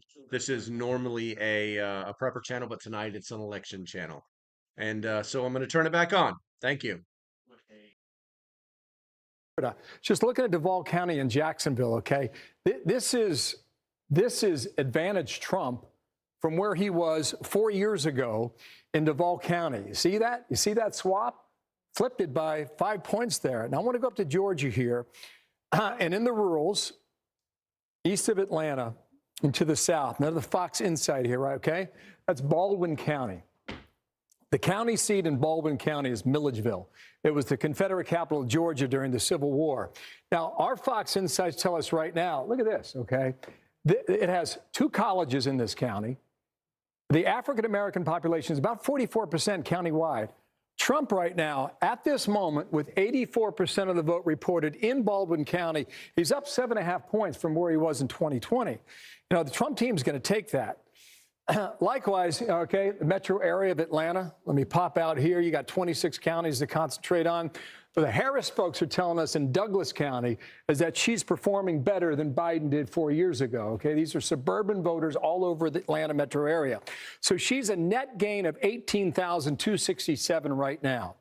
All right, you got about a quarter of the vote still out there. Biden finished in Douglas County with a net gain of 17,360. That would be good news for the Harris campaign if this number holds there in Douglas County. Let me pop out here a moment and show you another thing here that we were looking at. Wait, can you stay in Georgia for 1 second? I can. Just before we leave there, Yes, the Fox News voter analysis and the network's exit polls, we're being told, show the former president doubling his percentage of black men in Georgia. He was at 11% in 2020 and now at 25%, according to these 2 surveys today. So that may sync up with what... It's starting to match the raw vote. That may sync up with what we're seeing now in Fulton County. Now, you got almost half the votes still out there, okay? Yep. 52% is the estimated number of votes that are in at the moment, okay? So roughly 48% out there. This is Fulton County. This is Kamala Harris. She's going to win the county, okay? But look at the raw vote total here. It's impressive, 129,000. But look what Joe Biden did in the same county, okay? 242,000. You'd have to go into the precincts to know where the rest of the remaining vote comes from, and maybe we take a look at that in a moment here. But that would be, you know, you're one of 159 in terms of population. So maybe what you're saying, Brett, about the African-American male vote there is true in places like Fulton County, Georgia. Just want to caution you, there's still a lot of vote out there, but we're going to keep a very close eye on Fulton County starting right now into the night here in Georgia. And Bill, do you have any indication that turnout is a bit lower than 2020, because that would affect some of what you're doing in these comparisons as well? I can tell you this, Martha. Before Election Day, Brad Raffensperger, the Secretary of State, set up an awesome website. And I mean, just county by county with the early vote. I was on there every hour of every day just trying to analyze it. One thing that was evident from the early vote, don't know about today just yet, but based on the early vote, the African-American population in Georgia is about 33% statewide. What the political analysts will argue is that you need, in order to win statewide as a Democrat, you need 30% of that vote. And the early vote indicated that Kamala Harris was just a tick above 26%. So that's another indicator, maybe another data point that we need to keep an eye on throughout the night as to what Brett was talking about a moment ago. Brett, what are you looking at? Well, I've been keeping an eye on this issue that was raised in our voter analysis. It said that fully half of all voters say the future of democracy is the most important factor in their vote. That's a big number. I mean, that's a lot of people worried about that. Now, Trump gets some of those voters, but 60% of them or more going for Harris. I think that issue, democracy, is about one thing, about Trump and fear of Trump. So it's the same factor we keep coming back to time and again is, the Trump factor in this race is, is he able to overcome the resistance to him, which has been so dominant in three previous cycles? And that's what that vote is about. Because if you were just running on the issues that include the most important, economy, immigration, right. You wouldn't see. Wouldn't see that, but you got half of people thinking that's important. And that's a Trump. That's a Trump. A huge issue for 2020, and it also resurfaced a bit with candidate selection in 2022. Certainly did. That he got blamed for. So the question is, are we going to see the increase in his approval numbers translate into something positive for him tonight? And if you work your way back to what that's about January 6th. Yeah. Can I clarify something? The price he paid politically for January 6th is still being paid. And it also was hammered over and over again by current President Biden, the former candidate. The threat to democracy was really on his lips pretty much every minute. And Vice President Harris didn't take that ball for a lot, but she did come back to it towards the end of the campaign. The other thing about it I think is striking is it shows you the power of the media, because in many ways it's a BS issue when you think about it. I mean, think about it, go back to January 6th, which was supposed to be the moment when we all thought we should fear this. Our democracy was fragile. It was the premise of the January 6th special committee that we, as the co-chairman of the committee put it, we came critically close to losing our democracy. It's ridiculous. I mean, that our democracy is pretty sturdy. Our checks and balances worked. The thing was over in a matter of hours, and yet here we are. It's still a factor. And here we are with a political rise from January 7th, 2021, to a candidate who is at least tied and in a good position and has a path to 270 to win the White House. Stand by, panel, if you would. Speaking of that, let's go check in with Aisha Hasni at the Trump campaign headquarters. She is in West Palm Beach, Florida tonight. What's the mood over there? Long way to go tonight, but how are things looking, Aisha?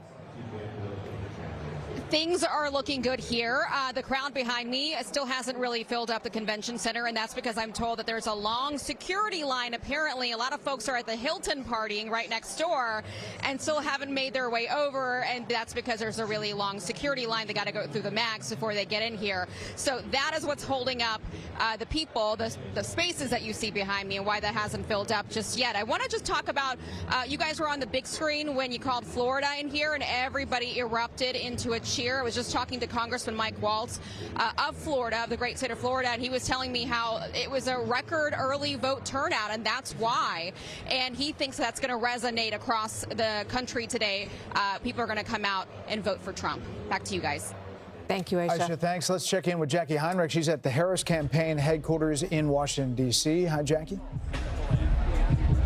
Hey there, guys. It's quite a different scene out here compared to where Aisha is. I should note that at Harris headquarters, we don't actually have Harris campaign officials because they're all in Wilmington tonight. So we're trying to get a sense from campaign officials about who was invited to this event, how many thousands will be here, and who's in the crowd. But I am hearing from people close to the vice president, sort of watching these reports come in. They started tonight very anxious about Georgia, and the first batch of data that they're getting is leaving them feeling pretty buoyed about it.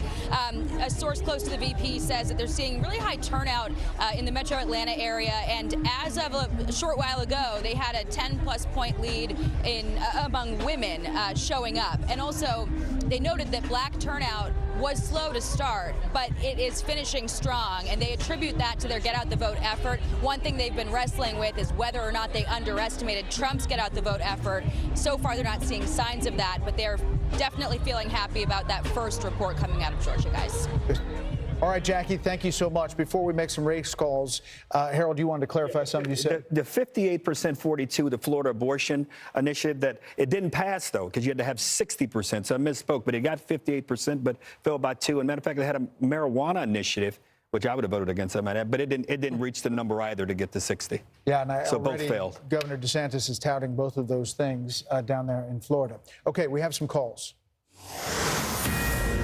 We begin in Pennsylvania, home to a razor-thin Senate race between incumbent Democrat Bob Casey and Republican businessman Dave McCormick. The Fox News decision desk says this is too early to make a call in Pennsylvania on that race. This could be a big cheer. Fox News can project that Rick Scott, the Republican senator from Florida, will win his second term. We'll pause for applause down there with Aisha.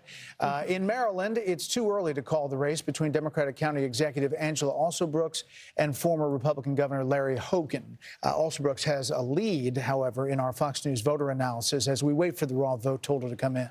And too early to call Missouri's Senate race between Republican Senator Josh Hawley and Democratic Attorney Lucas Kunce. Republican Senator Marsha Blackburn, though, we can tell you, will win once again in the state of Tennessee, another reliably conservative state. In Mississippi, longtime GOP Senator Roger Wicker will take home another victory. The Fox News decision desk can project that in Massachusetts, Democratic Senator Elizabeth Warren will win her third term. Connecticut's Democratic Senator Chris Murphy will also win a third term.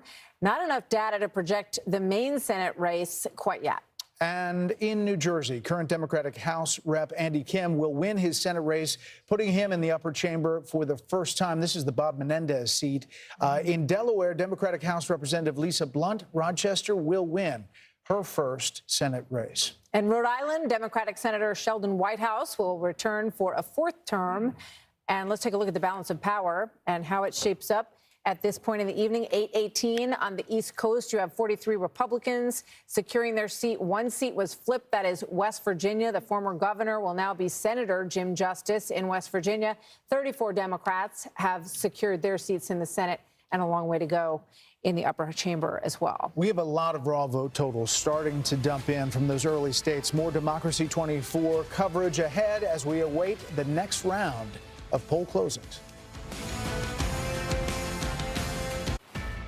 While you watch Fox News, stay connected at foxnews.com with live. You believe you were sent by God? Yes.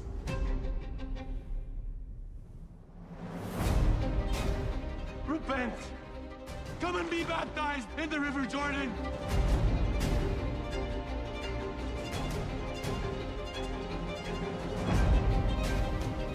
I speak in the name of the one true God.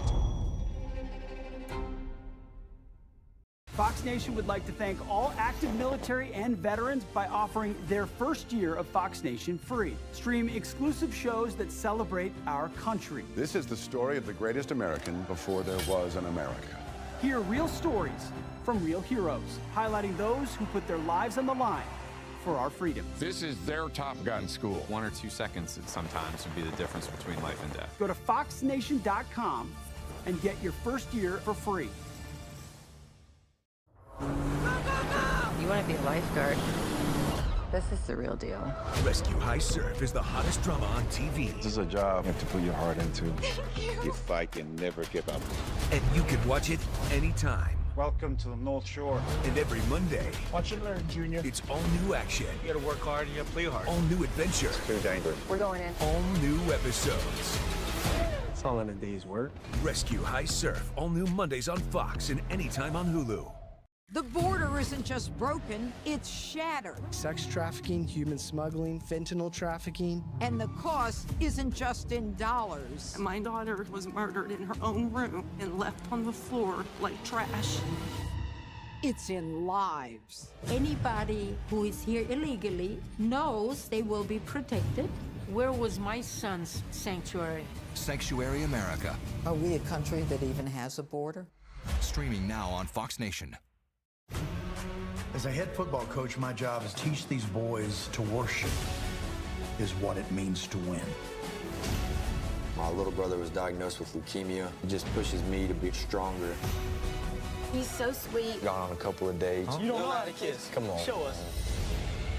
I always do trust in God. You can beat a team, but it's hard to beat a family. Give it up to Jesus. God, family, football. Streaming now. Part of Fox Faith on Fox Nation. Sign up at foxnation.com. The border isn't just broken, it's shattered. And the cost isn't just in dollars, it's in lives. Sanctuary America. Streaming now on Fox Nation. The biggest issue in this election. Let's go to Sandra Smith with a look at how that is playing out in our Fox News voter analysis. Sandra. Hey, Martha. Hey, Brett. Yeah, just taking a look. This is the national level. Before I dive into Pennsylvania, because we want to get a look at how voters were thinking about the economy there when they decided who they were going to vote for. But this is their view on the nation's economy. And as we knew leading up to Election Day, it's pretty negative. But the thing to point out here is when you compare it to 2020, those that have a negative view of the economy, this is about 6 points higher than it was just 4 years ago. I want to look at Pennsylvania and show you what we're seeing there, okay? When it comes to those that are looking for change, we know this is a big part of the story of this Election Day. Those that are looking for total upheaval, this is Pennsylvania voters, okay?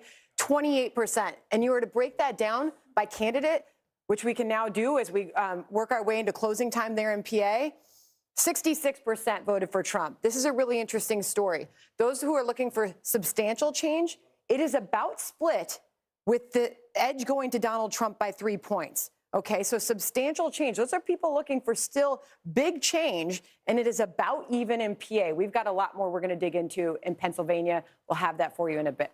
Brett and Martha.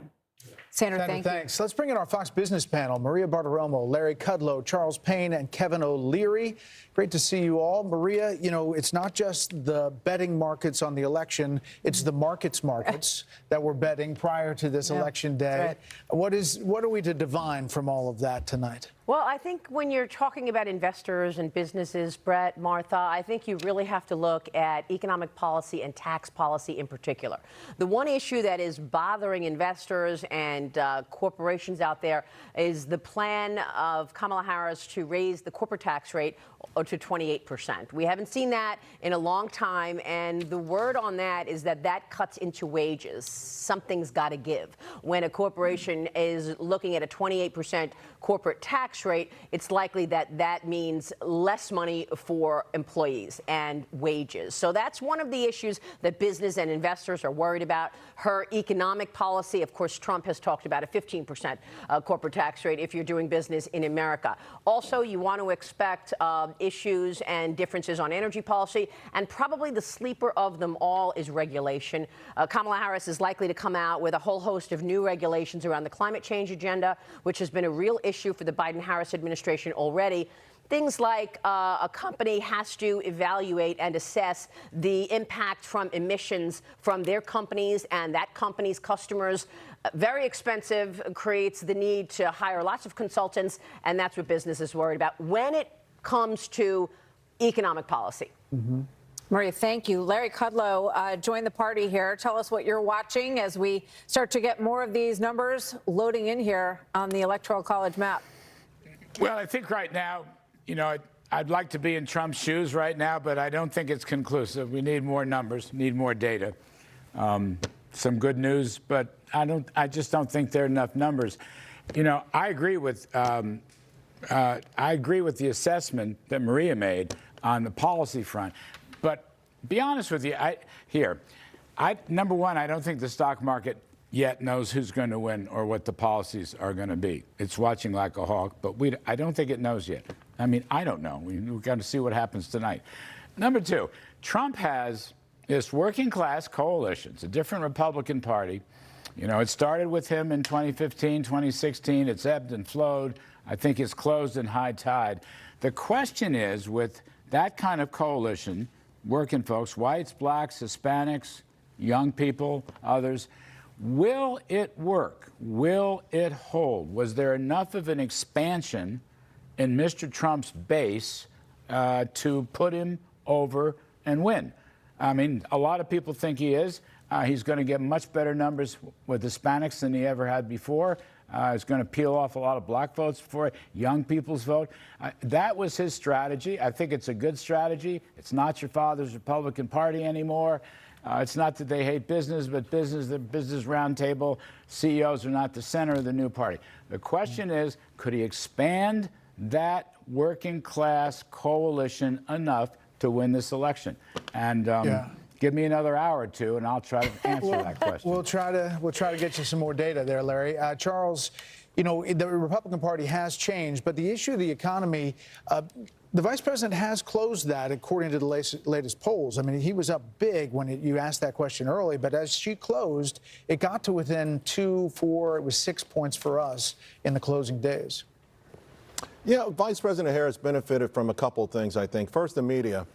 Every time economic data comes out, it's great, phenomenal. Of course, Friday, we learned that last month we lost 28,000 private sector jobs. And by the way, you can talk about all the storms you want. All the experts who they put together to come up with these consensus numbers also factor that in. Our jobs numbers have been going down steadily since 2021, and now wages are really beginning to drop big time. Last week we had what they call the employment cost index. Wages are dropping, and that's bad news for everyone, particularly folks who are already having trouble keeping up. The inflation issue, and Trump went out on a dangerous limb when he talked about tariffs, because conservative economists hate it.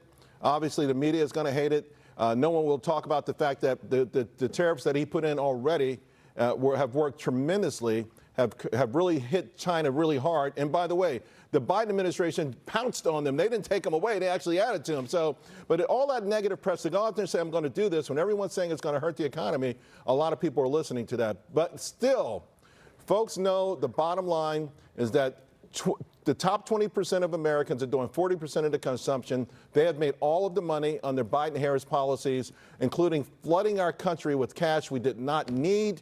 It was fun for regular folks when you got the SNME check and went to the mall, but now everyone outside of the top 20% suffering big time. May I add one thing, Martha, to the comment on jobs? Because here, too, it goes right back to policy, and that is the open border policy. The open border has not just had the effect on national security and our own personal security. The open border is an economic issue. For the last several years, what we have been seeing is an increase in jobs for non-citizens, illegal and legal, and a decrease in jobs for American citizens. That's important. People understand Kevin that. O'Leary, just with the quick time we have left, she has talked a lot about being from the middle class. It was the first sentence out of her mouth a lot. In an American economic future, what do you see winning these voters over tonight? Well, I was disciplined when I was listening to both parties, and disappointed we didn't get into policy enough because it got crazy towards the end last few weeks. Let's go back to taxation. We compete internationally. It's not like this is just isolated to the U.S. A 28% tax rate takes us into the bottom quartile of competition. That means capital goes to other places. That's not a good outcome. So I would have liked to talk more about that. The idea of taxing unrealized capital gains is beyond insane. Nobody ever discussed that in the last 2 weeks. I look at that. I have to invest tomorrow morning no matter what happens. And the idea of price controls, that's a bad idea too.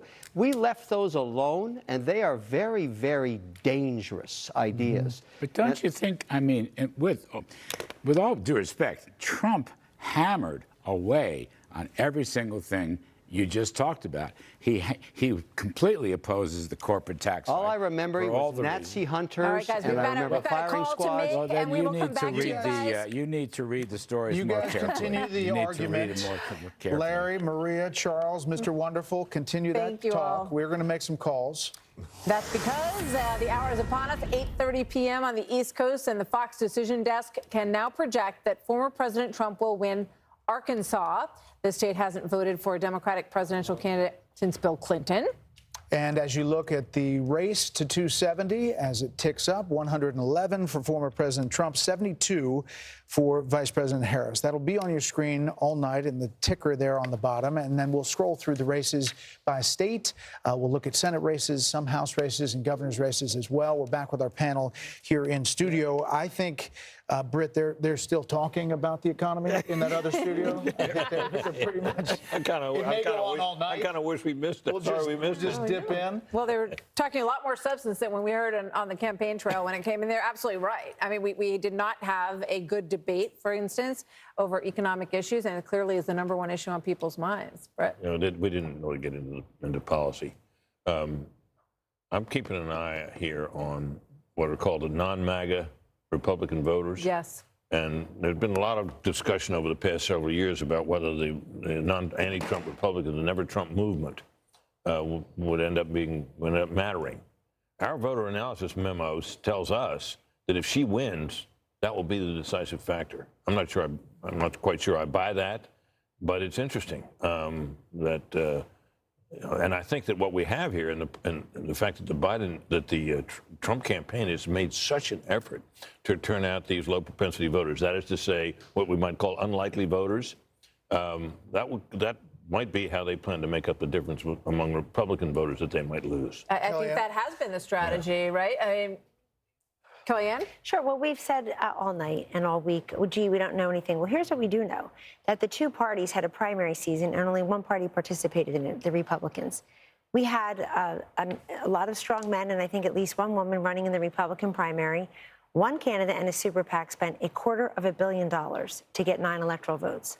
Another woman got 97 electoral votes. They spent over $100 million. I like them all very much. I'm glad they're part of the party. Donald Trump has expanded this party. Good candidates expand their party demographically, geographically. Florida, Iowa, Ohio, these are states President Obama won twice with well over 50% of the vote. We don't even talk about them as swing states anymore. He's going to get 1 million extra votes in Florida potentially tonight. So I have to push back a little bit about, is it this disaffected Republican? Every time there's a Republican of note, of name out there that goes and supports Kamala Harris, Liz Cheney and John Kelly and this, everybody just has to cover, the mainstream media has to cover it. They're missing the big story, which is the millions, maybe tens of millions of would-be, could-be, have-been Democrats voting for Donald Trump. They're rank and file people. They don't have big names. They're not going to go on MSNBC and crow about it and go campaign with Kamala Harris. They're showing up today, and they're showing up early. And the fact that he has converted this into the party of the worker, and he has told Americans not everybody has to be stuffed into a 4-year college degree, that the welders, the steel workers in Pennsylvania, the coal miners, they've got a seat at the table. They can work again. It's a big deal. Yeah. And she's not doing that. She's not winning black men. Folks, Barack Obama did not help her bridge this gap, at least in Georgia so far. We'll see in Michigan, Jessica, we will see that because that blue wall will really tell us something. But it is changing. The party's changing. There's a lot of Reagan Democrats in this coalition. One of the things to note right now at this hour, we have not called the state of the Commonwealth of Virginia. Right. It is a lot closer than people thought it would be. You know, the Trump campaign did a stop in Virginia. They thought it was closing. We're not calling it yet. No, not yet. And we'll see when that happens. My expectation is still that Kamala Harris will win it. But I understand that President Trump ran an unorthodox campaign in terms of where he went and certainly the things that he was saying. And that's really what I'm paying attention to and what's gone on in Florida. Now, that's great for him, a feather in his cap. Ron DeSantis has done incredible work to make Florida a place that a lot of my own liberal friends are happy to be living. But that is inefficient vote when you are trying to become president. And Donald Trump went to a lot of places, like having a rally here at Madison Square Garden, going to Coachella to give a rally, spending time in New Mexico, which he lost twice. And I think that if Kamala Harris is victorious tonight, there should be some examination of why those campaign stops happened and if his time would have been better spent parked in North Carolina, in Georgia, in Arizona, and one of the blue wall states that he has to pick up, Pennsylvania, for sure. We've got to go ahead. Yeah, we'll see how that inefficient vote it's a real issue, and we have to see whether or not it actually pans out. And one of the reasons he went to New York and New Mexico and were these House races. I mean, there are House races in all of those places. So. And she did the same thing in places as well. Hold on. We're going to take a quick break. We're going to be right back with the panel, and we're going to dig into a lot of these numbers. Major poll closings coming up. We'll get our first look at Arizona. Remember Arizona? Michigan, Wisconsin. This is Fox News Democracy 24 marches on. The votes are in. The next president of the United States is... It's Fox College Football Friday. Breakout star and Big Ten rushing leader, Caleb Johnson leads Iowa. My goodness! Against UCLA. Wow! It all kicks off at 9 Eastern on Fox. Hey, America, are you ready? The 2024 Fox Nation Patriot Awards. Be part of this year's celebration, live in New York. Tickets are available now. Go to foxnation.com/Patriot Awards. You believe you were sent by God? Yes.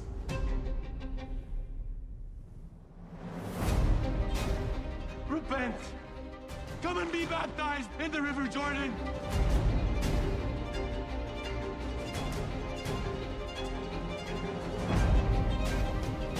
I speak in the name of the one true God!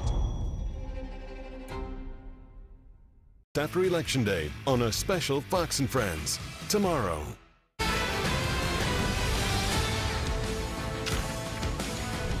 Back, and let's get a live look, she said, at Pennsylvania, where Alexandria Hoff is in Newtown tonight. Hi, Alexandria.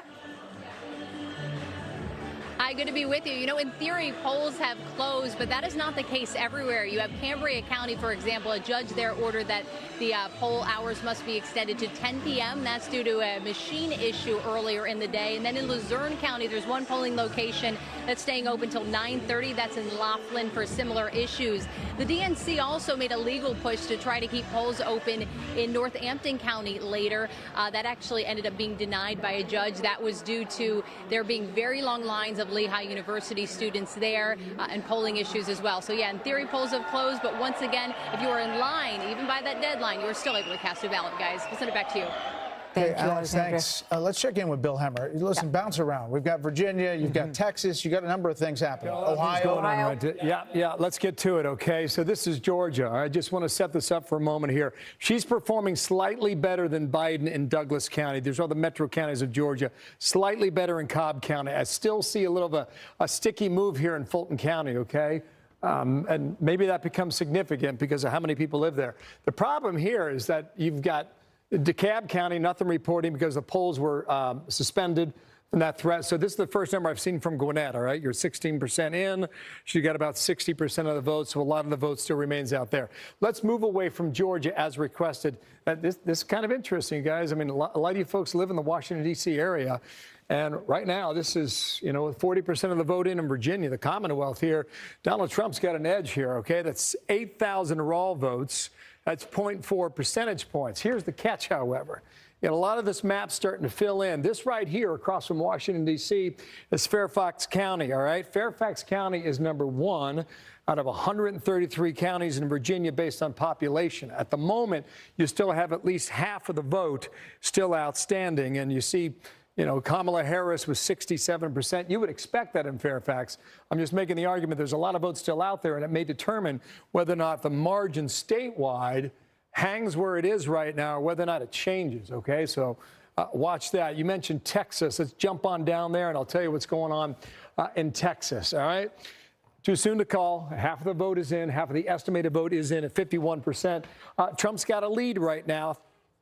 Percentage-wise, 5 points, okay? So that's kind of what a lot of the pollsters had in Texas thus far this year. I'm going to come back to Georgia in a moment. Let me just see what's happening in Pennsylvania because this is critical, too. All right, so there's a ton of vote out there, by the way. I mean, there's no conclusions at the Keystone State. You're at 11%. I would keep an eye on Pittsburgh. I'd keep an eye on Philadelphia. In fact, if we can, do we have a moment here? Why don't we go ahead and do the vote? Let's go ahead and do that, right? Let's do the vote margin for Pennsylvania, and let's see what's happening here. What we've done for you is we've tried to set up the state in a way where the more prominent counties are more extended than the others. So you see Philadelphia in the east and Pittsburgh and Allegheny County in the west. And the darker the blue, the more Democratic the vote is. The darker the red, the more Republican the vote is. If you see shades of blue, that means the margin in that county is 10% or less. If you see a shade of red, like a rosé, it's happy hour somewhere. If you see a shade of rosé, that's 10% or less, too. So those are counties that we want to watch. Let's look at the vote margin now for Georgia. This is interesting, right? So we just went over there on the board, and we showed you the metro counties throughout Atlanta. Let's find out where the outstanding vote for Georgia is at the moment. So what we want to do here, the deeper the purple, the more outstanding votes. So you can go to the more populated counties, perhaps like DeKalb County. You can look at DeKalb on the map, 0% in the upper right-hand corner. Can't know anything from DeKalb. What about Fulton? Fulton, You see, Fulton, 70% of that vote is now in. So that's certainly one to watch. What about Gwinnett? All right, still at 16%. Kevin, go ahead and arm up and look at Cobb County, just to the northwest of Atlanta there. This is Newt Gingrich's old district, heavily Republican for decades. And around 2016, it flipped toward the Democrats. And right now, a little more than 50% of the vote in. So, Kevin, come on back down here a moment. One county I haven't checked in on, you know, when you look at the African-American turnout, look at Chatham. Chatham is where Savannah is, down there along the coast. You only have 5% of the vote reporting. Chatham was one of these counties in 2020 that took forever to get the vote in.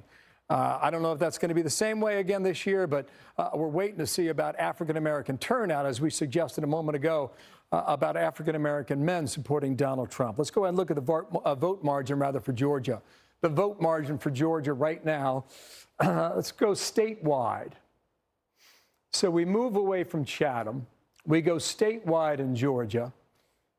So Chatham's still at 5%. And for statewide, you're at 44%. So a lot of vote out there. Pete Stay, go ahead and clear this, and we'll get back to this in a moment in Georgia and elsewhere. So, Brett, Martha, I think back to you on that. that's really interesting about what's coming in. I think that these states, as these numbers come in, Democrats have high hopes about someplace like Texas, about something like Ohio, where they look at the Ann Seltzer poll from Des Moines and say, is this indicative of the Midwest? But we're not seeing that in our Fox News voter analysis match. Yeah, go ahead. Okay, so come on over here. I haven't checked Ohio yet.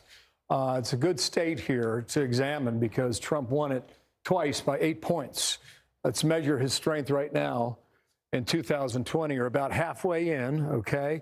Kamala Harris doing better on the margins here, okay? About 3.5 points statewide, so some vote out there. But Trump has proven to be pretty strong here in Ohio the last 2 times around. We'll see whether or not he can hold. Big Senate race in Ohio as well. Bernie Moreno against Sherrod Brown. We'll track that throughout the night as well. Basically in Ohio, you've got Cincinnati and Hamilton County. You got Columbus and Franklin County. You got Cleveland and Cuyahoga. Those are your 3 main population centers. They have been blue for some time. I would not expect them to be even a shade of rosé, okay? But let's go into my hometown. That's Hamilton County. Strong performance here. About 2/3 of the vote going to Kamala Harris. This is one of these places, that's the cities where the progressives and the Democratic movement has gotten to be pretty strong, especially in local government as well in that city. This is Franklin County. You got Ohio State University there, so you got a strong student vote as well. Greater than 2/3 going to Kamala Harris right now. In 2020, the final vote in Franklin County, which is Columbus, you had 65% of the vote for Joe Biden there. So a little bit of the vote still out there, but she is overperforming Biden's number from 4 years ago. And this, I'll just finish up here, guys. Cuyahoga, to check this. Heavily Democratic, 3-1 Democratic votes in Cleveland, Ohio. Cuyahoga, just about 1/3 of the vote right now is in. And Kamala Harris, 71%. And Biden was at 66. So that'd be a good number for Kamala Harris if indeed that holds up. And I think that kind of tells us a little bit about why this number is closer than it's been the last 2 times around. You want to talk to your co-anchor, Dana? Well, one of the things I think is pretty interesting is, especially when you're looking at or considering the political realignment that we're living in, and also the population changes, right? So post-COVID, people leaving the North and the Midwest and going South. That's one of the things that, as somebody from Colorado will say, all these people moved in from California, and Colorado was reliably red. When I was a kid, it is now reliably blue. And so you get South Park making fun of California all the time and being very frustrated that they moved there. That's not happening in the South.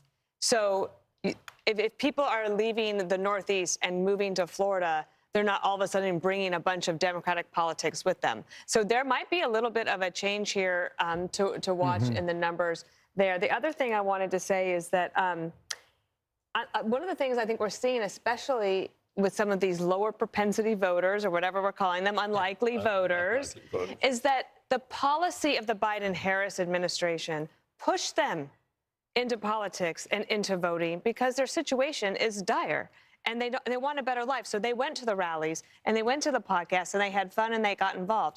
What will be interesting to see is, Kellyanne might be able to correct me, but as I understand it, if you don't vote often, or if you're a first-time voter, Whichever party you vote for the first time, you're likely to vote for that party the second time, and then you might have that voter for life. So the political realignment that is happening and the coalitions that Harris and Trump are putting together could have longer legs. Well, it goes to what Kellyanne was saying earlier about the working element of the Republican Party shifting. And I think that when you look at Ohio, you are seeing a concentration likely coming from the suburbs, which is leaning more to Harris. There's something else I see very quickly, and I see it in Virginia. Remember, this is the first presidential election since Glenn Youngkin was elected over Terry McAuliffe on the issues of wokeness and education and just really post-COVID policies. These school board elections. I think we're having a parents' rights renaissance in this country that continues. And I think two pillars that we don't cover enough in all the issues, the themes here, are wokeness and weakness. In our Fox News voter analysis, Trump is seen as the strong leader by more than 10 points over Kamala Harris, strength over weakness. But it's also fairness over wokeness. People feel like life is increasingly unfair. They don't want men and women's sports. They don't want to think their kids are stuck in schools based on their zip code. They don't want the pipe fitters and plumbers to pay for student loans of doctors and lawyers. And they don't want 10 million people to come here, including in all these states we're seeing, and get cash and cell phones and clothing and hotel rooms. They just say it's unfair. But wokeness is on the ballot, whether we feel it or not. I'll never understand how Kamala Harris chose someone in Tim Walz who was to the left of her on the woke agenda. Harold, quickly. So you look at, we talk about early surprises. Jesse and I love sports, so do you, Brett. When you can get a quick touchdown in a game against somebody you're not supposed to beat. If he wins Virginia, this is a big thing. This is one of those early things that could go your way. Similarly, her numbers in Ohio are interesting to me. I did not think, you talked about the Seltzer poll, and Jessica and I talked about this before we got on. That number suggests, that's what she was suggesting, it could close there. We'll see as the night goes on. But Georgia, North Carolina still the states that she's got to perform well in, maybe win one. And if he can win Virginia, we thought we were going to have a long night. We might have a longer night. As we think about these numbers here over the next few hours. It might be a shorter night. Or shorter if it's Virginia. So we really have to look at the gender breakdown in these states and where we are at half the vote in some place like Ohio and Texas, where that vote's coming from. We're going to get that. Coming up. Minutes away, Brett. That is what we're dealing with. We're going to get some major poll closings that are coming up. Arizona, Michigan, and Wisconsin all about to close. And Sean Hannity will enter our chat as our special coverage continues.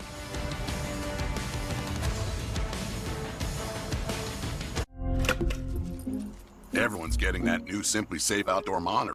It's Fox College Football Friday.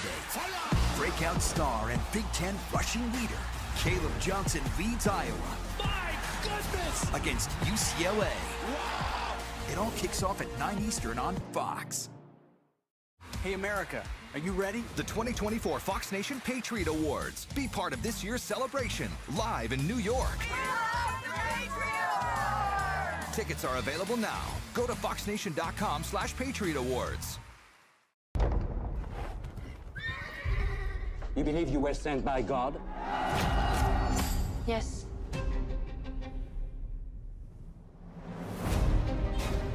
Repent!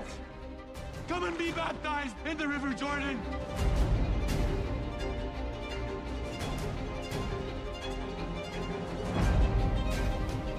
I speak in the name of the one true God!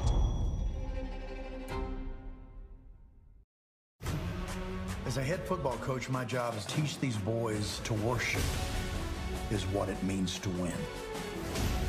My little brother was diagnosed with leukemia. It just pushes me to be stronger.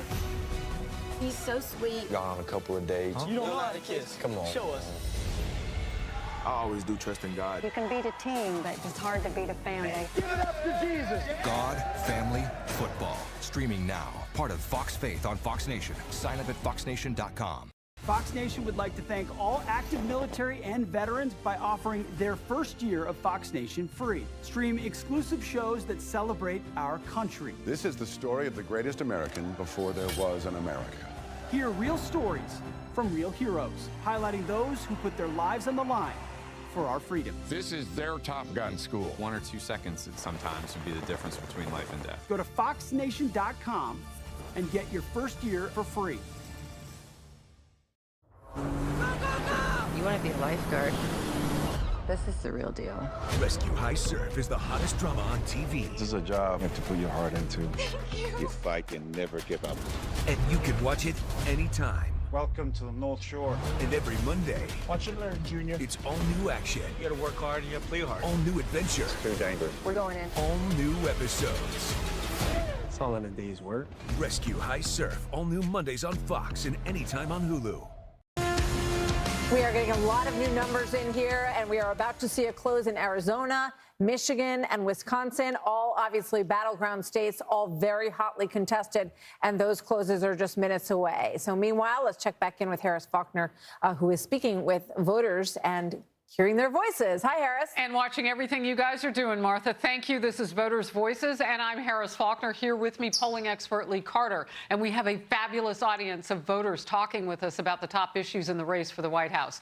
Most polls show the economy is the voters' top issue.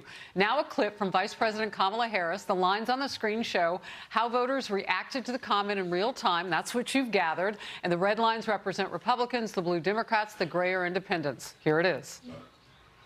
While inflation is down and wages are up, prices are still too high. You know it and I know it.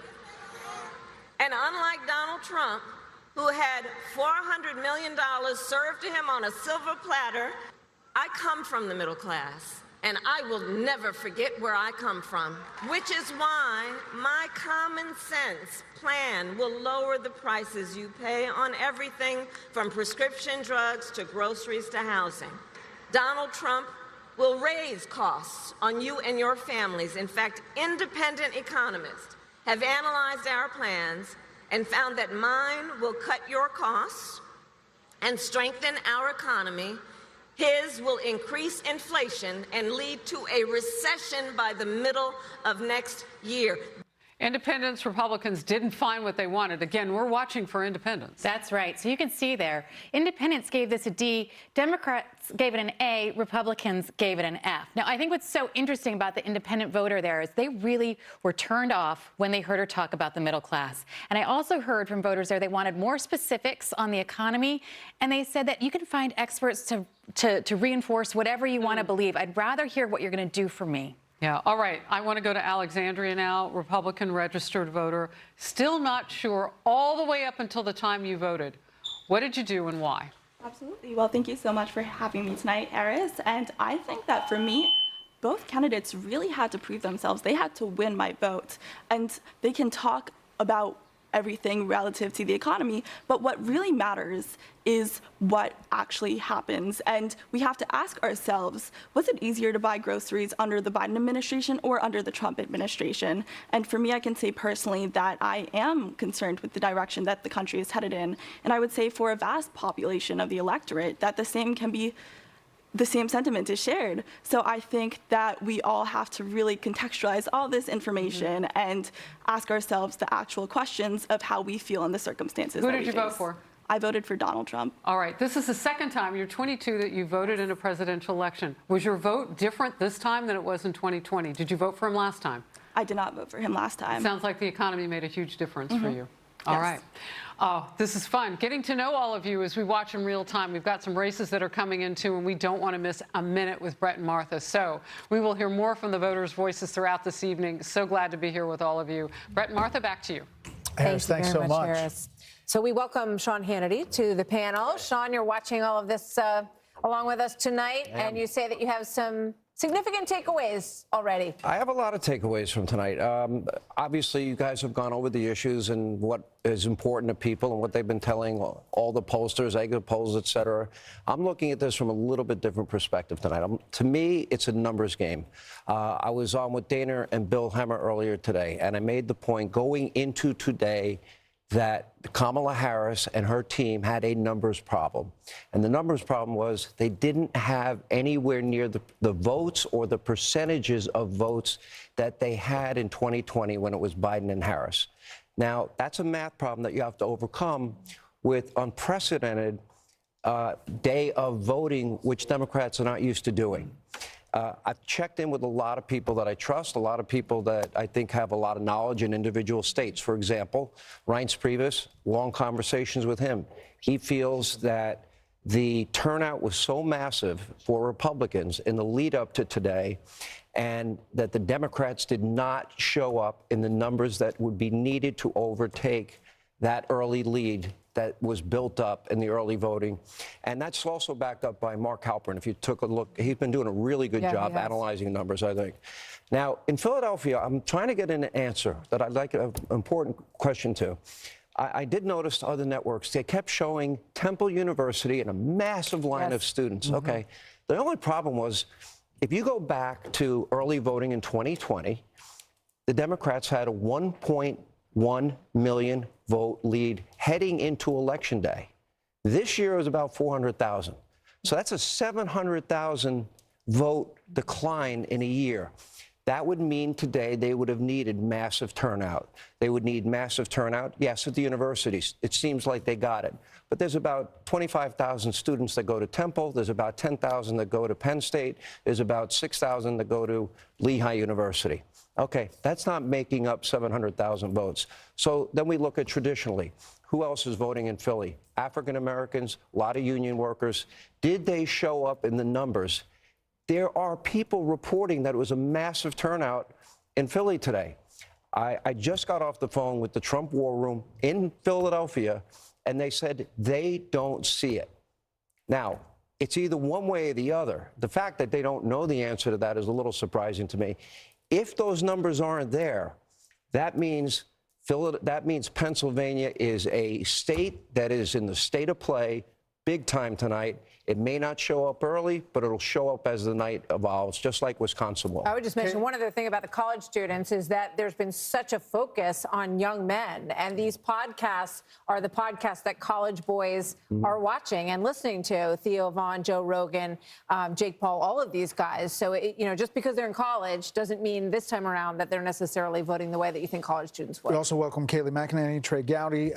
Kayleigh, the interesting thing I mentioned earlier was Florida. We've already called that state for the former president, but inside those numbers, there's a massive Puerto Rican turnout in Osceola County and other places. Yes. In other places, the media would tell you that MSG rally really upset the Puerto Rican vote outpouring, but Trump won that overwhelmingly with a massive Puerto Rican turnout. I'm not sure it affects things one-to-one, but it is interesting to look at. It is. So Osceola County, as you point out, a big Puerto Rican population. Listen to this. Joe Biden won Osceola County by 14%. With 95% reporting currently, Donald Trump is leading by 1. Now, what other national lessons can we take from Florida? Miami-Dade County, a huge Latino population. No presidential candidate has won that since 1988. Ron DeSantis, of course, won Miami-Dade as a governor. But currently, Donald Trump in Miami-Dade County with 95% reporting is plus 11. Yeah. Thank you. The electoral vote count about to go up. Stay tuned. We are seconds away from 15 states, including New York, Colorado, Texas, plus critical battlegrounds. We are going to win the state of Michigan. Arizona, we need to fight this battle on every front. With 163 electoral votes on the line, we have the results as they come in. The moment is here. America is watching.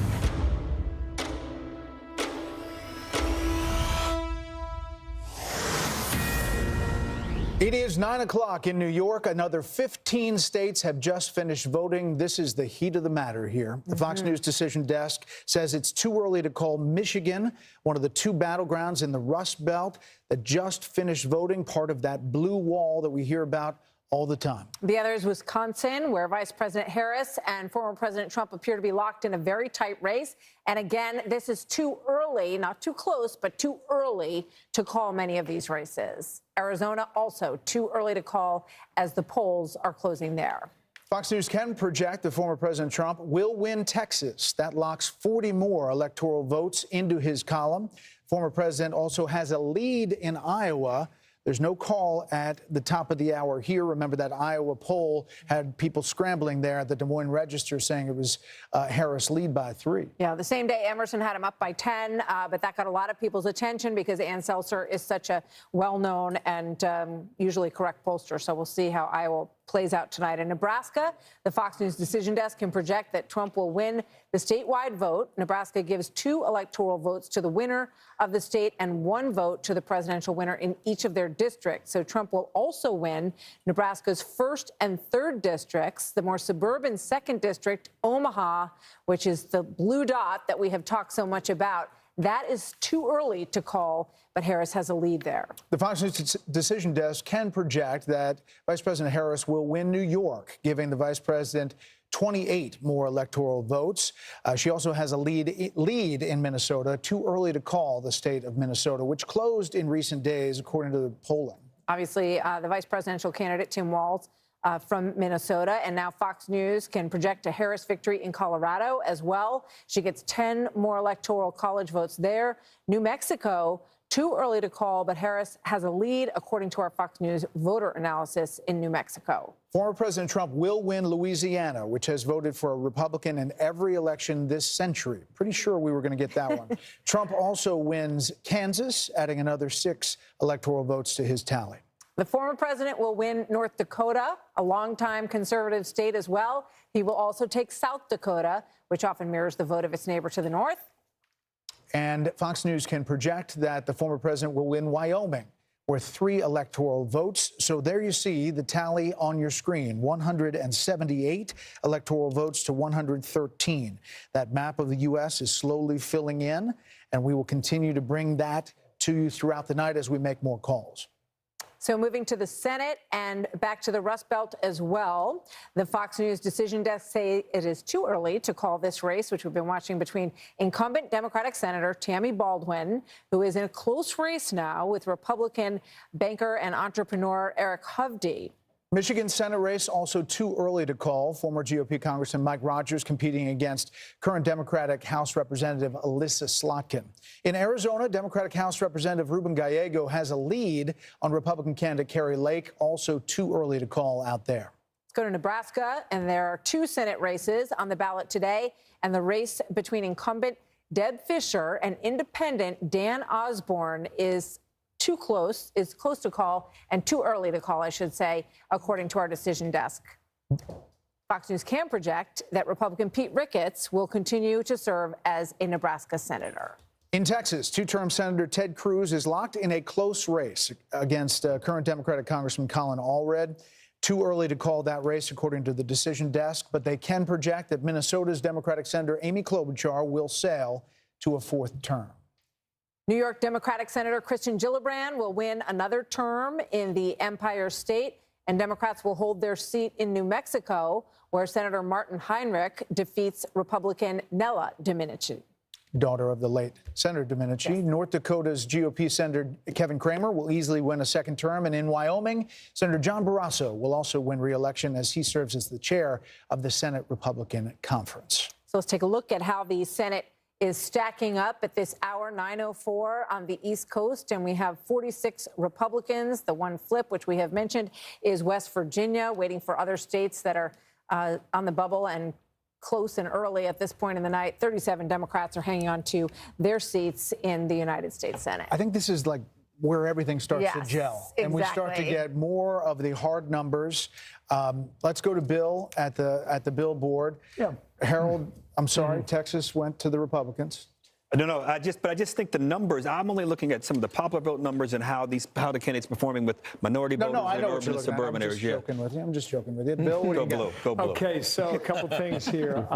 Yeah, go blue. What are you talking about? Michigan. We'll be at Ohio in a moment here. Hang on 1 second there, Bob. Okay, just want to show you this. I mean, this is really, it's got to be your target right now. You know, Fulton County, heavily populated, and a ton of votes there, okay? That hasn't really moved. So the estimated number of votes still out is about 30%, and Kamala Harris hanging in there with 7. She's going to win the county, okay? The question is the margin. The question is whether or not, you know, Trump is chewing in this African-American male vote that we were talking about, because I want to come up to North Carolina. I'll show you a county. Okay, this is rural, and it's also African-American. 47% African-American. It's a small county here. It's called Anson, all right? Trump's winning, okay? What's that mean? Okay, this is Biden 4 years ago by 4 points, okay?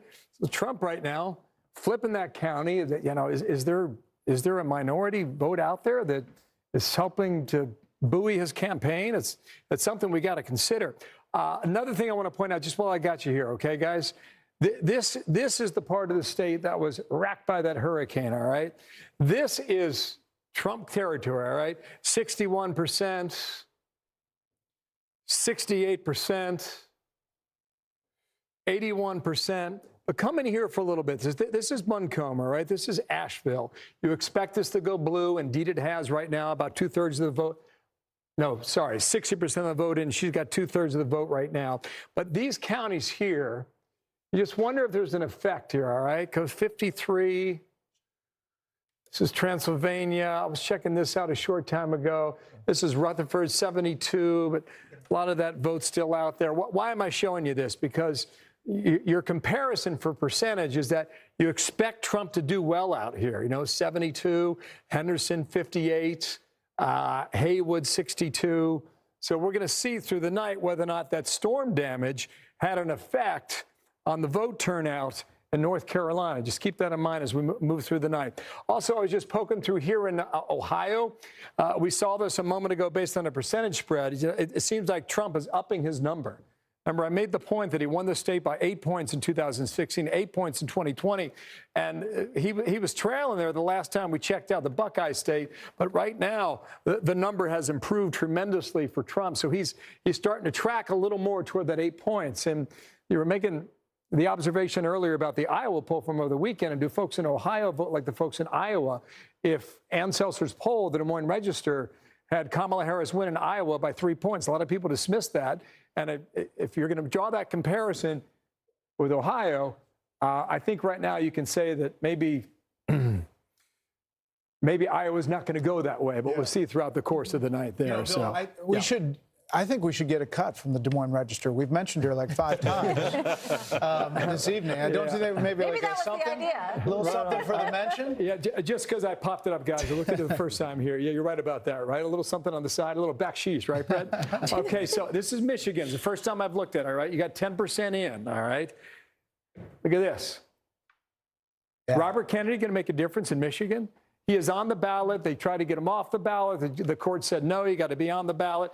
He's drawing 2,455 raw votes. Okay, now, if Michigan is that close, it's just something that we're going to have to watch throughout the night to see whether or not this is some sort of spoiler for the red team and whether or not it helps out Team Blue in Michigan so far. So that's for you, by the way. Let's interact with the panel here. Yes. Trey Gowdy's here. You know, what about that point about third party? RFK Jr. tries... First of all, the Democrats try to prevent him from getting on the ballot. And then the Democrats try to prevent him from getting off the ballot. Now, he's on the ballot in Michigan and Wisconsin, also Minnesota. But Michigan and Wisconsin, obviously, if it comes down to really tight, that could make a difference.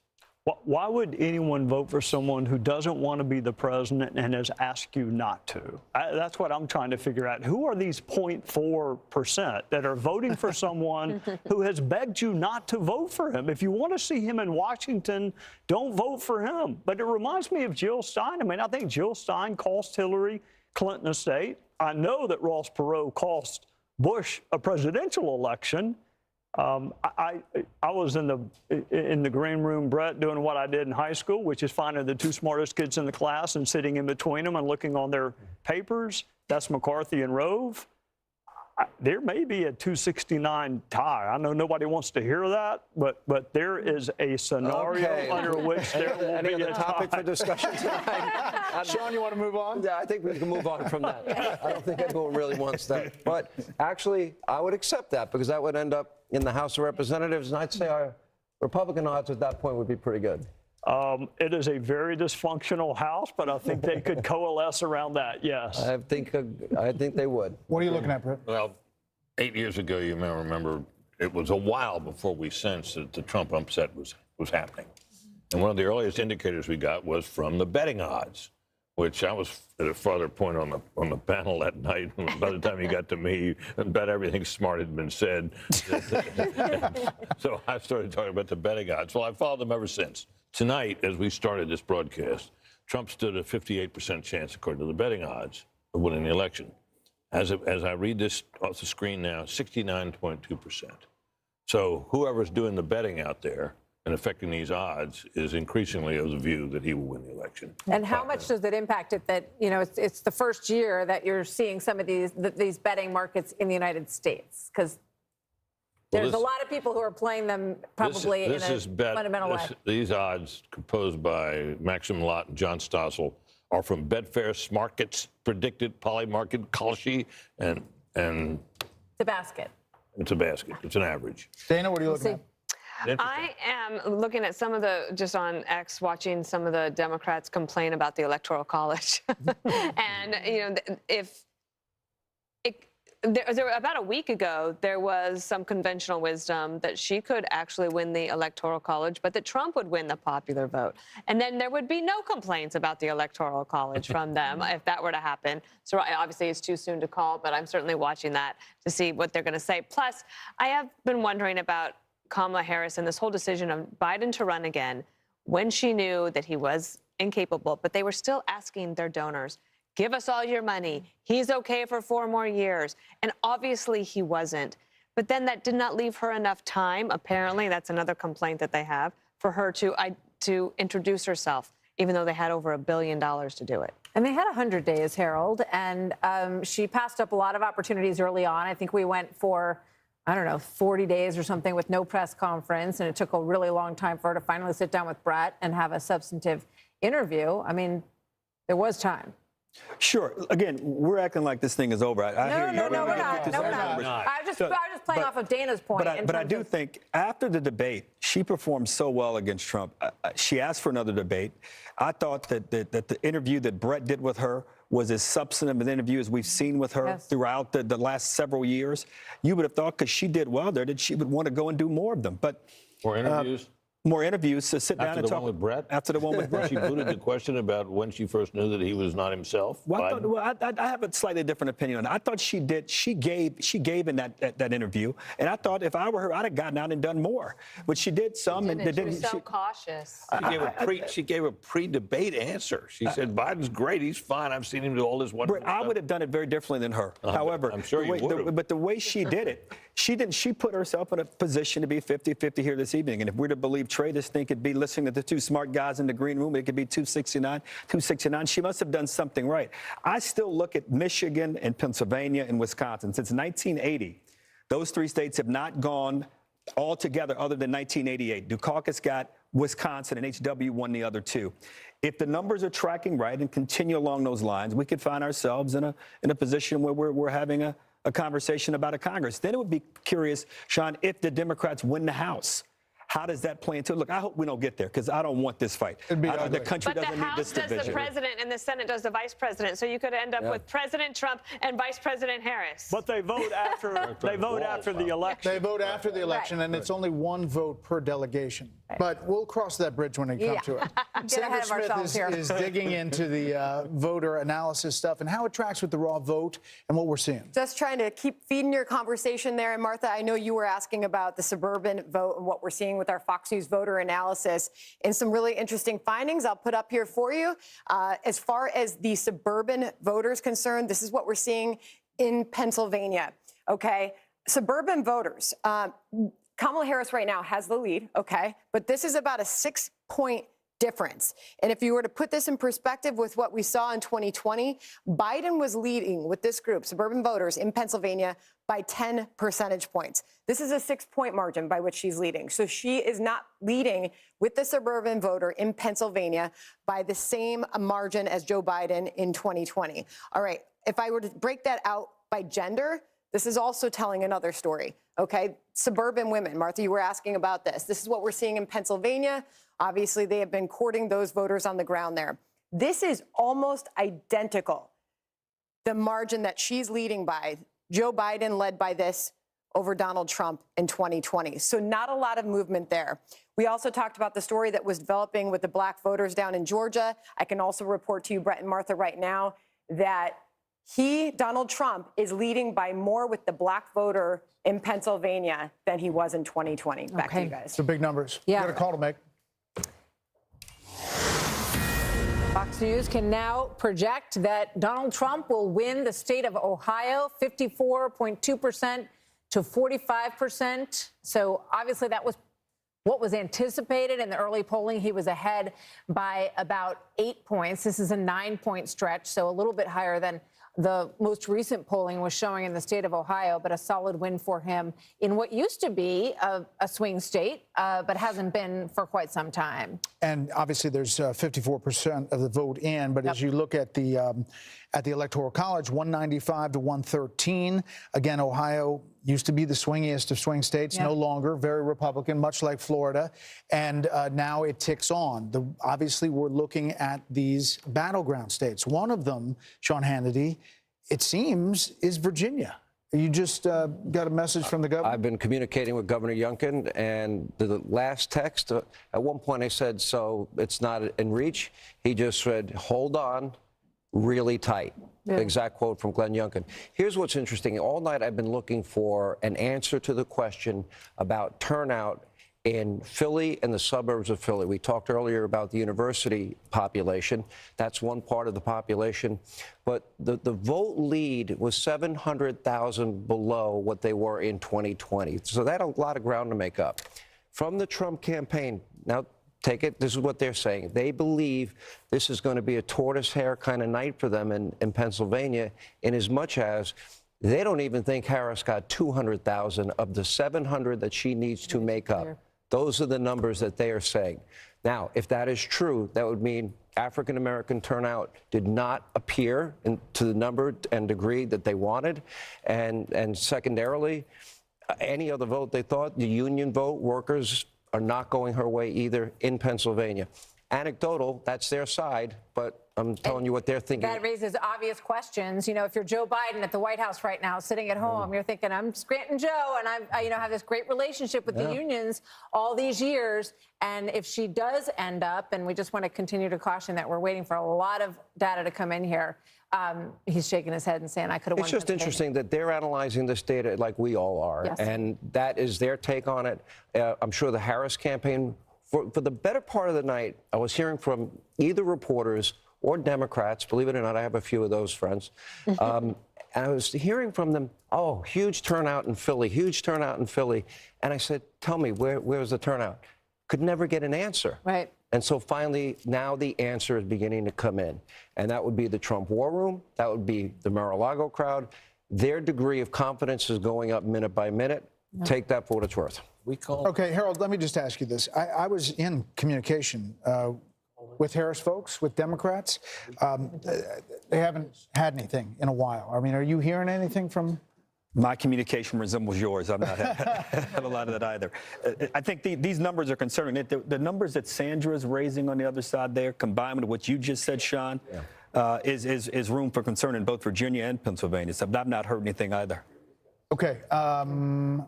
The polls are closed in battleground Wisconsin. We're going to check in there on the ground with senior correspondent Mike Tobin in Milwaukee, learning about some issues with more than a dozen tabulation machines. What's that about, Mike? More than a dozen tabulation machines and 31,000 ballots. And as a result, the city put out an all-call for volunteers. So they've got firefighters, healthcare workers, and IT workers all showing up here to help with the retabulation of those 31,000 ballots. Now, the heart of the problem, I can show you as we zoom in over my shoulder, are these tabulation machines. There are 13 of these tabulation machines here at Central Count. If you look close to the back of the machine, there are stickers on the back of the machine. Those act as the seal. The seals were in place, according to city officials and election commission officials, but there's a locking mechanism there as well. A Republican observer noted that the locking mechanisms had not been engaged. First, we were told on one machine, then some of the machines, then all 13 machines. 31,000 ballots in question. The city says they believe the integrity of those votes was never compromised. Still, out of 107,000 ballots, those now need to be retabulated. Some 43,000 ballots have been counted here as of this point, but they've got these additional volunteers to try to speed up the process. We expected to get final numbers somewhere around 1 or 2 a.m. The city now only says it's going to be later than that. The city wants to pass this off as an abundance of caution, or a very cautious move. Republicans are upset about it. The RNC chairs, Michael Whatley and Laura Trump, put out a statement calling this an unacceptable example of incompetence. Wisconsin officials are here to try to get some questions answered. Brett and All right. Martha. It's been a long night in Milwaukee. Thank you, Mike. So the Fox News Decision Desk can now project that Vice President Harris will win Delaware, the home state of President Biden. And there is the look at the race to 270. That makes it Trump 195, Harris 113 at this hour. And we have another call to make as well. In a key governor's race, Fox News can now project that Republican Kelly Ayotte will become the next governor of New Hampshire. She defeats Democrat Joyce Gregg. And that was a close race for a while, but Kelly Ayotte will win there. Here are a couple of other results we're getting as our Democracy 24 coverage continues. It'll be on the screen all night long.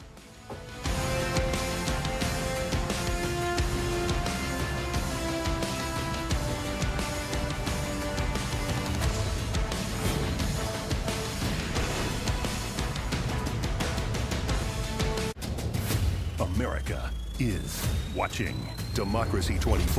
It's Fox College Football Friday. Breakout star and Big Ten rushing leader, Caleb Johnson leads Iowa. My goodness! Against UCLA. Wow! It all kicks off at 9 Eastern on Fox. Hey, America, are you ready? The 2024 Fox Nation Patriot Awards. Be part of this year's celebration, live in New York. Tickets are available now. Go to foxnation.com/Patriot Awards. As a head football coach, my job is to teach these boys to worship is what it means to win.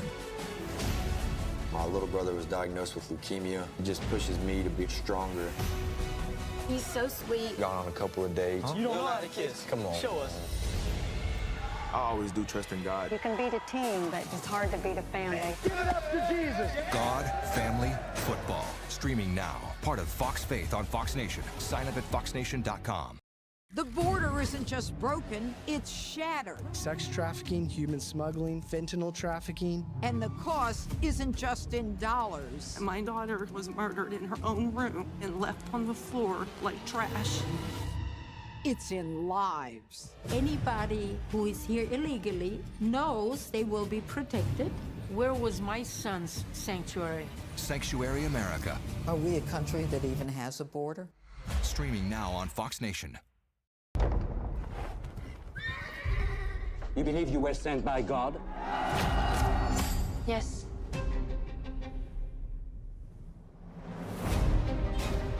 Repent! Come and be baptized in the River Jordan!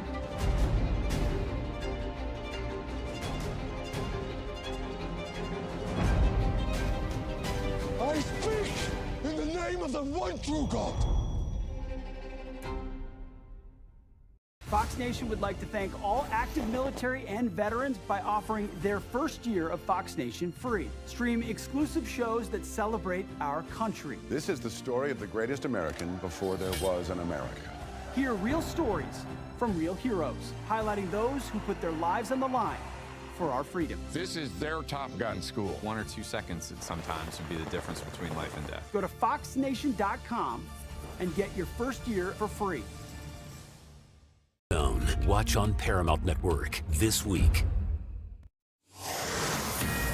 Fox News Decision Desk can now project that Texas Senator Ted Cruz will have a third term, and he has defeated Democratic Congressman, former NFL player Colin Allred. There was some movement in this race. It tightened a little bit, and there was some discussion that maybe Ted Cruz might lose his seat, but he has handily. Do you know how much money they Colin poured into Allred. that race? Yeah. Democrats poured a ton of money into that race. Colin Allred was a good candidate. Good candidate. Absolutely, good debater. Minus being in Texas, I mean, he was really a really good Democratic candidate. As you look at the balance of power, 47 to 37. Again, West Virginia has already flipped, majority at 51. We're looking at states like Ohio, the Sherrod Brown race, Montana, the John Tester race, as a possible flip in the U.S. Senate. Brooke Taylor is at the Cruz campaign headquarters in Houston. Check in with Brooke. Good evening.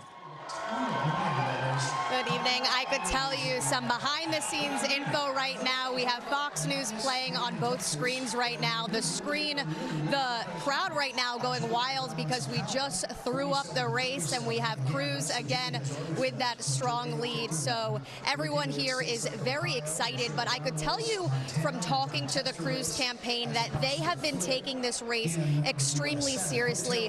When you think of Texas, you think of this deep red state. A Democrat has not won an election here in 30 years, so since 1994.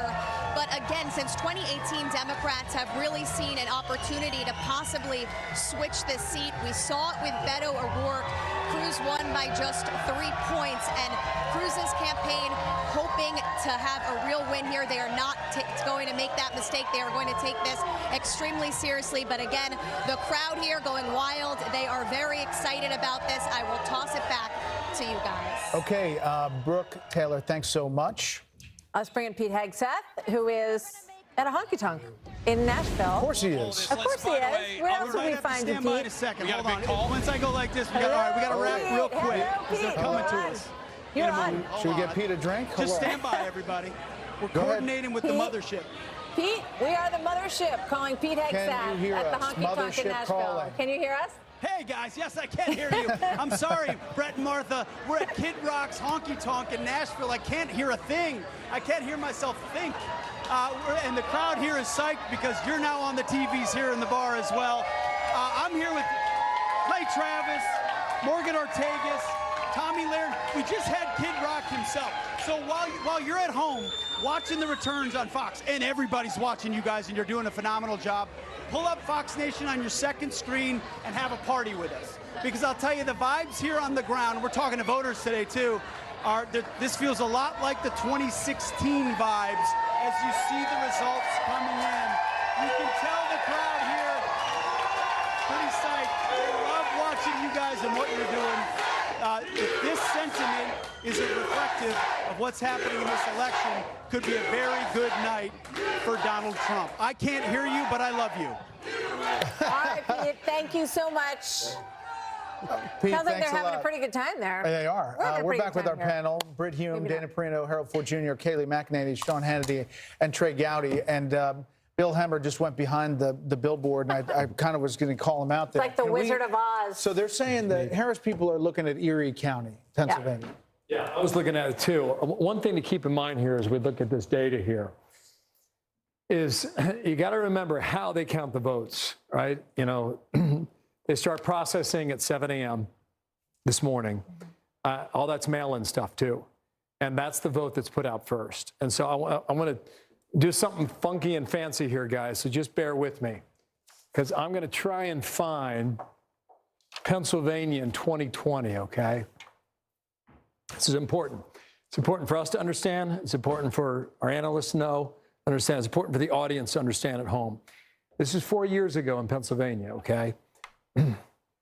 This is just a 24-hour span from November 3rd into November 4th, from 8 p.m. to 8 p.m. the following day. And the vote count that came in here, right, it's heavily blue, well over 70%. And then around 11 p.m., you get across the line. And that's where the Republican vote started coming in for Trump. Then you went well past midnight, and Trump maintained his margin for almost the entire day on Wednesday. And then if you went further off this map, you see where eventually the bars there cross the other way for Joe Biden, okay? So with that in mind, okay, we're going to show you Pennsylvania, and we'll try and digest all this together now. I haven't looked here in some time. You only have a quarter of the vote in now, okay? So at least 75% is still out. And you see a lot of blue in the areas where Kamala Harris needs to do well, namely Pittsburgh, Allegheny County, and namely Philadelphia and what they call the collar counties around Philadelphia. But the argument for this hour is that there's a strong Democratic vote in that batch that's now been counted, okay? There's 2 counties in Pennsylvania that you watch because they are bellwethers and they are flippers too, okay? One is Erie along the border here with New Jersey. excuse me, one is Erie up there in Lake Erie. This is Northampton here in the east, okay? Northampton is one of these counties that flipped last time around, all right? Kamala Harris with a lead with 27% of the vote reporting there in Northampton. The other one is Erie that I mentioned a moment ago, okay? This is up on the lakefront here, all right? I don't know why we're getting 0% in, because there is some of this vote that may lend itself to some of the confusion with the early vote being tabulated from the mail. I don't know. I can't vouch for that. I'm not sure what's going on there.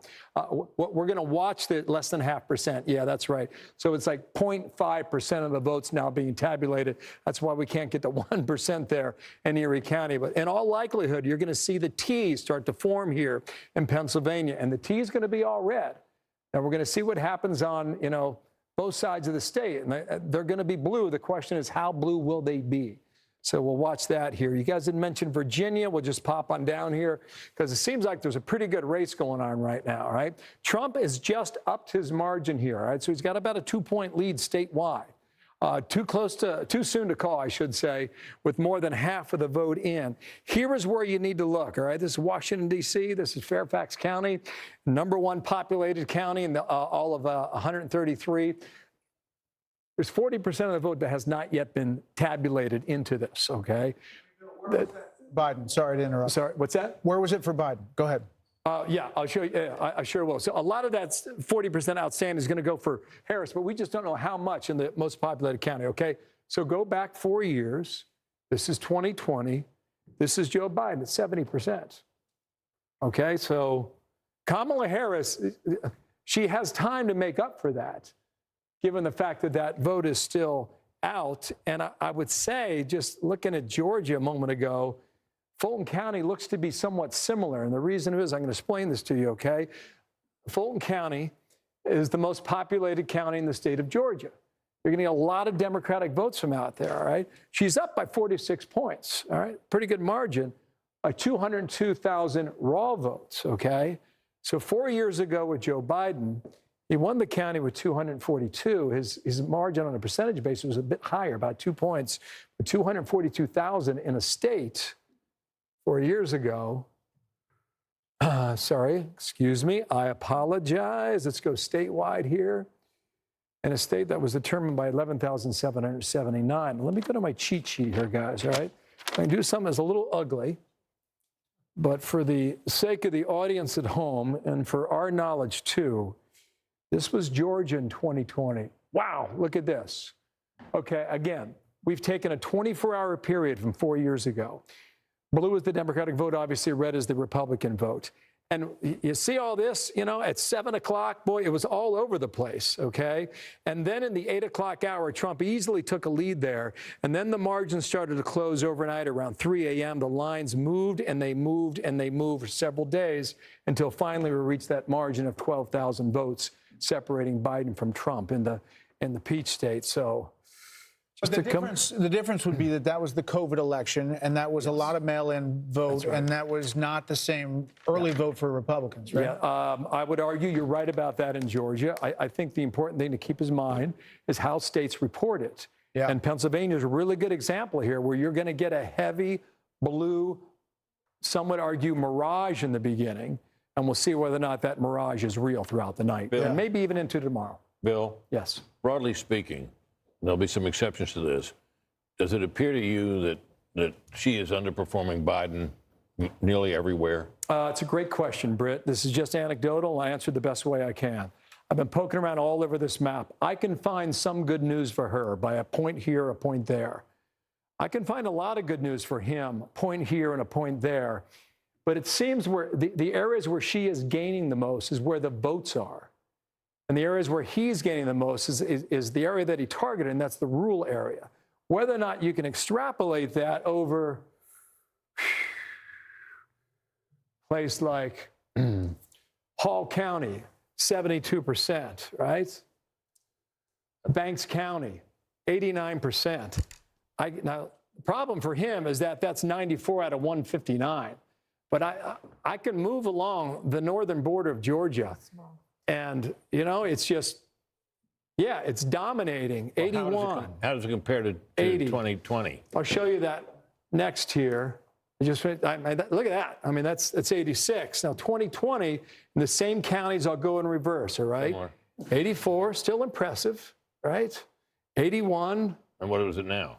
82 right now. So this is Fannin County. There's about 14,000 votes in that county alone. 14,000, okay?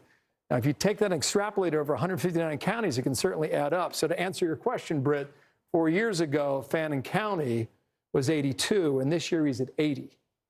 Still 25% of the votes still out, so he's got a chance to do a point or two better. But right now, he's not meeting the number that he hit in that rural county 4 years ago. We're going to make a quick call. We'll come back to the board and the panel. The Fox News decision desk can now project that Vice President Harris will win the state of New Hampshire.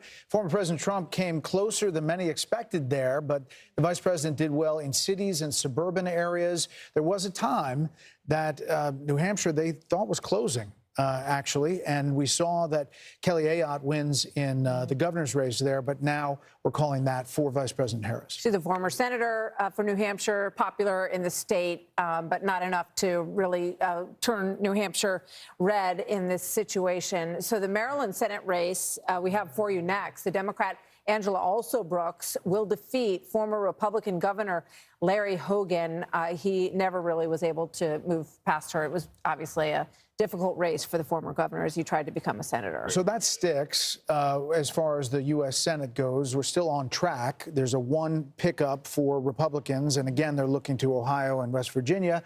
Maybe a couple of other races. Montana. Still waiting on Michigan and obviously Pennsylvania. About where that goes. And Montana, which isn't closed yet. Obviously, a very hopeful pickup for Republicans with Tim Sheehy. Back with the panel. Kaylee, what are you looking at? What are you feeling? So I'm looking at the suburbs. And, first I would say the map, and again, it's early, but it seems to be breaking more like 2016 than 2020, but we will see. But when you look at the suburbs, the Kamala Harris team was making much of the fact that early on we saw the suburbs of Indianapolis, Donald Trump underperforming. They point to Fayette County in Georgia. But then we get our Fox News voter analysis, and you see in Pennsylvania that Kamala is not hitting the suburban marks that Joe Biden did. You look at Hillsborough County, Florida. That is Tampa. It's almost urban, if you will. And Hillary won by 7. Biden won by 7 at this hour. You have Donald Trump leading by 3 in Hillsborough County. And let me say this. This is, I think, should be discussed, hasn't been discussed, but it might have bigger implications for the Republican Party moving Florida. And that is the fact that the Republican Party has lost every pro-life ballot initiative post-Dobbs until tonight in Florida, when you see Amendment 4 went down. And the difference was you had a leader, you had a governor, Governor DeSantis, who owned the issue, who talked about the issue, who was out on the airwaves on the issue. And I'm told by some sources familiar with these 10 initiatives happening across the country, they're hopeful in Nebraska. Why? You had Pete Ricketts lean into the issue. So that might be a lesson that's instructive moving forward to the party. You've got to speak on this issue because hiding from it thus far has not worked. Let's just say this, Trey, that both of these candidates at this hour still have a path to 270. It is wide open. There's a number of different ways to go. Who would you rather be right now? I'd probably rather be him because she is underperforming where Biden was in states that are very close. I'm also watching the Senate because what does it profit a person to win the presidency if you don't have the Senate to get your cabinet? Nebraska is interesting to me. Who is he going to caucus with if the independent wins? I don't think he will, but who will he caucus with? Because if Donald Trump wins the presidency, you got to get around Lisa Murkowski and Susan Collins to get your desired cabinet. And if you're Kamala Harris and you win the presidency, you ain't getting your desired cabinet if you have a Republican Senate. Yep. I'm going to make a prediction, go out on a little bit of a limb here. I am growing more and more confident as I sit here and listen to everybody, and I am talking to people that know their states as well as anybody. I think the finest numbers people, finest sources. I don't think it will be very long until you call North Carolina for Donald Trump. I think Georgia will immediately follow thereafter. Then we would be at a point. I also believe Arizona is baked in. Immigration was a big issue out there. That now means that would bring us to a point in this race. If I am right, if I'm wrong, everybody call me out. Hannity was wrong. We'll have T-shirts. I'll sell them on DonaldTrump.com. Okay. But if that's true, that means she would have to sweep the blue wall. Yep. And based on the information that we have and the early voting success of the Republicans in both Wisconsin and Pennsylvania, I don't think she can do it. So with that prediction, we're going to take a quick break. The race to 270 continues. We're about to get our first look at the state of play in the battleground state of Nevada. Our special coverage continues after this. On.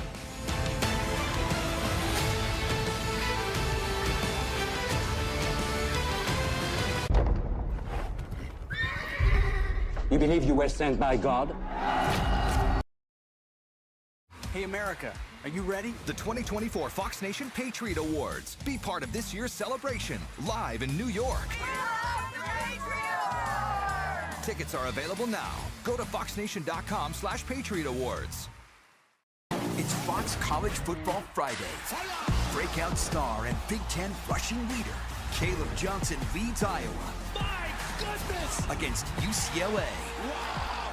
It all kicks off at 9 Eastern on Fox. Fox Nation would like to thank all active military and veterans by offering their first year of Fox Nation free. Stream exclusive shows that celebrate our country. This is the story of the greatest American before there was an America. Hear real stories from real heroes, highlighting those who put their lives on the line for our freedom. This is their Top Gun school. 1 or 2 seconds sometimes would be the difference between life and death. Go to foxnation.com and get your first year for free. As a head football coach, my job is to teach these boys to worship is what it means to win. My little brother was diagnosed with leukemia. It just pushes me to be stronger. He's so sweet. Gone on a couple of dates. You don't know how to kiss. Come on. Show us. I always do trust in God. You can beat a team, but it's hard to beat a family. Give it up to Jesus. God, family, football. Streaming now. Part of Fox Faith on Fox Nation. Sign up at foxnation.com. You believe you were sent by God? Yes.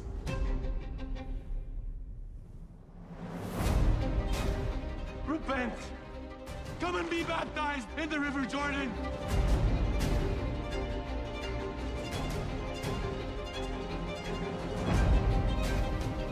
I speak in the name of the one true God.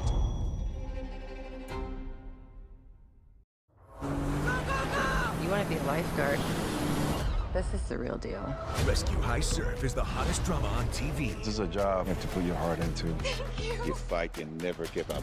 And you can watch it anytime. Welcome to the North Shore. And every Monday, Watch and learn, Junior. it's all new action. You gotta work hard and you gotta play hard. All new adventure. Too dangerous. We're going in. All new episodes.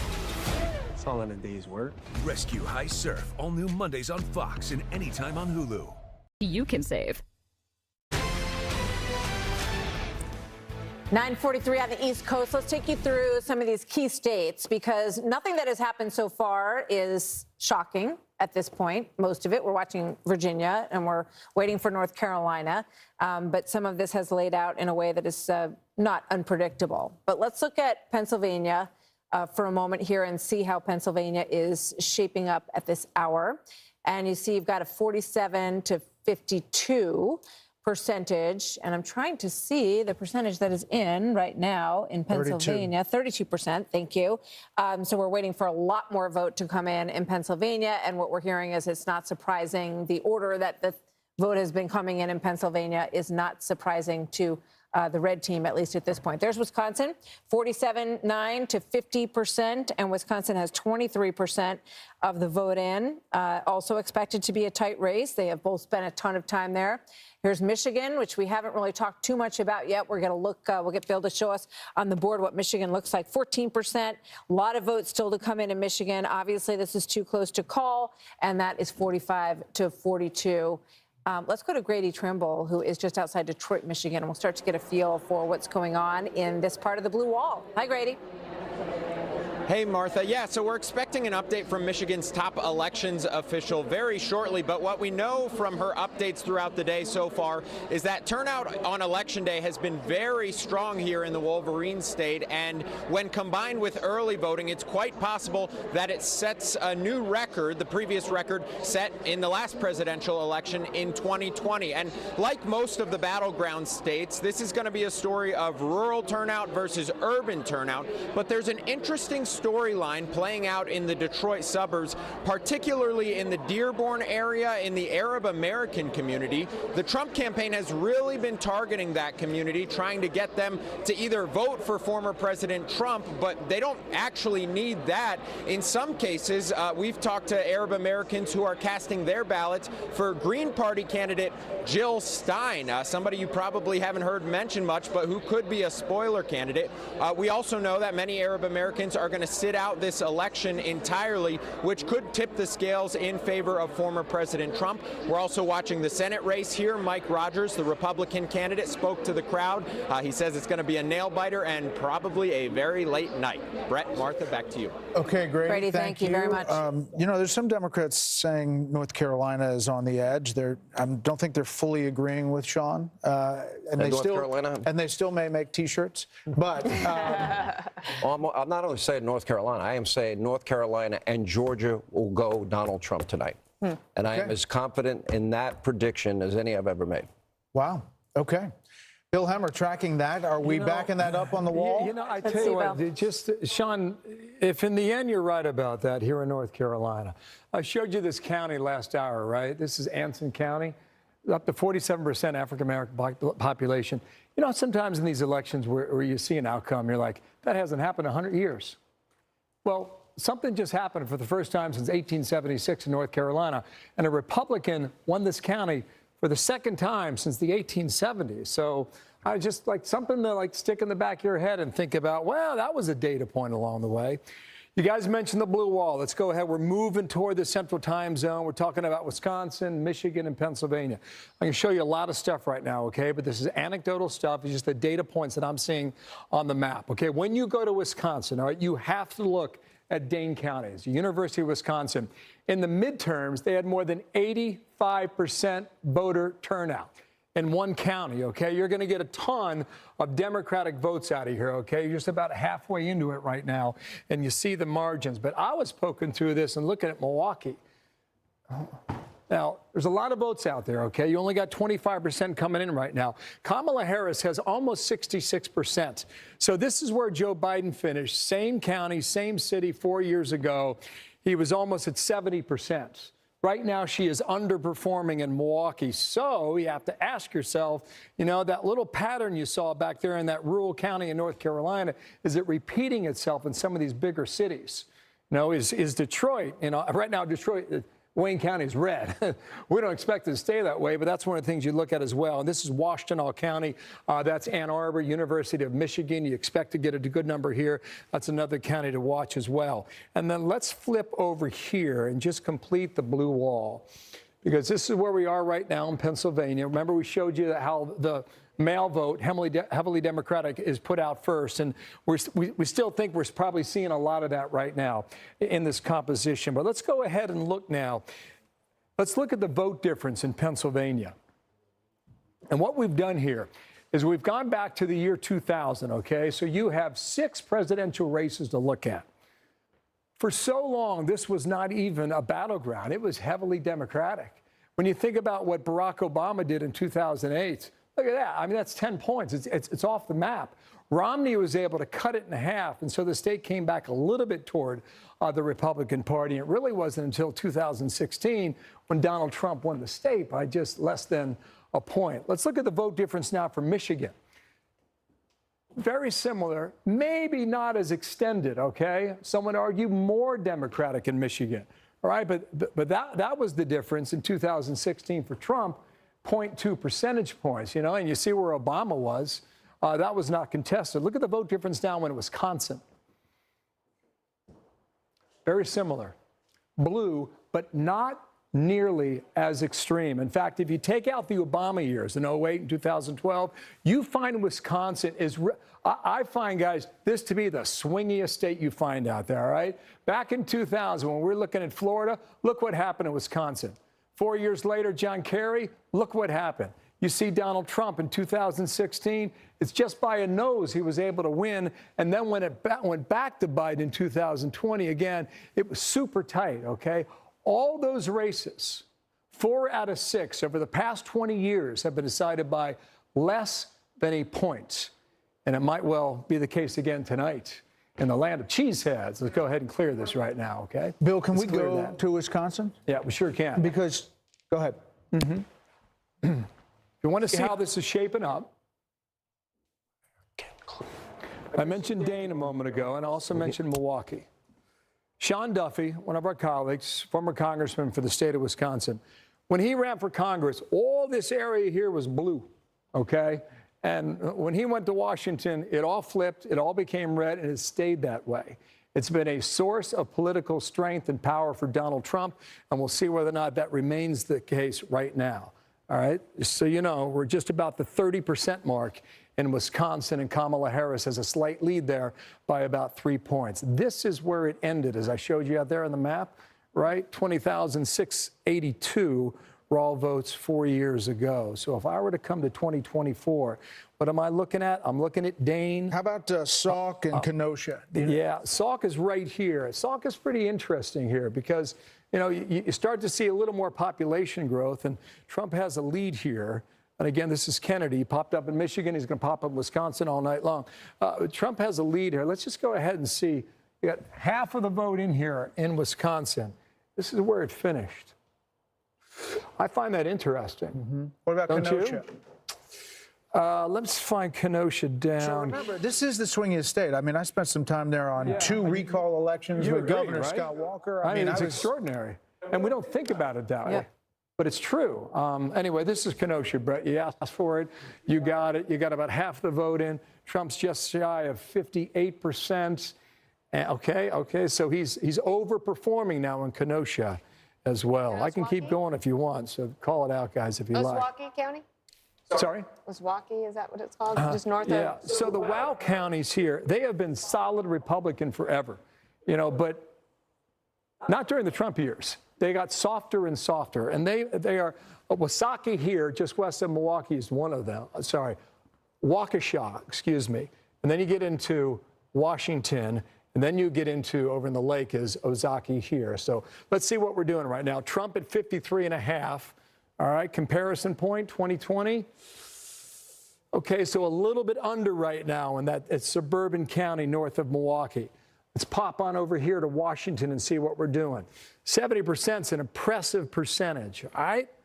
From 4 years ago, what'd he do? So a little bit better right there in Washington County. Then we'll move over here. This is the most populated of the 3, Waukesha, just west of Milwaukee, just shy of 60% raw votes, shy of 40,000 from 4 years ago. Okay, all right, so he ended up with 55,000 net.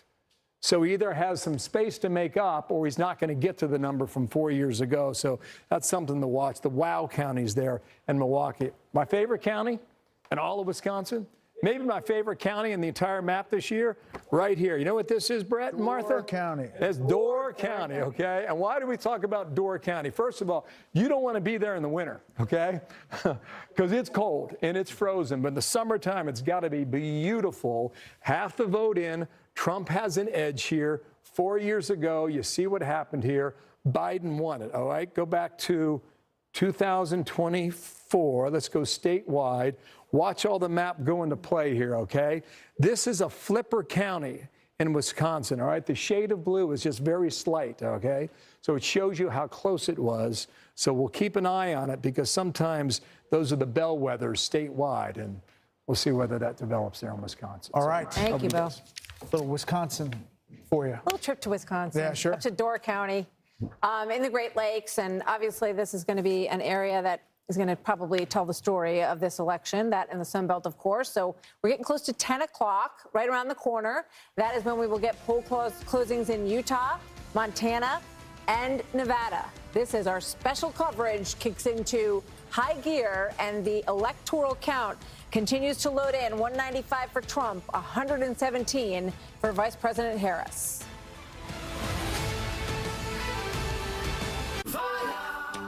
There are some things that work better together. It's Fox College Football Friday. Breakout star and Big Ten rushing leader Caleb Johnson leads Iowa. My goodness! Against UCLA. Wow! It all kicks off at 9 Eastern on Fox. Hey, America, are you ready? The 2024 Fox Nation Patriot Awards. Be part of this year's celebration, live in New York. Tickets are available now. Go to foxnation.com/Patriot Awards. As a head football coach, my job is to teach these boys to worship is what it means to win. My little brother was diagnosed with leukemia. It just pushes me to be stronger. He's so sweet. Gone on a couple of days. You don't know how to kiss. Come on. Show us. I always do trust in God. You can beat a team, but it's hard to beat a family. Give it up to Jesus. God, family, football. Streaming now. Part of Fox Faith on Fox Nation. Sign up at foxnation.com. You want to be a lifeguard. This is the real deal. Rescue High Surf is the hottest drama on TV. This is a job you have to put your heart into. You fight and never give up. And you can watch it anytime. Welcome to the North Shore. And every Monday, Watch and learn, Junior. it's all new action. You gotta work hard and you gotta play hard. All new adventure. Too dangerous. We're going in. All new episodes. It's all in a day's work. Rescue High Surf. All new Mondays on Fox and anytime on Hulu. The border isn't just broken, it's shattered. Sex trafficking, human smuggling, fentanyl trafficking. And the cost isn't just in dollars. My daughter was murdered in her own room and left on the floor like trash. It's in lives. Anybody who is here illegally knows they will be protected. Where was my son's sanctuary? Sanctuary America. Are we a country that even has a border? Streaming now on Fox Nation. You believe you were sent by God? Yes.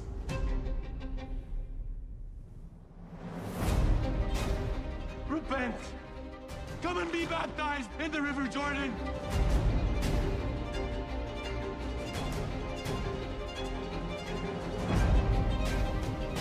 I speak in the name of the one true God.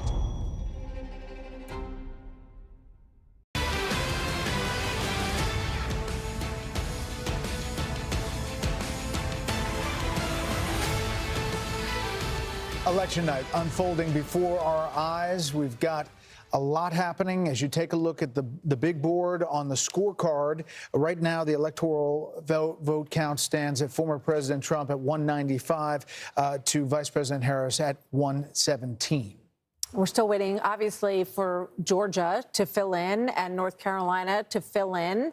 But there's a lot of discussion about that outstanding vote and whether or not it will meet the level that Vice President Harris would have to meet. And we've been talking about Philadelphia County. She would have to clear 700,000 votes in order to... In 2020, Yeah. All right. So let's go to Jeff Paul from the headquarters of Republican Senate candidate Sam Brown. And what's going on there? Hi, Jeff. We'll be there in a little bit right when it starts, but right now we are outside maybe one of the biggest and most expensive polling centers in the country. This is Allegiant Stadium, home of the Las Vegas Raiders. And one of the things I want to mention to you folks at home is that people are still showing up here to cast their ballot. We are a minute away from polls closing, roughly a minute away from polls closing. And under Nevada law, if you are in line by 7 o'clock, you have the right to vote. And we are hearing about some instances where there are some pretty long lines throughout the state. Also keep in mind that they will not release any results anywhere in the state of Nevada until the last person in the state votes. So we could be looking at a very long night ahead of us here in the state of Nevada. Martha? All right, Jeff Paul, thank you so much. We're waiting now for these calls at 10 o'clock, and we're looking at basically a scenario where the Democrats are putting all their hope in the blue wall. The question is, what happens when we make a call in North Carolina and Georgia? If you believe Sean Hannity, it's coming soon. We'll see if it does. It is time to see how many more electoral votes will fall as we get ready for our next calls. Stay tuned. We are seconds away from 3 states, including Montana, Utah, plus the critical battleground. Together we will fight to win Nevada. Nevada, we fight for the future. With 16 electoral votes on the line, we have the results as they come in. The moment is here. America is watching.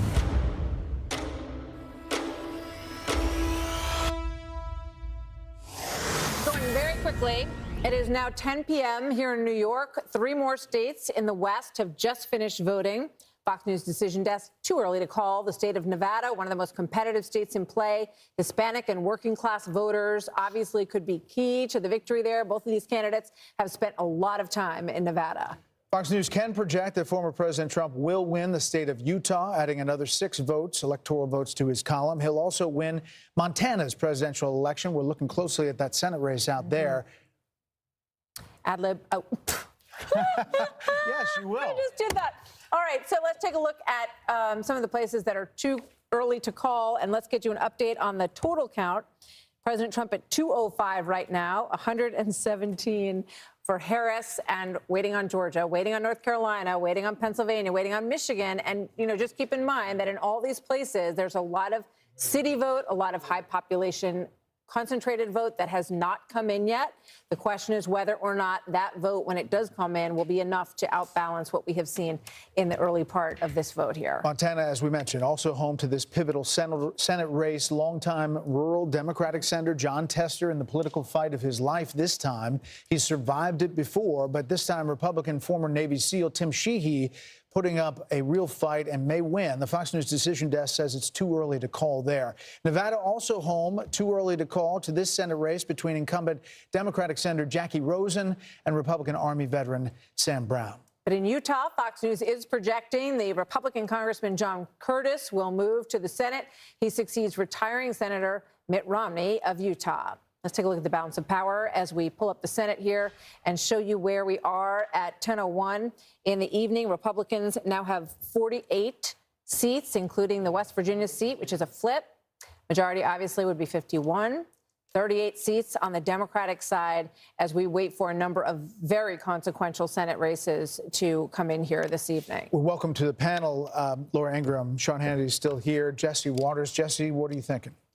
Well, if this was a cannonball contest, Trump would be winning by a lot because of the huge splash in Florida. I mean, he beat Biden by 3, and now he's at almost 14 over Harris. That's a big statement right out of the gate. She has not had a big statement so far tonight. The other big splash, Virginia. Now, we don't know how Virginia is going to shake out, but Biden won Virginia by 10, and now it's tied.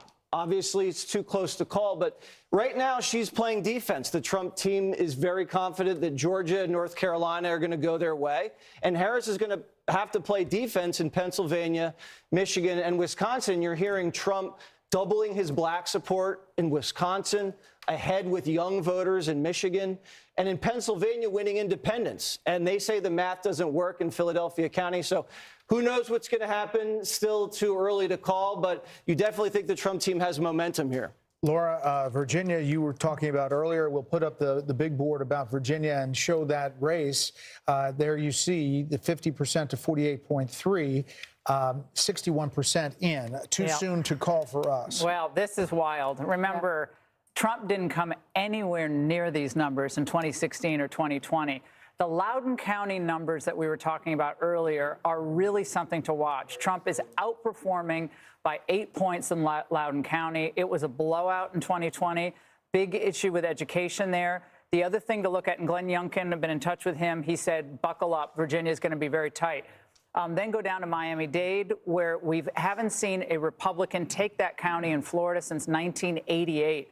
Donald Trump is doing something tonight. The New York Times is noticing he's up at 287 electoral votes projected. Obviously, anything can happen, with a 72% chance of winning.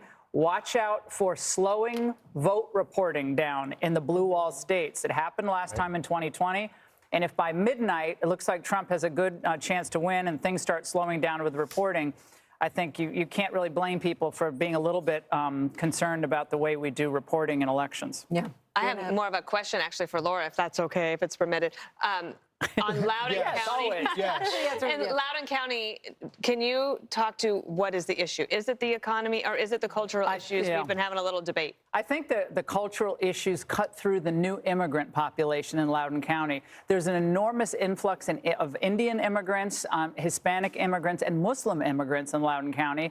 And if you talk to them, and some reporting has been done on this, a couple of issues of the gender curriculum, some of the trans issues, but also in general, just this idea that the new immigrants coming to this country want to be able to start small businesses and make a decent living. And I think both issues are really hitting hard tonight. And Loudoun County is the kind of place where you'd think it might be fertile ground for Democrats almost in perpetuity because of where it is. It's in the exurbs of Washington, but it is very close to that huge number of people who work in the Dulles Technology Corridor. And that looks like the kind of place, young, tech-savvy people who would be prone generally to vote Democrat. And the fact that it's seems to be going the way it is tonight is I think, a lot of credit telling. to Glenn Youngkin and obviously Donald Trump for the way that state was handled. They were smart to go there late in the game. It's interesting to look at Virginia, and sometimes these things sort of take hold over a period of time, right? So Glenn Youngkin won his very close race, all about education, really, against Terry McAuliffe and parents' rights. But then in the midterms, Virginia did not get the seats that they wanted to get, and Youngkin was sort of trying to get them over that edge. So if this does, and then we're, can't call it obviously yet, if it turns into a win for Trump tonight, it will be a very big or sign. even close, Martha. And we have not called North Carolina. We have not called it yet, nor Georgia. But I'm sure there are good reasons for that, but others have. I understand. Harold? Do we know what's outstanding in Virginia? Let's just talk to Bill Hemmer because he's at the wall. Hey guys. Yeah, I can do that for you. Don't mind me. This is Roanoke County. Why do I have that on the screen?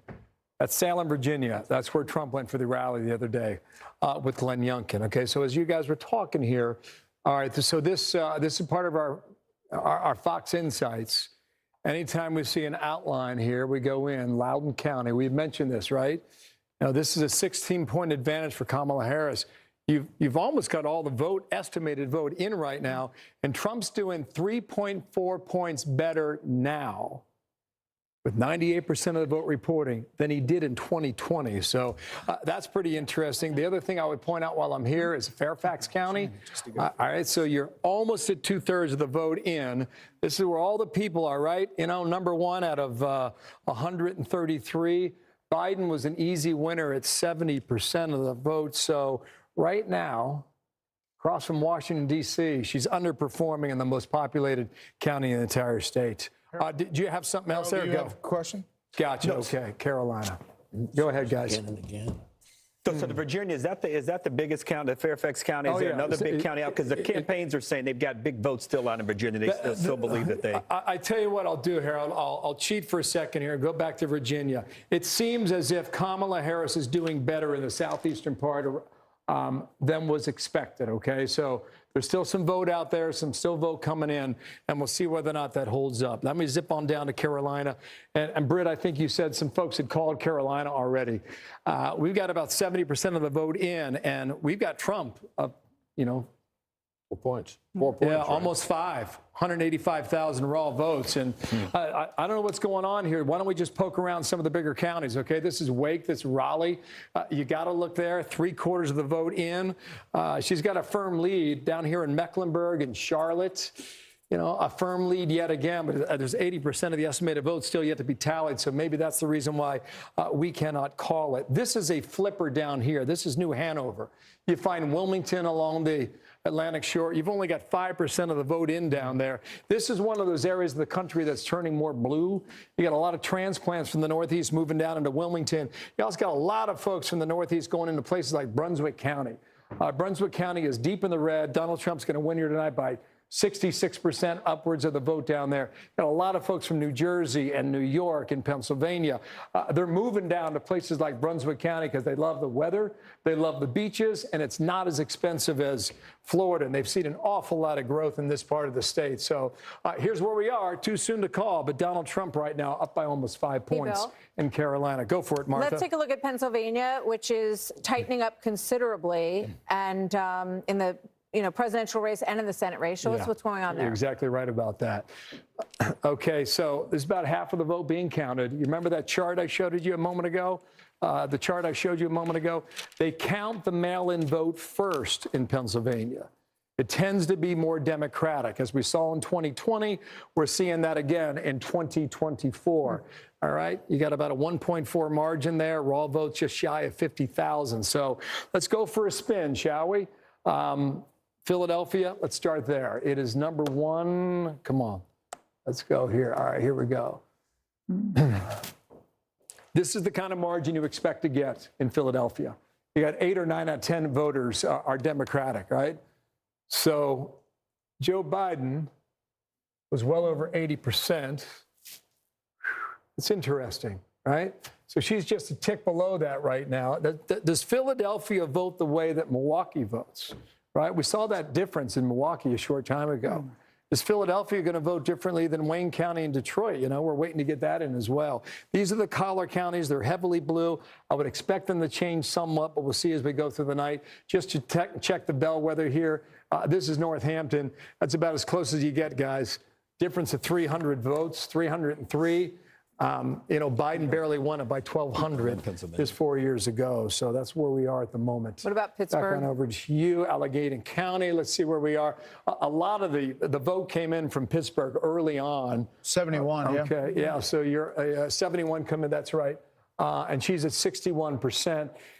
Both you guys watched it, right? I mean, how many rallies did Trump have there? How many times did Kamala Harris go to the west side of Pennsylvania? This is a place I want to check out. I haven't done it yet. Let's find out together. This is Butler County. All right, where were you on July 13th? Here we go. You got 94% coming in, just shy of 66%. So how did Trump do in a rural county like Butler 4 years ago, before the assassination attempt, right, this past year? It was almost around the same number, okay, up 36,000 to finish it 4 years ago. Right now, he's up 34,000 in Butler, PA. Let me bring our prime folks in. Laura, what are you looking at? Well, I just think it's interesting to look at these states that we kind of had looked past in our analysis. We're always focused on the blue wall states, obviously so important, but signs that Trump might be outperforming in ways that we hadn't expected, bubbling up in places like New Mexico, where it's only 23% of the vote in, mind you, tons of votes outstanding, but he looks like he's outperforming there. He's up now 6 points with that small turnout. Again, the New York Times gives him a 79% chance of winning this election at this point, with leaning North Carolina, leaning Republican in Georgia. If those trends continue, it's all those 3 states where it's neck and neck. Right now, it's neck and neck in Wisconsin, Michigan, and Pennsylvania. So I hope they can model themselves in the future on what Florida has done so brilliantly with Ron DeSantis. 96% of the vote in, and it's handled beautifully with absentee, mail-in vote. I mean, they just seem to do it in Florida. Why can't we do it in these other states? Yeah, I mean, it's a great question. I mean, most of us grew up with, you voted in the morning. Same day. Parents voted in the morning, and then you went home and got the answer that night. We've gone from 96 million voters when Fox News started to 160 probably million tonight, somewhere in that neighborhood. And by the way, all of them watched Brett's interview with Kamala. I don't think absolutely nobody missed that. So how much has voting changed, I guess, is what I'm getting at here, Sean, because we have this enormous early vote of 83 million. It's so interesting you asked that question, because everything's kind of flipped. Republicans went in today with a lead that had never happened before. And it put the Democrats in a position mathematically where they had to accomplish something they'd never accomplished before, and that is to get same-day voters at numbers that they've never gotten before. And this is where we now find it. If I am correct in my belief, and my sources are right, and North Carolina, I'm almost 100% certain will be Donald Trump's. And Georgia, I believe, Harold and I have been going back and forth on this, will go to Donald Trump. Now, Arizona has been trending very strong towards Donald Trump. I don't know how long it'll take them to count the votes out there. That is frustrating, to Laura's point. I think. To that point, Maricopa said because of the length of the ballot that they were going to, it may take days. Referendums. Okay. there were 2 pages in Florida, and they called it within an hour and a half. So, was it even an hour and a half? Yeah, I'm just saying what they said. So, all right, if we want to play out a few scenarios, if that turns out to be right, or Harold's going to wear Sean Hannity's wrong T-shirt, if I'm right and North Carolina and Georgia go to Donald Trump, and I am confident based on the information, Dave McCormick's numbers guy just wrote me, Dave McCormick running for Senate in Pennsylvania. Against Bob Casey, the Against incumbent. Bob Casey, the incumbent, who's been running ads tying himself to Donald Trump in Pennsylvania, which I think is very telling. He's confident Donald Trump is going to win Pennsylvania tonight. And what the Trump team has been telling me, where they were up by 1.1 million, we went over these numbers earlier, back 4 years ago, they were only up 400,000 going into today's voting, day of voting. In Wisconsin, you have a similar situation, a 40% difference, a 40% shortfall.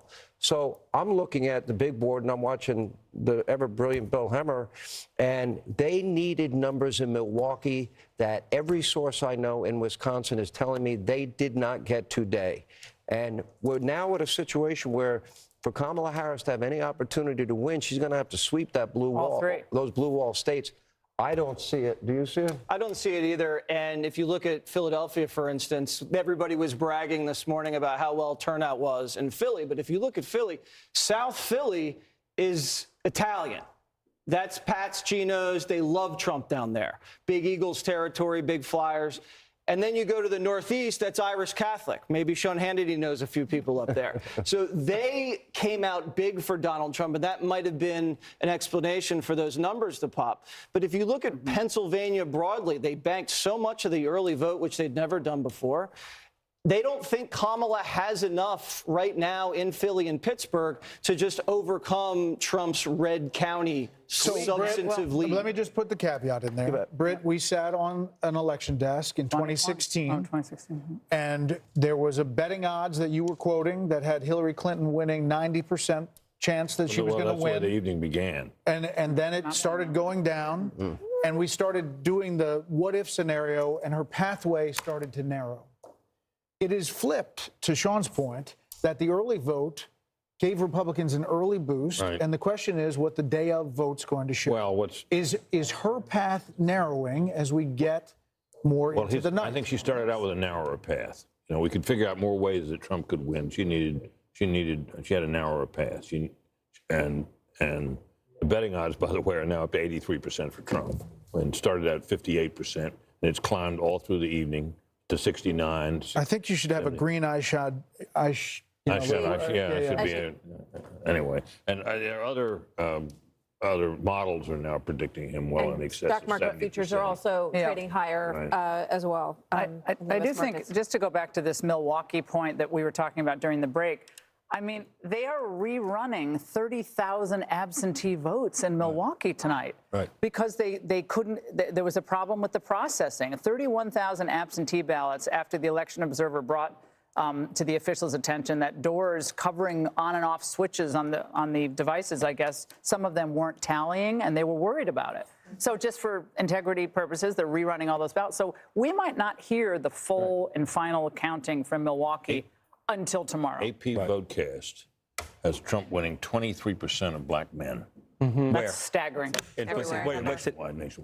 I'm sorry, I didn't hear what you said. Where's that from? AP Votecast. And that has to be consistent with our stuff. Defeat for the mainstream media, who's just destroyed Donald Trump as a racist for all these years. And if you double the support with black people, and then you go up double digits with your support with Hispanics at the same time, and then run up the numbers with Jewish Americans here in the Northeast, that's a complete rejection of everything that they've been telling us about Donald Trump, and would explain why he's very competitive in the popular vote. The news cycle for how long went on and on about the Seltzer poll in Iowa. Trump, it looks like he's going to win Iowa by 8 to 10 percentage points.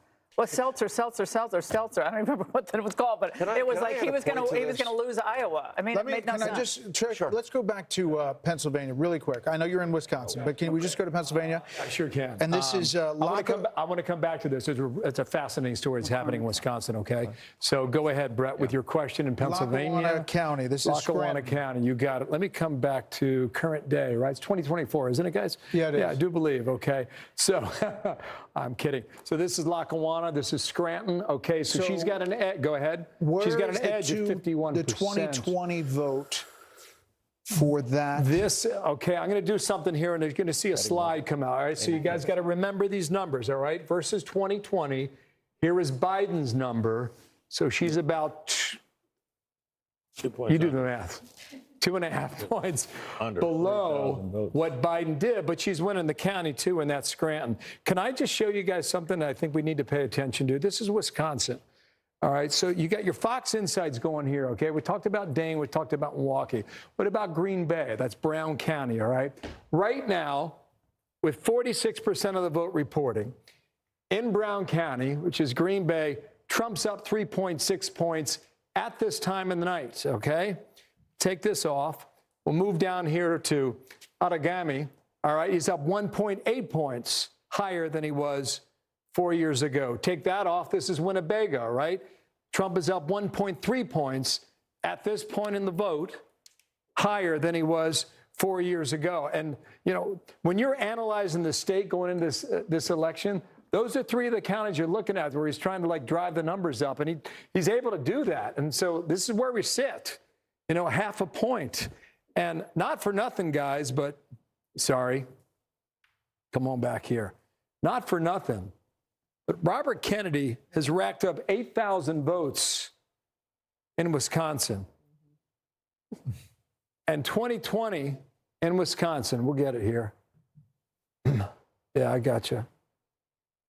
20,682. Wow. Maybe it matters, guys, or maybe it doesn't, but it's just something to point out right now. When we come back, I'll take you to Michigan. Some things happening there as well. Fascinating, too. Back on over there. That's something to keep an eye on. The 31,000 votes you talked about, Laura, you think they're going to count in the morning, and that's in Milwaukee, right? Which they're is heavily reprocessing them. They've begun to reprocess them, but there's no indication as to when that's going to finish. Because they had problems with the machine. There was a problem with this on-off switching device on the machine or something. It's hard to understand what it actually is. Can I ask you a question? You just gave me the latest numbers. I've been looking at the betting odd numbers that Brett was talking about. They have moved massively 90% now to Donald Trump. New York Times has it massively to Donald Trump. 71%. To a point that Jesse... Needle. Yeah, No, the needle, right. Yeah.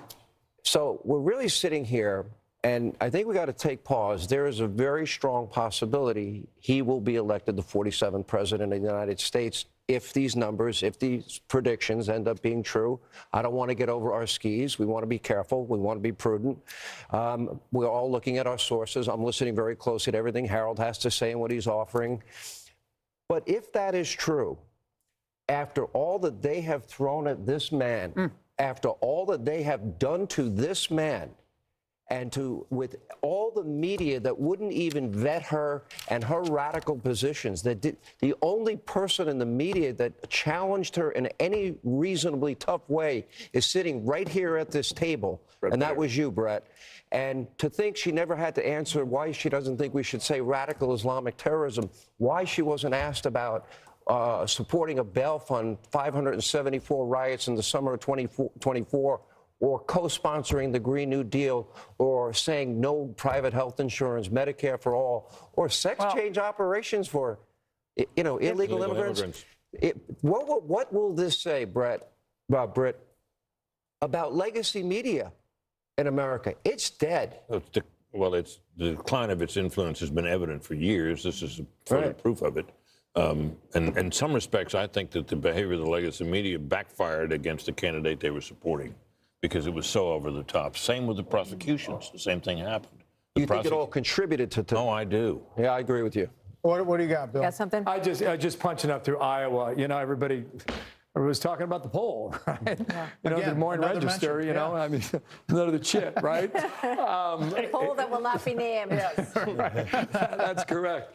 Until we get a little of the backsheesh, right? 40%, and you got a 7-point lead for Trump. Okay, so I don't know what they were seeing in the poll. I mean, they were obviously seeing something out there in Iowa, but this is Trump pulling away. Let me as you bounce around. Yeah, all good. This is Ohio, guys, okay?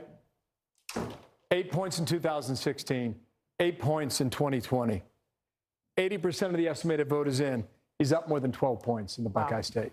Dana, even if we don't we're not there yet. We're not calling these states. We're going to wait and see how this raw vote total goes. But you'd rather be him. The path is getting clearer for him right now. To Sean's point, even that he's here at this moment, from January 7th, 2021 until now, is probably the biggest political phoenix from the ashes that we have ever seen in the history of politics. In the days after January 6th, I remember sitting, I think, with you, Brett, and I said, this guy, Trump, he's radioactive. Republicans have turned against him. They want rid of him. They want him. He's an obstacle. He's a problem. And I thought, no, I didn't think a political comeback by him was possible. I would say... And yet here we are. He's the toughest son of a gun I've ever seen. Yeah, that's ever. True, right? I mean, all he's had thrown at him. I mean, I'd be in an insane asylum. I think there's an interesting rhetorical trick you can always play with these things. When Sean says, think of all the things that they have done to him, and in spite of that, he puts together this probably the most racially diverse political coalition we've seen in generations. But you could also say it is because of what they did to him. And turn that around. It's not just in spite of it. Like, yes, he's a tough guy and he's that's a great point. Energetic, but it could be because of overdone. Well, and also, overkill. I think we shouldn't underestimate the importance of policy in all of this. Absolutely. Like, the Trump agenda in 2019 delivered some of the most stunning economic gains to blue-collar workers, the people that we came from, that we had seen in 25 years or maybe even longer. So from the border to the economy to foreign policy and peace, that resonated with young people, with men, with this new demographic coalition. And I think it's not just the greatest political comeback of all time. If these trends continue, a big if, but if, it will be the greatest comeback, I believe, in history, because this man was counted out and called every name in the book. They want to put him in jail tonight. If they could, they would put him in jail. Final word. And I hate to get ahead of ourselves, but if he does win and the numbers hold up, and the popular vote is what it is, he would have a mandate.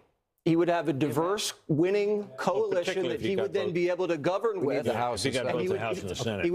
He would probably have the Senate. Maybe he doesn't have the House. But that mandate would have to be respected. So it would be up to Democrats and the media to determine how's their posture going to be towards a seemingly very popular president. Who's had the greatest upset victory, followed by the most controversial election, followed by the greatest comeback victory we've ever seen. So we shall see. Yeah, so we may have this conversation several hours from now. But listen, the primes. I call you the primes now. 7, 8, and 9. What am I? Avengers. A cut of prime, you know. Exactly. Thank you very much. Thank you, you guys. Great coverage. Have fun. Fantastic to be together. I don't think so. Thank you so much, guys. That was great. Have fun It was great. The vote count is underway. More results coming in. We're tracking it all as Fox News Democracy 24 marches on.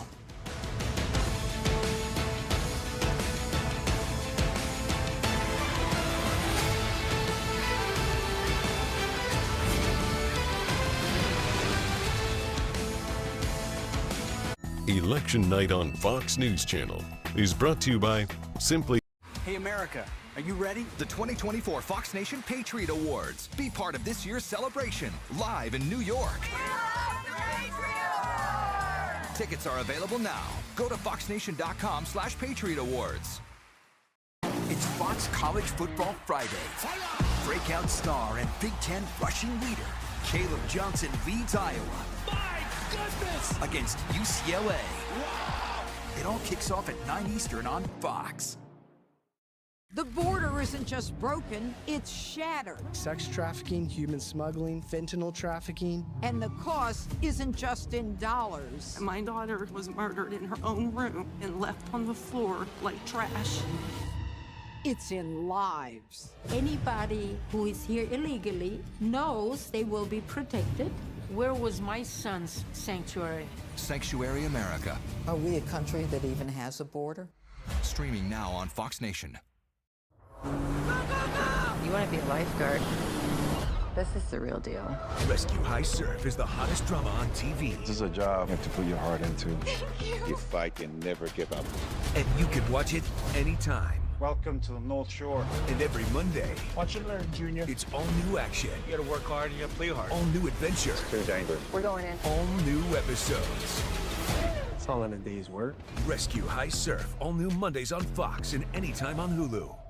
Fox Nation would like to thank all active military and veterans by offering their first year of Fox Nation free. Stream exclusive shows that celebrate our country. This is the story of the greatest American before there was an America. Hear real stories from real heroes, highlighting those who put their lives on the line for our freedom. This is their Top Gun school. 1 or 2 seconds sometimes would be the difference between life and death. Go to foxnation.com and get your first year for free.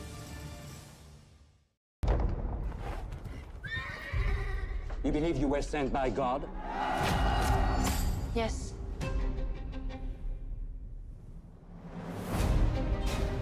Repent! Come and be baptized in the River Jordan!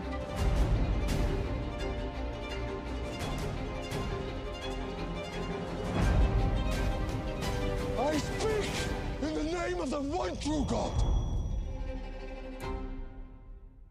True God.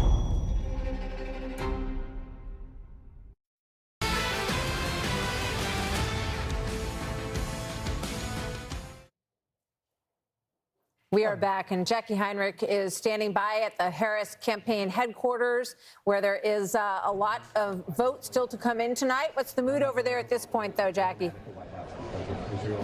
You know, Martha, every once in a while we get this glaring reminder that just over 3 months ago this was Joe Biden's campaign. Every time we want to get any information from campaign officials, we have to text someone in Wilmington. There aren't any campaign staffers walking around, and that means that often we can't get answers to simple things like how many people are in this crowd, who's in this crowd, what is their connection to the vice president, which groups were invited. We've posed these questions to the campaign and not been able to get any answers. And I've also spoken to some sources close to Harris who are at watch parties nearby in the city. Friends, family, and donors had receptions at 2 big hotels in the area. They're now making their way over here. They'll be hanging out in a basement somewhere inside the building. But even they don't have confirmation that the vice president is going to come here tonight. We don't have any program for the speakers. And right now they've just been piping in CNN behind me. So we are waiting for anything substantive. The updates that we do get are over email from senior officials that are giving us sort of broad strokes as they're watching data come in. Right now, generally, they're feeling happy about long lines at college precincts in North Carolina and Michigan, saying that that should be helping them with young voter turnout, guys. All right, but Jackie, let me just ask you. I mean, my chain with the Democrats kind of went dark too. When's the last time you got an update? Well, they're responding to us, but what we ask, the answers we get are like, well, let me check on that. Literally, I asked how many people are in this crowd, what's their connection to the vice president, and that was an hour and a half ago. The person responded, let me check, working on it. I checked back, still working on it. How do you not have that answer? This is the Harris campaign, but they are in Wilmington. So it's just sort of a glaring reminder every once in a while that this apparatus was really thrown together in just over 3 months, guys. Jackie Heinrich at the Harris campaign headquarters in D.C. Jackie, thanks. Let's go to Wisconsin and check back in with Mike Tobin, because we want to get an update, Mike, on what is going on with these machines. Has the voting stopped as they try to troubleshoot on this equipment, and what does it all mean?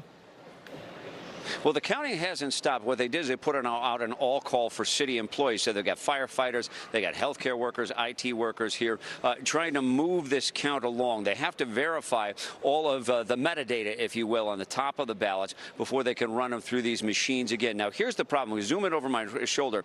I want to show you how these voting tabulators are working, or how the machines themselves ran into a problem. If you look at the back of that machine, there's a red sticker on the back of that machine. That effectively acts as the seal to prove that it hasn't been broken. But there's also a locking mechanism on the back of those machines. Now, those machines operated until the afternoon, and no one noticed that the stickers were in place, but the locking mechanisms hadn't been engaged. A Republican observer noticed that, raised the red flag, brought it with the city officials. The city officials say they believe that the integrity of the vote was never compromised, but out of an abundance of caution, some 31,000 ballots had to go back to the starting point, start all over again. We've got 107,000 ballots out here. At last report, some 43,000 ballots had been through the process. We expected to get some final numbers from the city of Milwaukee around 1 or 2 a.m. The city can't speculate when we'll get the final numbers now. We just know that it's going to be later. The city is trying to pass this off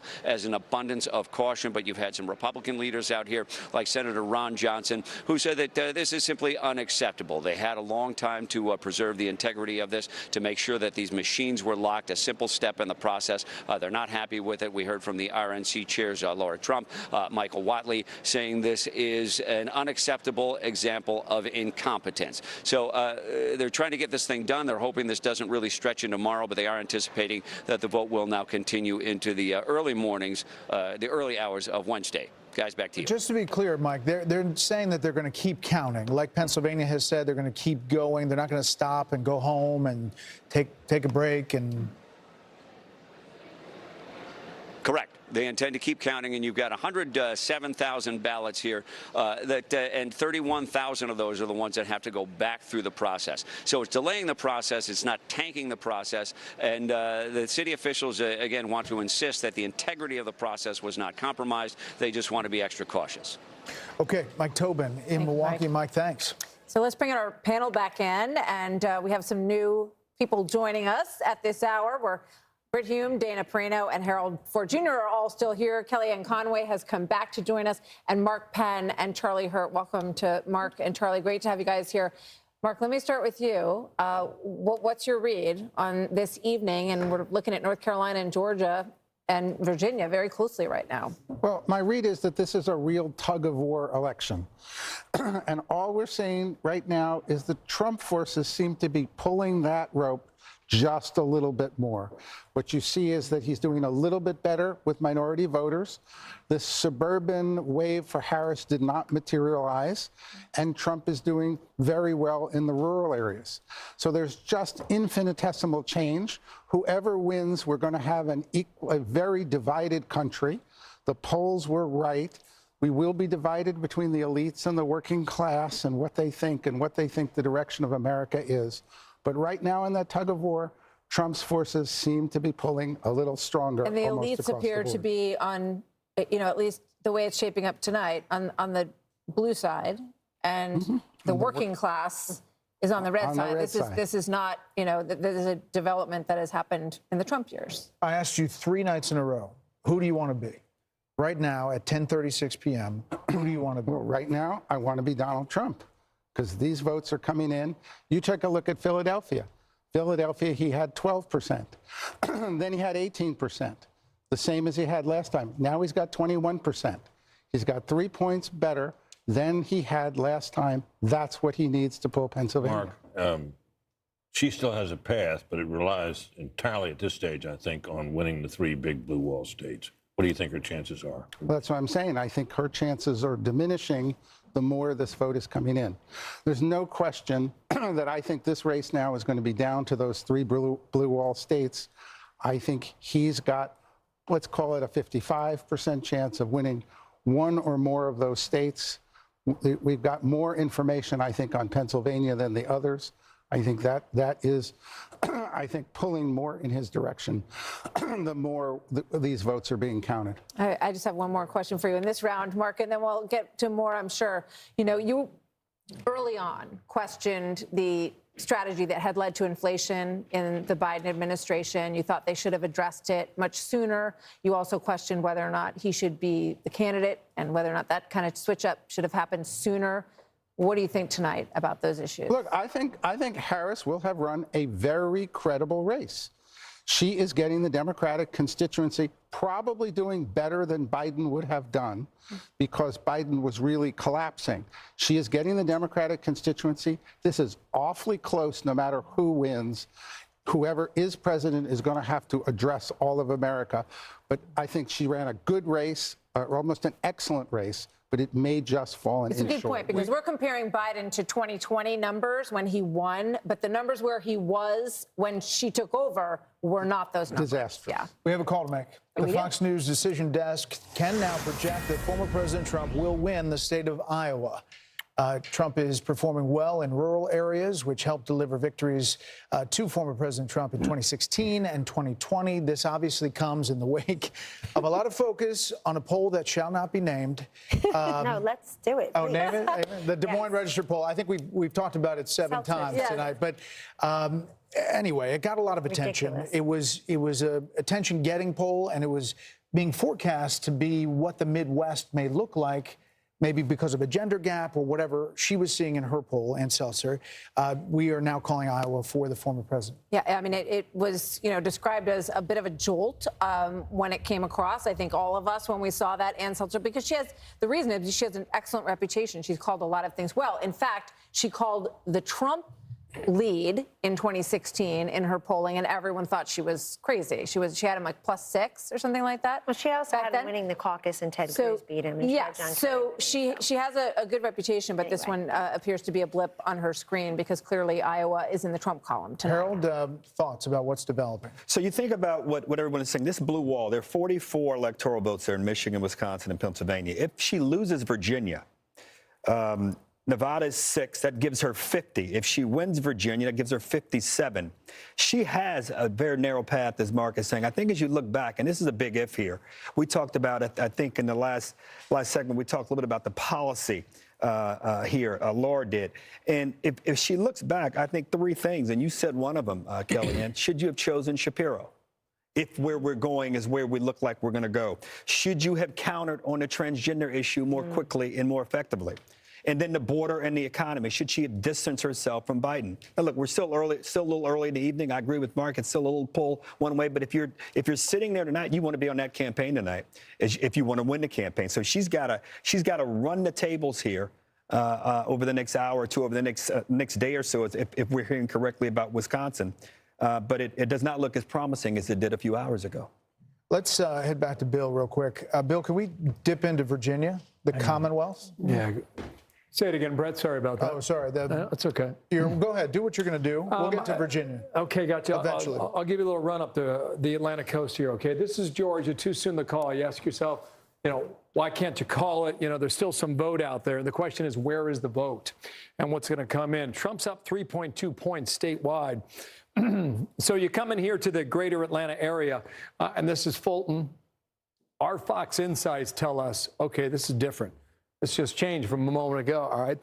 At this point in the night, with 82% of the vote reporting, in Fulton County, the largest of 159, Trump's up 0.6 points from where he was 4 years ago. All right, I'll clear that. Let's come back out statewide. This is Cobb County. We talked about that earlier. Okay, at this point in the night, our Fox Insights tell us that Harris is up 1.3 points better than where Biden was at this point from 4 years ago. We'll clear that. We'll also go to Douglas 2 here, okay? At this point, this is all greater Atlanta, a lot of population throughout the area. At this point, 90% reporting here in Douglas County, Harris is doing 2.9 points better than what Biden did 4 years ago. So there's still a vote out there, too. And I mentioned Chatham County about 2 hours ago. That's Savannah. They counted slow 4 years ago. They're counting slow yet again. But you get a lot of Democratic votes out of Chatham down here on the Atlantic coast. A lot of folks live there, too, 5 out of 159. So we'll see how that shakes out. Okay, let's run up the coast here and let you know what we're seeing here in North Carolina. Then I'll hit Virginia. Then I'll hit Pennsylvania. All right. Trump up 2.5 in North Carolina. Why can't we call it? I was looking at Mecklenburg County with Charlotte. Okay, so they've had a lot of votes come in since the last time I checked. There's a lot of outstanding votes. You have to ask yourself, where are the votes, right? If they're in the most populated places, you can't make a call. But now you're getting a lot more from Charlotte. This is Wake County, Raleigh. It's #1. Still about 20% of the vote out there, okay? Comfortable lead for Harris. We expected that, but let me just check 2020 and go ahead and use the slide again. Okay, so she's performing 0.5 point better than Joe Biden finished from 4 years ago. So we'll keep a track of that. You went to Virginia. I'm getting there, guys. Hang on 1 second here. Just got to move the meter, and we'll see what's happening here in the Commonwealth. All right, so while you're checking that, Charlie Hurt's from Virginia. Yeah. Tight squeeze. So what are you looking at, Charlie? Tight squeeze, Virginia. What are you looking at? So it's kind of interesting, actually, that this is so close, especially if you looked at the early numbers across the state. it was fairly extraordinary with the early vote, both early mail-in vote and then early in-person vote. All of the big D-plus counties in the state were significantly down from 4 years ago, including the big counties like Fairfax, Richmond, and then all of the R-plus counties were significantly higher this time than they were 4 years ago. And so if you had just looked at those early numbers and then look at this, it's actually not that surprising that it's this close, even though Virginia is, for all intents and purposes, a blue state now and has been since George W. Bush, or since Obama anyway. But it is, I think that Governor Youngkin, who said, watch out, it's going to be tight here, is probably looking at those same numbers and realizes that this thing might actually be the surprise of the night.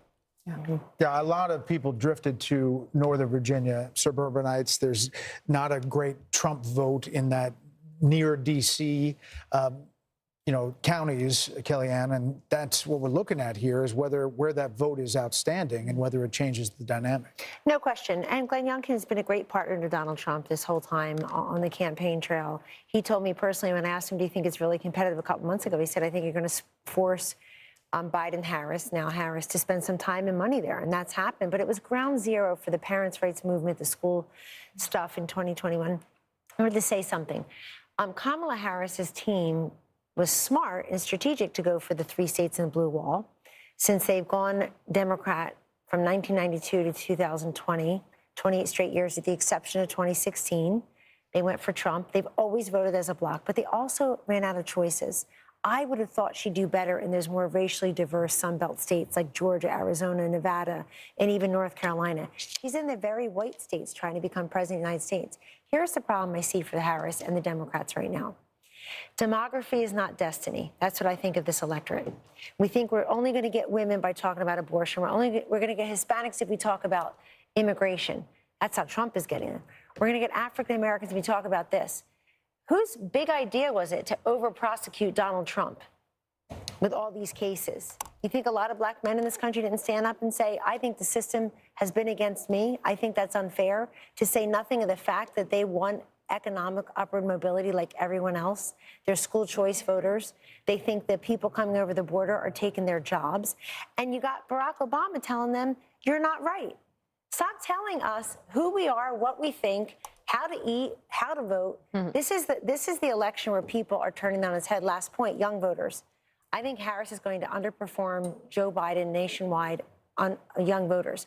There, too. Let's get rid of the old guy and put in the 60-year-old woman and then call Donald Trump old. That's how we'll get young people. It's not how you get young people. You get young people if they think they can afford a house before they're 52 under your policies. You get young people if they think they want to be president of their own small business, not president of this country one day, and they can survive and thrive doing that. So this whole demography thing that we should vote according to our gender, our race, our age, this is the election where I think that hit a wall. Can I ask a quick question just to Mark and Kelly? If things hold right now where we are, does she only have to win the blue wall, just for the sake of the audience, to win this? So if everything happens, she wins Arizona, he wins Nevada, he wins Georgia, North Carolina. If she wins Michigan, Pennsylvania, Wisconsin, does she win? Yes. Yes. Okay. So the blue wall remains what we have. She has one big path. Yeah, he's got a few paths, but you got to get one of those. Is that true, Bill? Yeah. Pretty much, yeah. Because it gets her to 270 with the 3. Yeah, right. with the 3 plus Nebraska too. I think it's too early to start filling this thing in here. I want to start just yet, but I don't know. We're kind of warming up the fryer, or whatever you say when you get. But just show how it happens. Just show the 3. Yeah, for her it would be Nebraska 2. No. Well, we got to go a long way. So just it's going to take me a while to get there. Okay, so she would have to win all the usual states here. It's just too many to fill in, right? Oh, gotcha. Boom, boom, boom, boom, boom. Yeah, that's good. Oh my gosh, what am I missing? Holy cow! Okay, Maine, Nebraska, Hawaii. Oh yeah. Okay, so that's why I didn't want to do it just yet, because we got to go a ways. But maybe like another half hour, an hour or so, we'll fill in a few more. If you got time, I'll take you to Arizona, unless you got something else to do. Love to go Let there. me go ahead and reset this because there's some movement here. There's some movement here in the American Southwest. This is Arizona. First time we're looking at it on the night. And Trump has just taken a 1/10 of a point lead. Kamala Harris had the edge here for really the past hour. This is Maricopa. This is Phoenix. This is where you get 60% of the vote statewide is in Maricopa County, all right? She has an edge at 2.2 percentage points. Raw vote 563,000. I'm going to bring out the slide again, okay, and go back to 2020. And this is Joe Biden in Arizona. So she's up about half a point, not quite, all right? But Donald Trump's performing a little better right now at this point, but there's still just about half of the vote out and too soon to call there in Arizona. Let me come back to modern day, 2024, and see if this has changed. It has not. This raw vote's 2,200. So we'll watch that. Just wanted to take a sneak peek at that. You guys mentioned Iowa, the state that shall not be named, or the poll that shall not be named. This is nuts. 14.5 points. Wow. Yeah, that's not even Somebody's close. not having a good night. Guys, there's a ton of votes still out there, too. This thing could go higher. Anyway, Yeah, back to you it's guys. a little okay? outside the margin of error. Okay. All right, let's go over to Sandra and get a look because we've been talking about young voters, and you have some new stuff from our Fox News voter analysis, Sandra. I'll build off of what Kellyanne just said about the Hispanic voters in just a second. I'll dive into age first for you, Martha. And it is pretty incredible, some of the data that we're seeing in our Fox News voter analysis. This age group 65 and over, okay, it is a dead heat. Split the vote there. But just note, Donald Trump led this group by 3 points in 2020. So he is, in fact, slightly underperforming with that group. But here is a huge story that we are seeing develop. Voters under age 30, 52% of the vote going to Harris, 44% to Trump. That's an 8-point margin that she's leading by. Biden led with this group by 25 points. Kellyanne was just talking about this a moment ago. He led by 25 points with this age group back in 2020. She is significantly underperforming with the younger voters right now. Want to jump back in and also talk about the Hispanic vote and what we are seeing there. This also telling a huge story of the night. Kamala Harris getting 56% of the support there. Donald Trump, 40. Okay, so she's leading by 16 points. Biden led with this group by 21. Again, she's underperforming there. I want to break that down by gender when it comes to the Hispanic vote, because this also telling a story. Hispanic women, for example. Okay, Harris is leading by 24 points with this group right now. Biden led with this group by 34 Hispanic women. Underperforming there. Comes with Hispanic men. Look at this story. Harris is up by 6 points with Hispanic men. Biden led with 19 points. So there is really some interesting stories developing with the younger voters and the Hispanic vote out there. Brett and Martha, as you know, we have heard it on the ground. A lot of those American Hispanic voters, they don't like what they're seeing with illegal immigration in this country. They've been speaking about that. We are seeing that show up in our analysis. Sandra, thank you. Yeah. Interesting stuff, especially Very. that Hispanic vote. And that gap, that 20-plus gap that we're seeing, we've been seeing it for a long time. We've been talking about it for a long time. It has shown up in polls that she was underperforming Biden by more than 20 points with Hispanic voters, Britt. It's a very seismic change. Which means that if it comes down, as we now, I think, have agreed at this desk, that it does to those 3 blue wall states being her chance of victory, are in very narrow path, that if these numbers are meaningful about how she will perform, broadly speaking, and I think they're big enough now that we can say they are, her chances of pulling this off would be the biggest thing we've ever seen. I mean, amazing come from behind victory, and I think the odds on that are very long indeed. Yeah, I mean, well, it's a significant, to say the least, point that Kellyanne was making, which is that it all stops, right? And I think that I don't even know if in 2028 we'll still be talking about the Hispanic vote, right? Because with every immigrant group that comes through, eventually you're just an American. And you care about all the issues that everyone else in America cares about, and it's not so segmented. So I see a lot of those barriers breaking down. Again, I think that the Harris-Biden team has no one to blame but themselves for these numbers. It's the policies that drove these people to vote for President Trump, and he also, the Biden-Harris people pushed them into Trump's open arms. And now they'll have a chance to have a different type of president if he were to win. I know we got the blue wall to see, but the betting markets, everything is sort of going this way, and you sort of have this feeling that the Hispanic vote is no longer going to be so segmented. It's just the vote, the American vote. And there's a traditional, not to overgeneralize about any group, but, the traditional faith-based in many ways Hispanic family that is not responding to what Kamala Harris is talking about and focusing on. Harold, gender and race, we talked about the outset would emerge as big themes because Democrats have enjoyed great advantages with certain groups of people. The numbers didn't show up tonight. They show that politics may be a dead end. Well, what it shows is that we're going to have to, as a party, rethink and reformulate and reconstitute how we think about going after voters. If these votes hold up, and even if they don't, the numbers are narrowing. So you have to rethink this and consider some different strategies. Because as we sit here tonight, Democrats have to be surprised. From what we were told over the last several days about how her numbers were coming home, how people were coming home, this is a very different race. Hold on one second. David Plouffe said yesterday that she could win all 7 battleground states, and said that she could do it. Now, maybe if it turned, she could win 6 of 7, but he said 7 of 7. He said the other day. He did. He said there was a confidence from him that.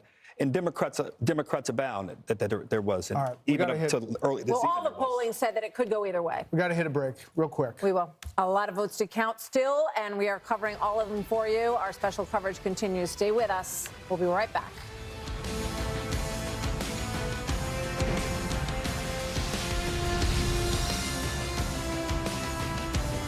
Look out, 'cause here I come. Have you always had trouble with your weight?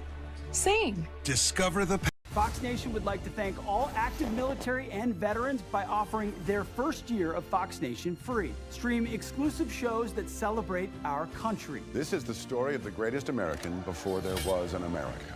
Hear real stories from real heroes, highlighting those who put their lives on the line for our freedom. This is their Top Gun school. 1 or 2 seconds sometimes would be the difference between life and death. Go to foxnation.com and get your first year for free.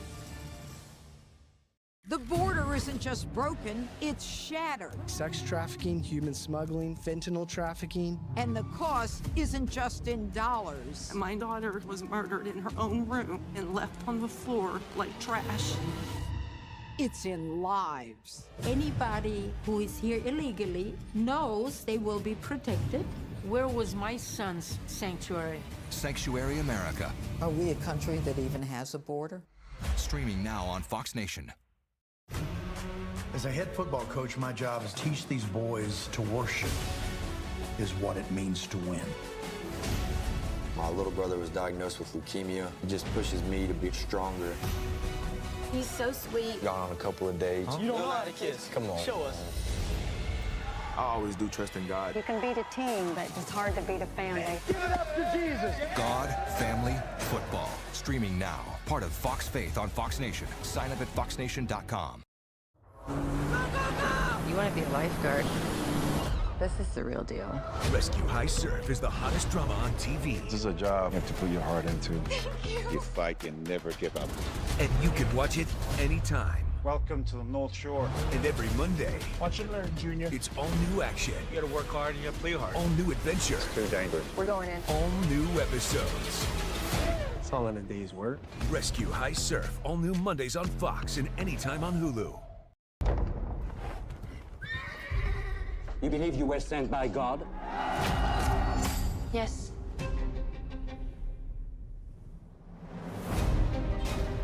Repent! Come and be baptized in the River Jordan!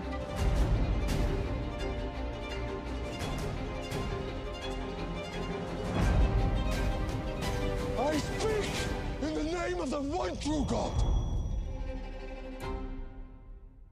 Will win the statewide vote. Trump will win an electoral vote in the rural 2nd district in the state of Maine. Fox News can also project that Maine Senator Angus King will win his race. He's an independent who caucuses with the Democrats. So as we look now, the Senate is ticking up. We're going to look at some interesting races in Ohio and Montana coming up. So let's check in with Aisha Hasney at the Trump campaign headquarters in West Palm Beach, Florida, where I would imagine the mood is fairly good. It is very good, Martha. You know, earlier this evening, a lot of folks were coming up to me and saying they're not sure if they're going to get a decision tonight. They thought it was going to take a few days, and that has completely flipped, and people are expecting there to be an answer tonight and it to be favorable for the former president. I just talked to a campaign official who tells me that over in Mar-a-Lago, where former President Trump is right now, watching the results come in, the mood there is positive. And I'm working to confirm right now if the former president made some remarks to a crowd there and what exactly he said, but everyone there appears to be feeling very, very good. And just found out as well that Speaker Mike Johnson, the House Speaker, who's in Shreveport, Louisiana right now at his district, appears to be making plans to come here to be with former President Trump. Back to you. Aisha, thank you very much. We'll keep a close eye on Trump headquarters as we continue to give you some more updates on what's going on right now. You know, we don't have a call for any new states at this point. We're waiting for Montana, waiting to get a look at the Sheehy race in Montana as well. And we have some new guests who have joined us on the panel that we want to get to. So let's welcome them in. And as we get ready for the top of the hour, we'll make some new calls at 11 first, and then o'clock. we'll get right to you guys. Wow, time is going so fast.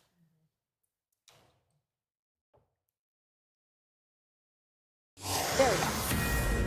It is now 11 p.m. in New York, and 4 West Coast states have just finished voting. The Fox News decision desk can project that Vice President Harris will win California, the Golden State, 54 electoral votes, biggest prize, more than any other state in the country. And Fox News can also project that Harris will win Oregon, adding 8 more votes to her Electoral College vote. Harris will also win Washington, another reliably Democratic northwestern state. But the former president will win Idaho's 4 electoral votes. So as we see the race to 270, it's now 216 to 193. Race is changing quickly. I am getting some word from the Democrats who have now put out kind of a sense of the race, saying that in Pennsylvania, they say they're overperforming turnout expectations in Philadelphia and the early vote expectations in Bucks County. They go into state by state of where they feel like they are going to see more votes in these states. These are the blue wall states, because that is the path that we're looking at. In Wisconsin, they say, we know there's a significant amount of vote remaining in Dane and Milwaukee counties, and we are seeing signs of strong performance in the WOW counties. We just have partial data. We don't expect complete results from Wisconsin until tomorrow morning between 3 a.m. and 5 a.m. We shall see. We shall see. California Senate race, as we talked about, can project that the current Democratic Congressman, Adam Schiff, will win his race against former Major League Baseball player Steve Garvey in that Senate race. And Washington's incumbent Democratic Senator Maria Cantwell will win her 5th term. Not big surprises on that front this evening either. So here's the balance of power in the Senate: 49 for Republicans. The majority is 51. They have flipped 1 seat, 42 for the Democrats, as we wait for a number of these big Senate races to be called. Ohio, Montana, Pennsylvania, all will really dictate the future of the Senate. And Michigan. Let's bring in our panel: Britt Hume, Dana Perino, Harold Ford Jr. They've been here for a while. Kevin O'Leary, Jessica Tarloff, and Ben Domenech. Jessica, are you surprised? Surprised is a very generous term for how I'm feeling in this particular moment. It is in Democrats' nature to be anxious, and we are certainly at peak anxiousness. I think the conversation that you were having in the last panel about the Latino vote is really interesting. Some of these numbers are a little bit jaw-dropping, looking at, potentially 45% for Donald Trump in some states. And that is going to cause a real reckoning within the party on how we talk about, message to, and integrate, a huge part of our base typically in all of this. I would say, though, that the campaign and people that I've been speaking to have said nothing has been called. Our paths to 270 have not been blocked off. And as we continue to get more vote in, and I should add to the numbers that they messaged to you, Detroit is coming in. And Detroit had a very good day with in-person voting today. And the suburbs of Atlanta outperforming where Biden was there. One point of concern is that she's not doing as well in the rural areas as Biden did. And that's something that they're paying attention to. But I'm hearing more and more from people that I'm speaking to, blue wall, blue wall. And this morning, we were talking about, well, if you pick up North Carolina and Georgia, again, they're not off the map, but it is feeling like more of that laser focus on the easiest route. Ben, welcome, first of all. Good to see you tonight. I'm sitting here thinking about the rethink that Republicans went through after Mitt Romney lost. And they did this huge analysis of what was going wrong with the Republican Party and why they weren't reaching Hispanic voters, why they couldn't reach working class voters, why they weren't bringing in more women. And it really is stunning when you think about that. That was Mitt Romney's loss. And it appears that the person who has changed that calculus dramatically is Donald Trump. Well, you know, they called it an autopsy at the time, and I think it's turned out to be an autopsy for a party that was dead. And I think that Donald Trump has done something incredible in resurrecting it with a new coalition that, you know, a lot of people never thought Republicans were going to be able to reach, that they weren't going to be able to cut through a lot of these different fundamental problems that people thought were there in order to reach these different sets of the electorate.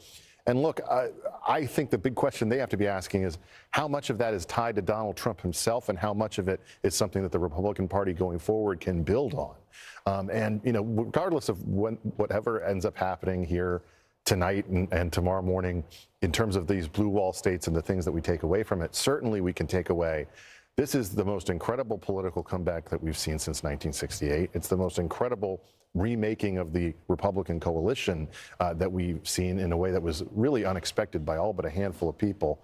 And how they build on that, how they choose to prioritize policies going forward, could make a big difference in whether they're able to hold on to it in the future or whether it's something that goes away if Donald Trump. Okay, guys. The night is waning. It doesn't seem as if we're going to get any answers here. So, you know, unfortunately, we're going to go ahead and shut the live stream down now. I want to thank everybody for hanging out with me. As usual, if you haven't hit that thumbs up button, time is now to do that. And if you are subscribing or not subscribing, please decide to subscribe. Stay safe. Have a great day, and I shall see you in the morning for the live stream. Good night.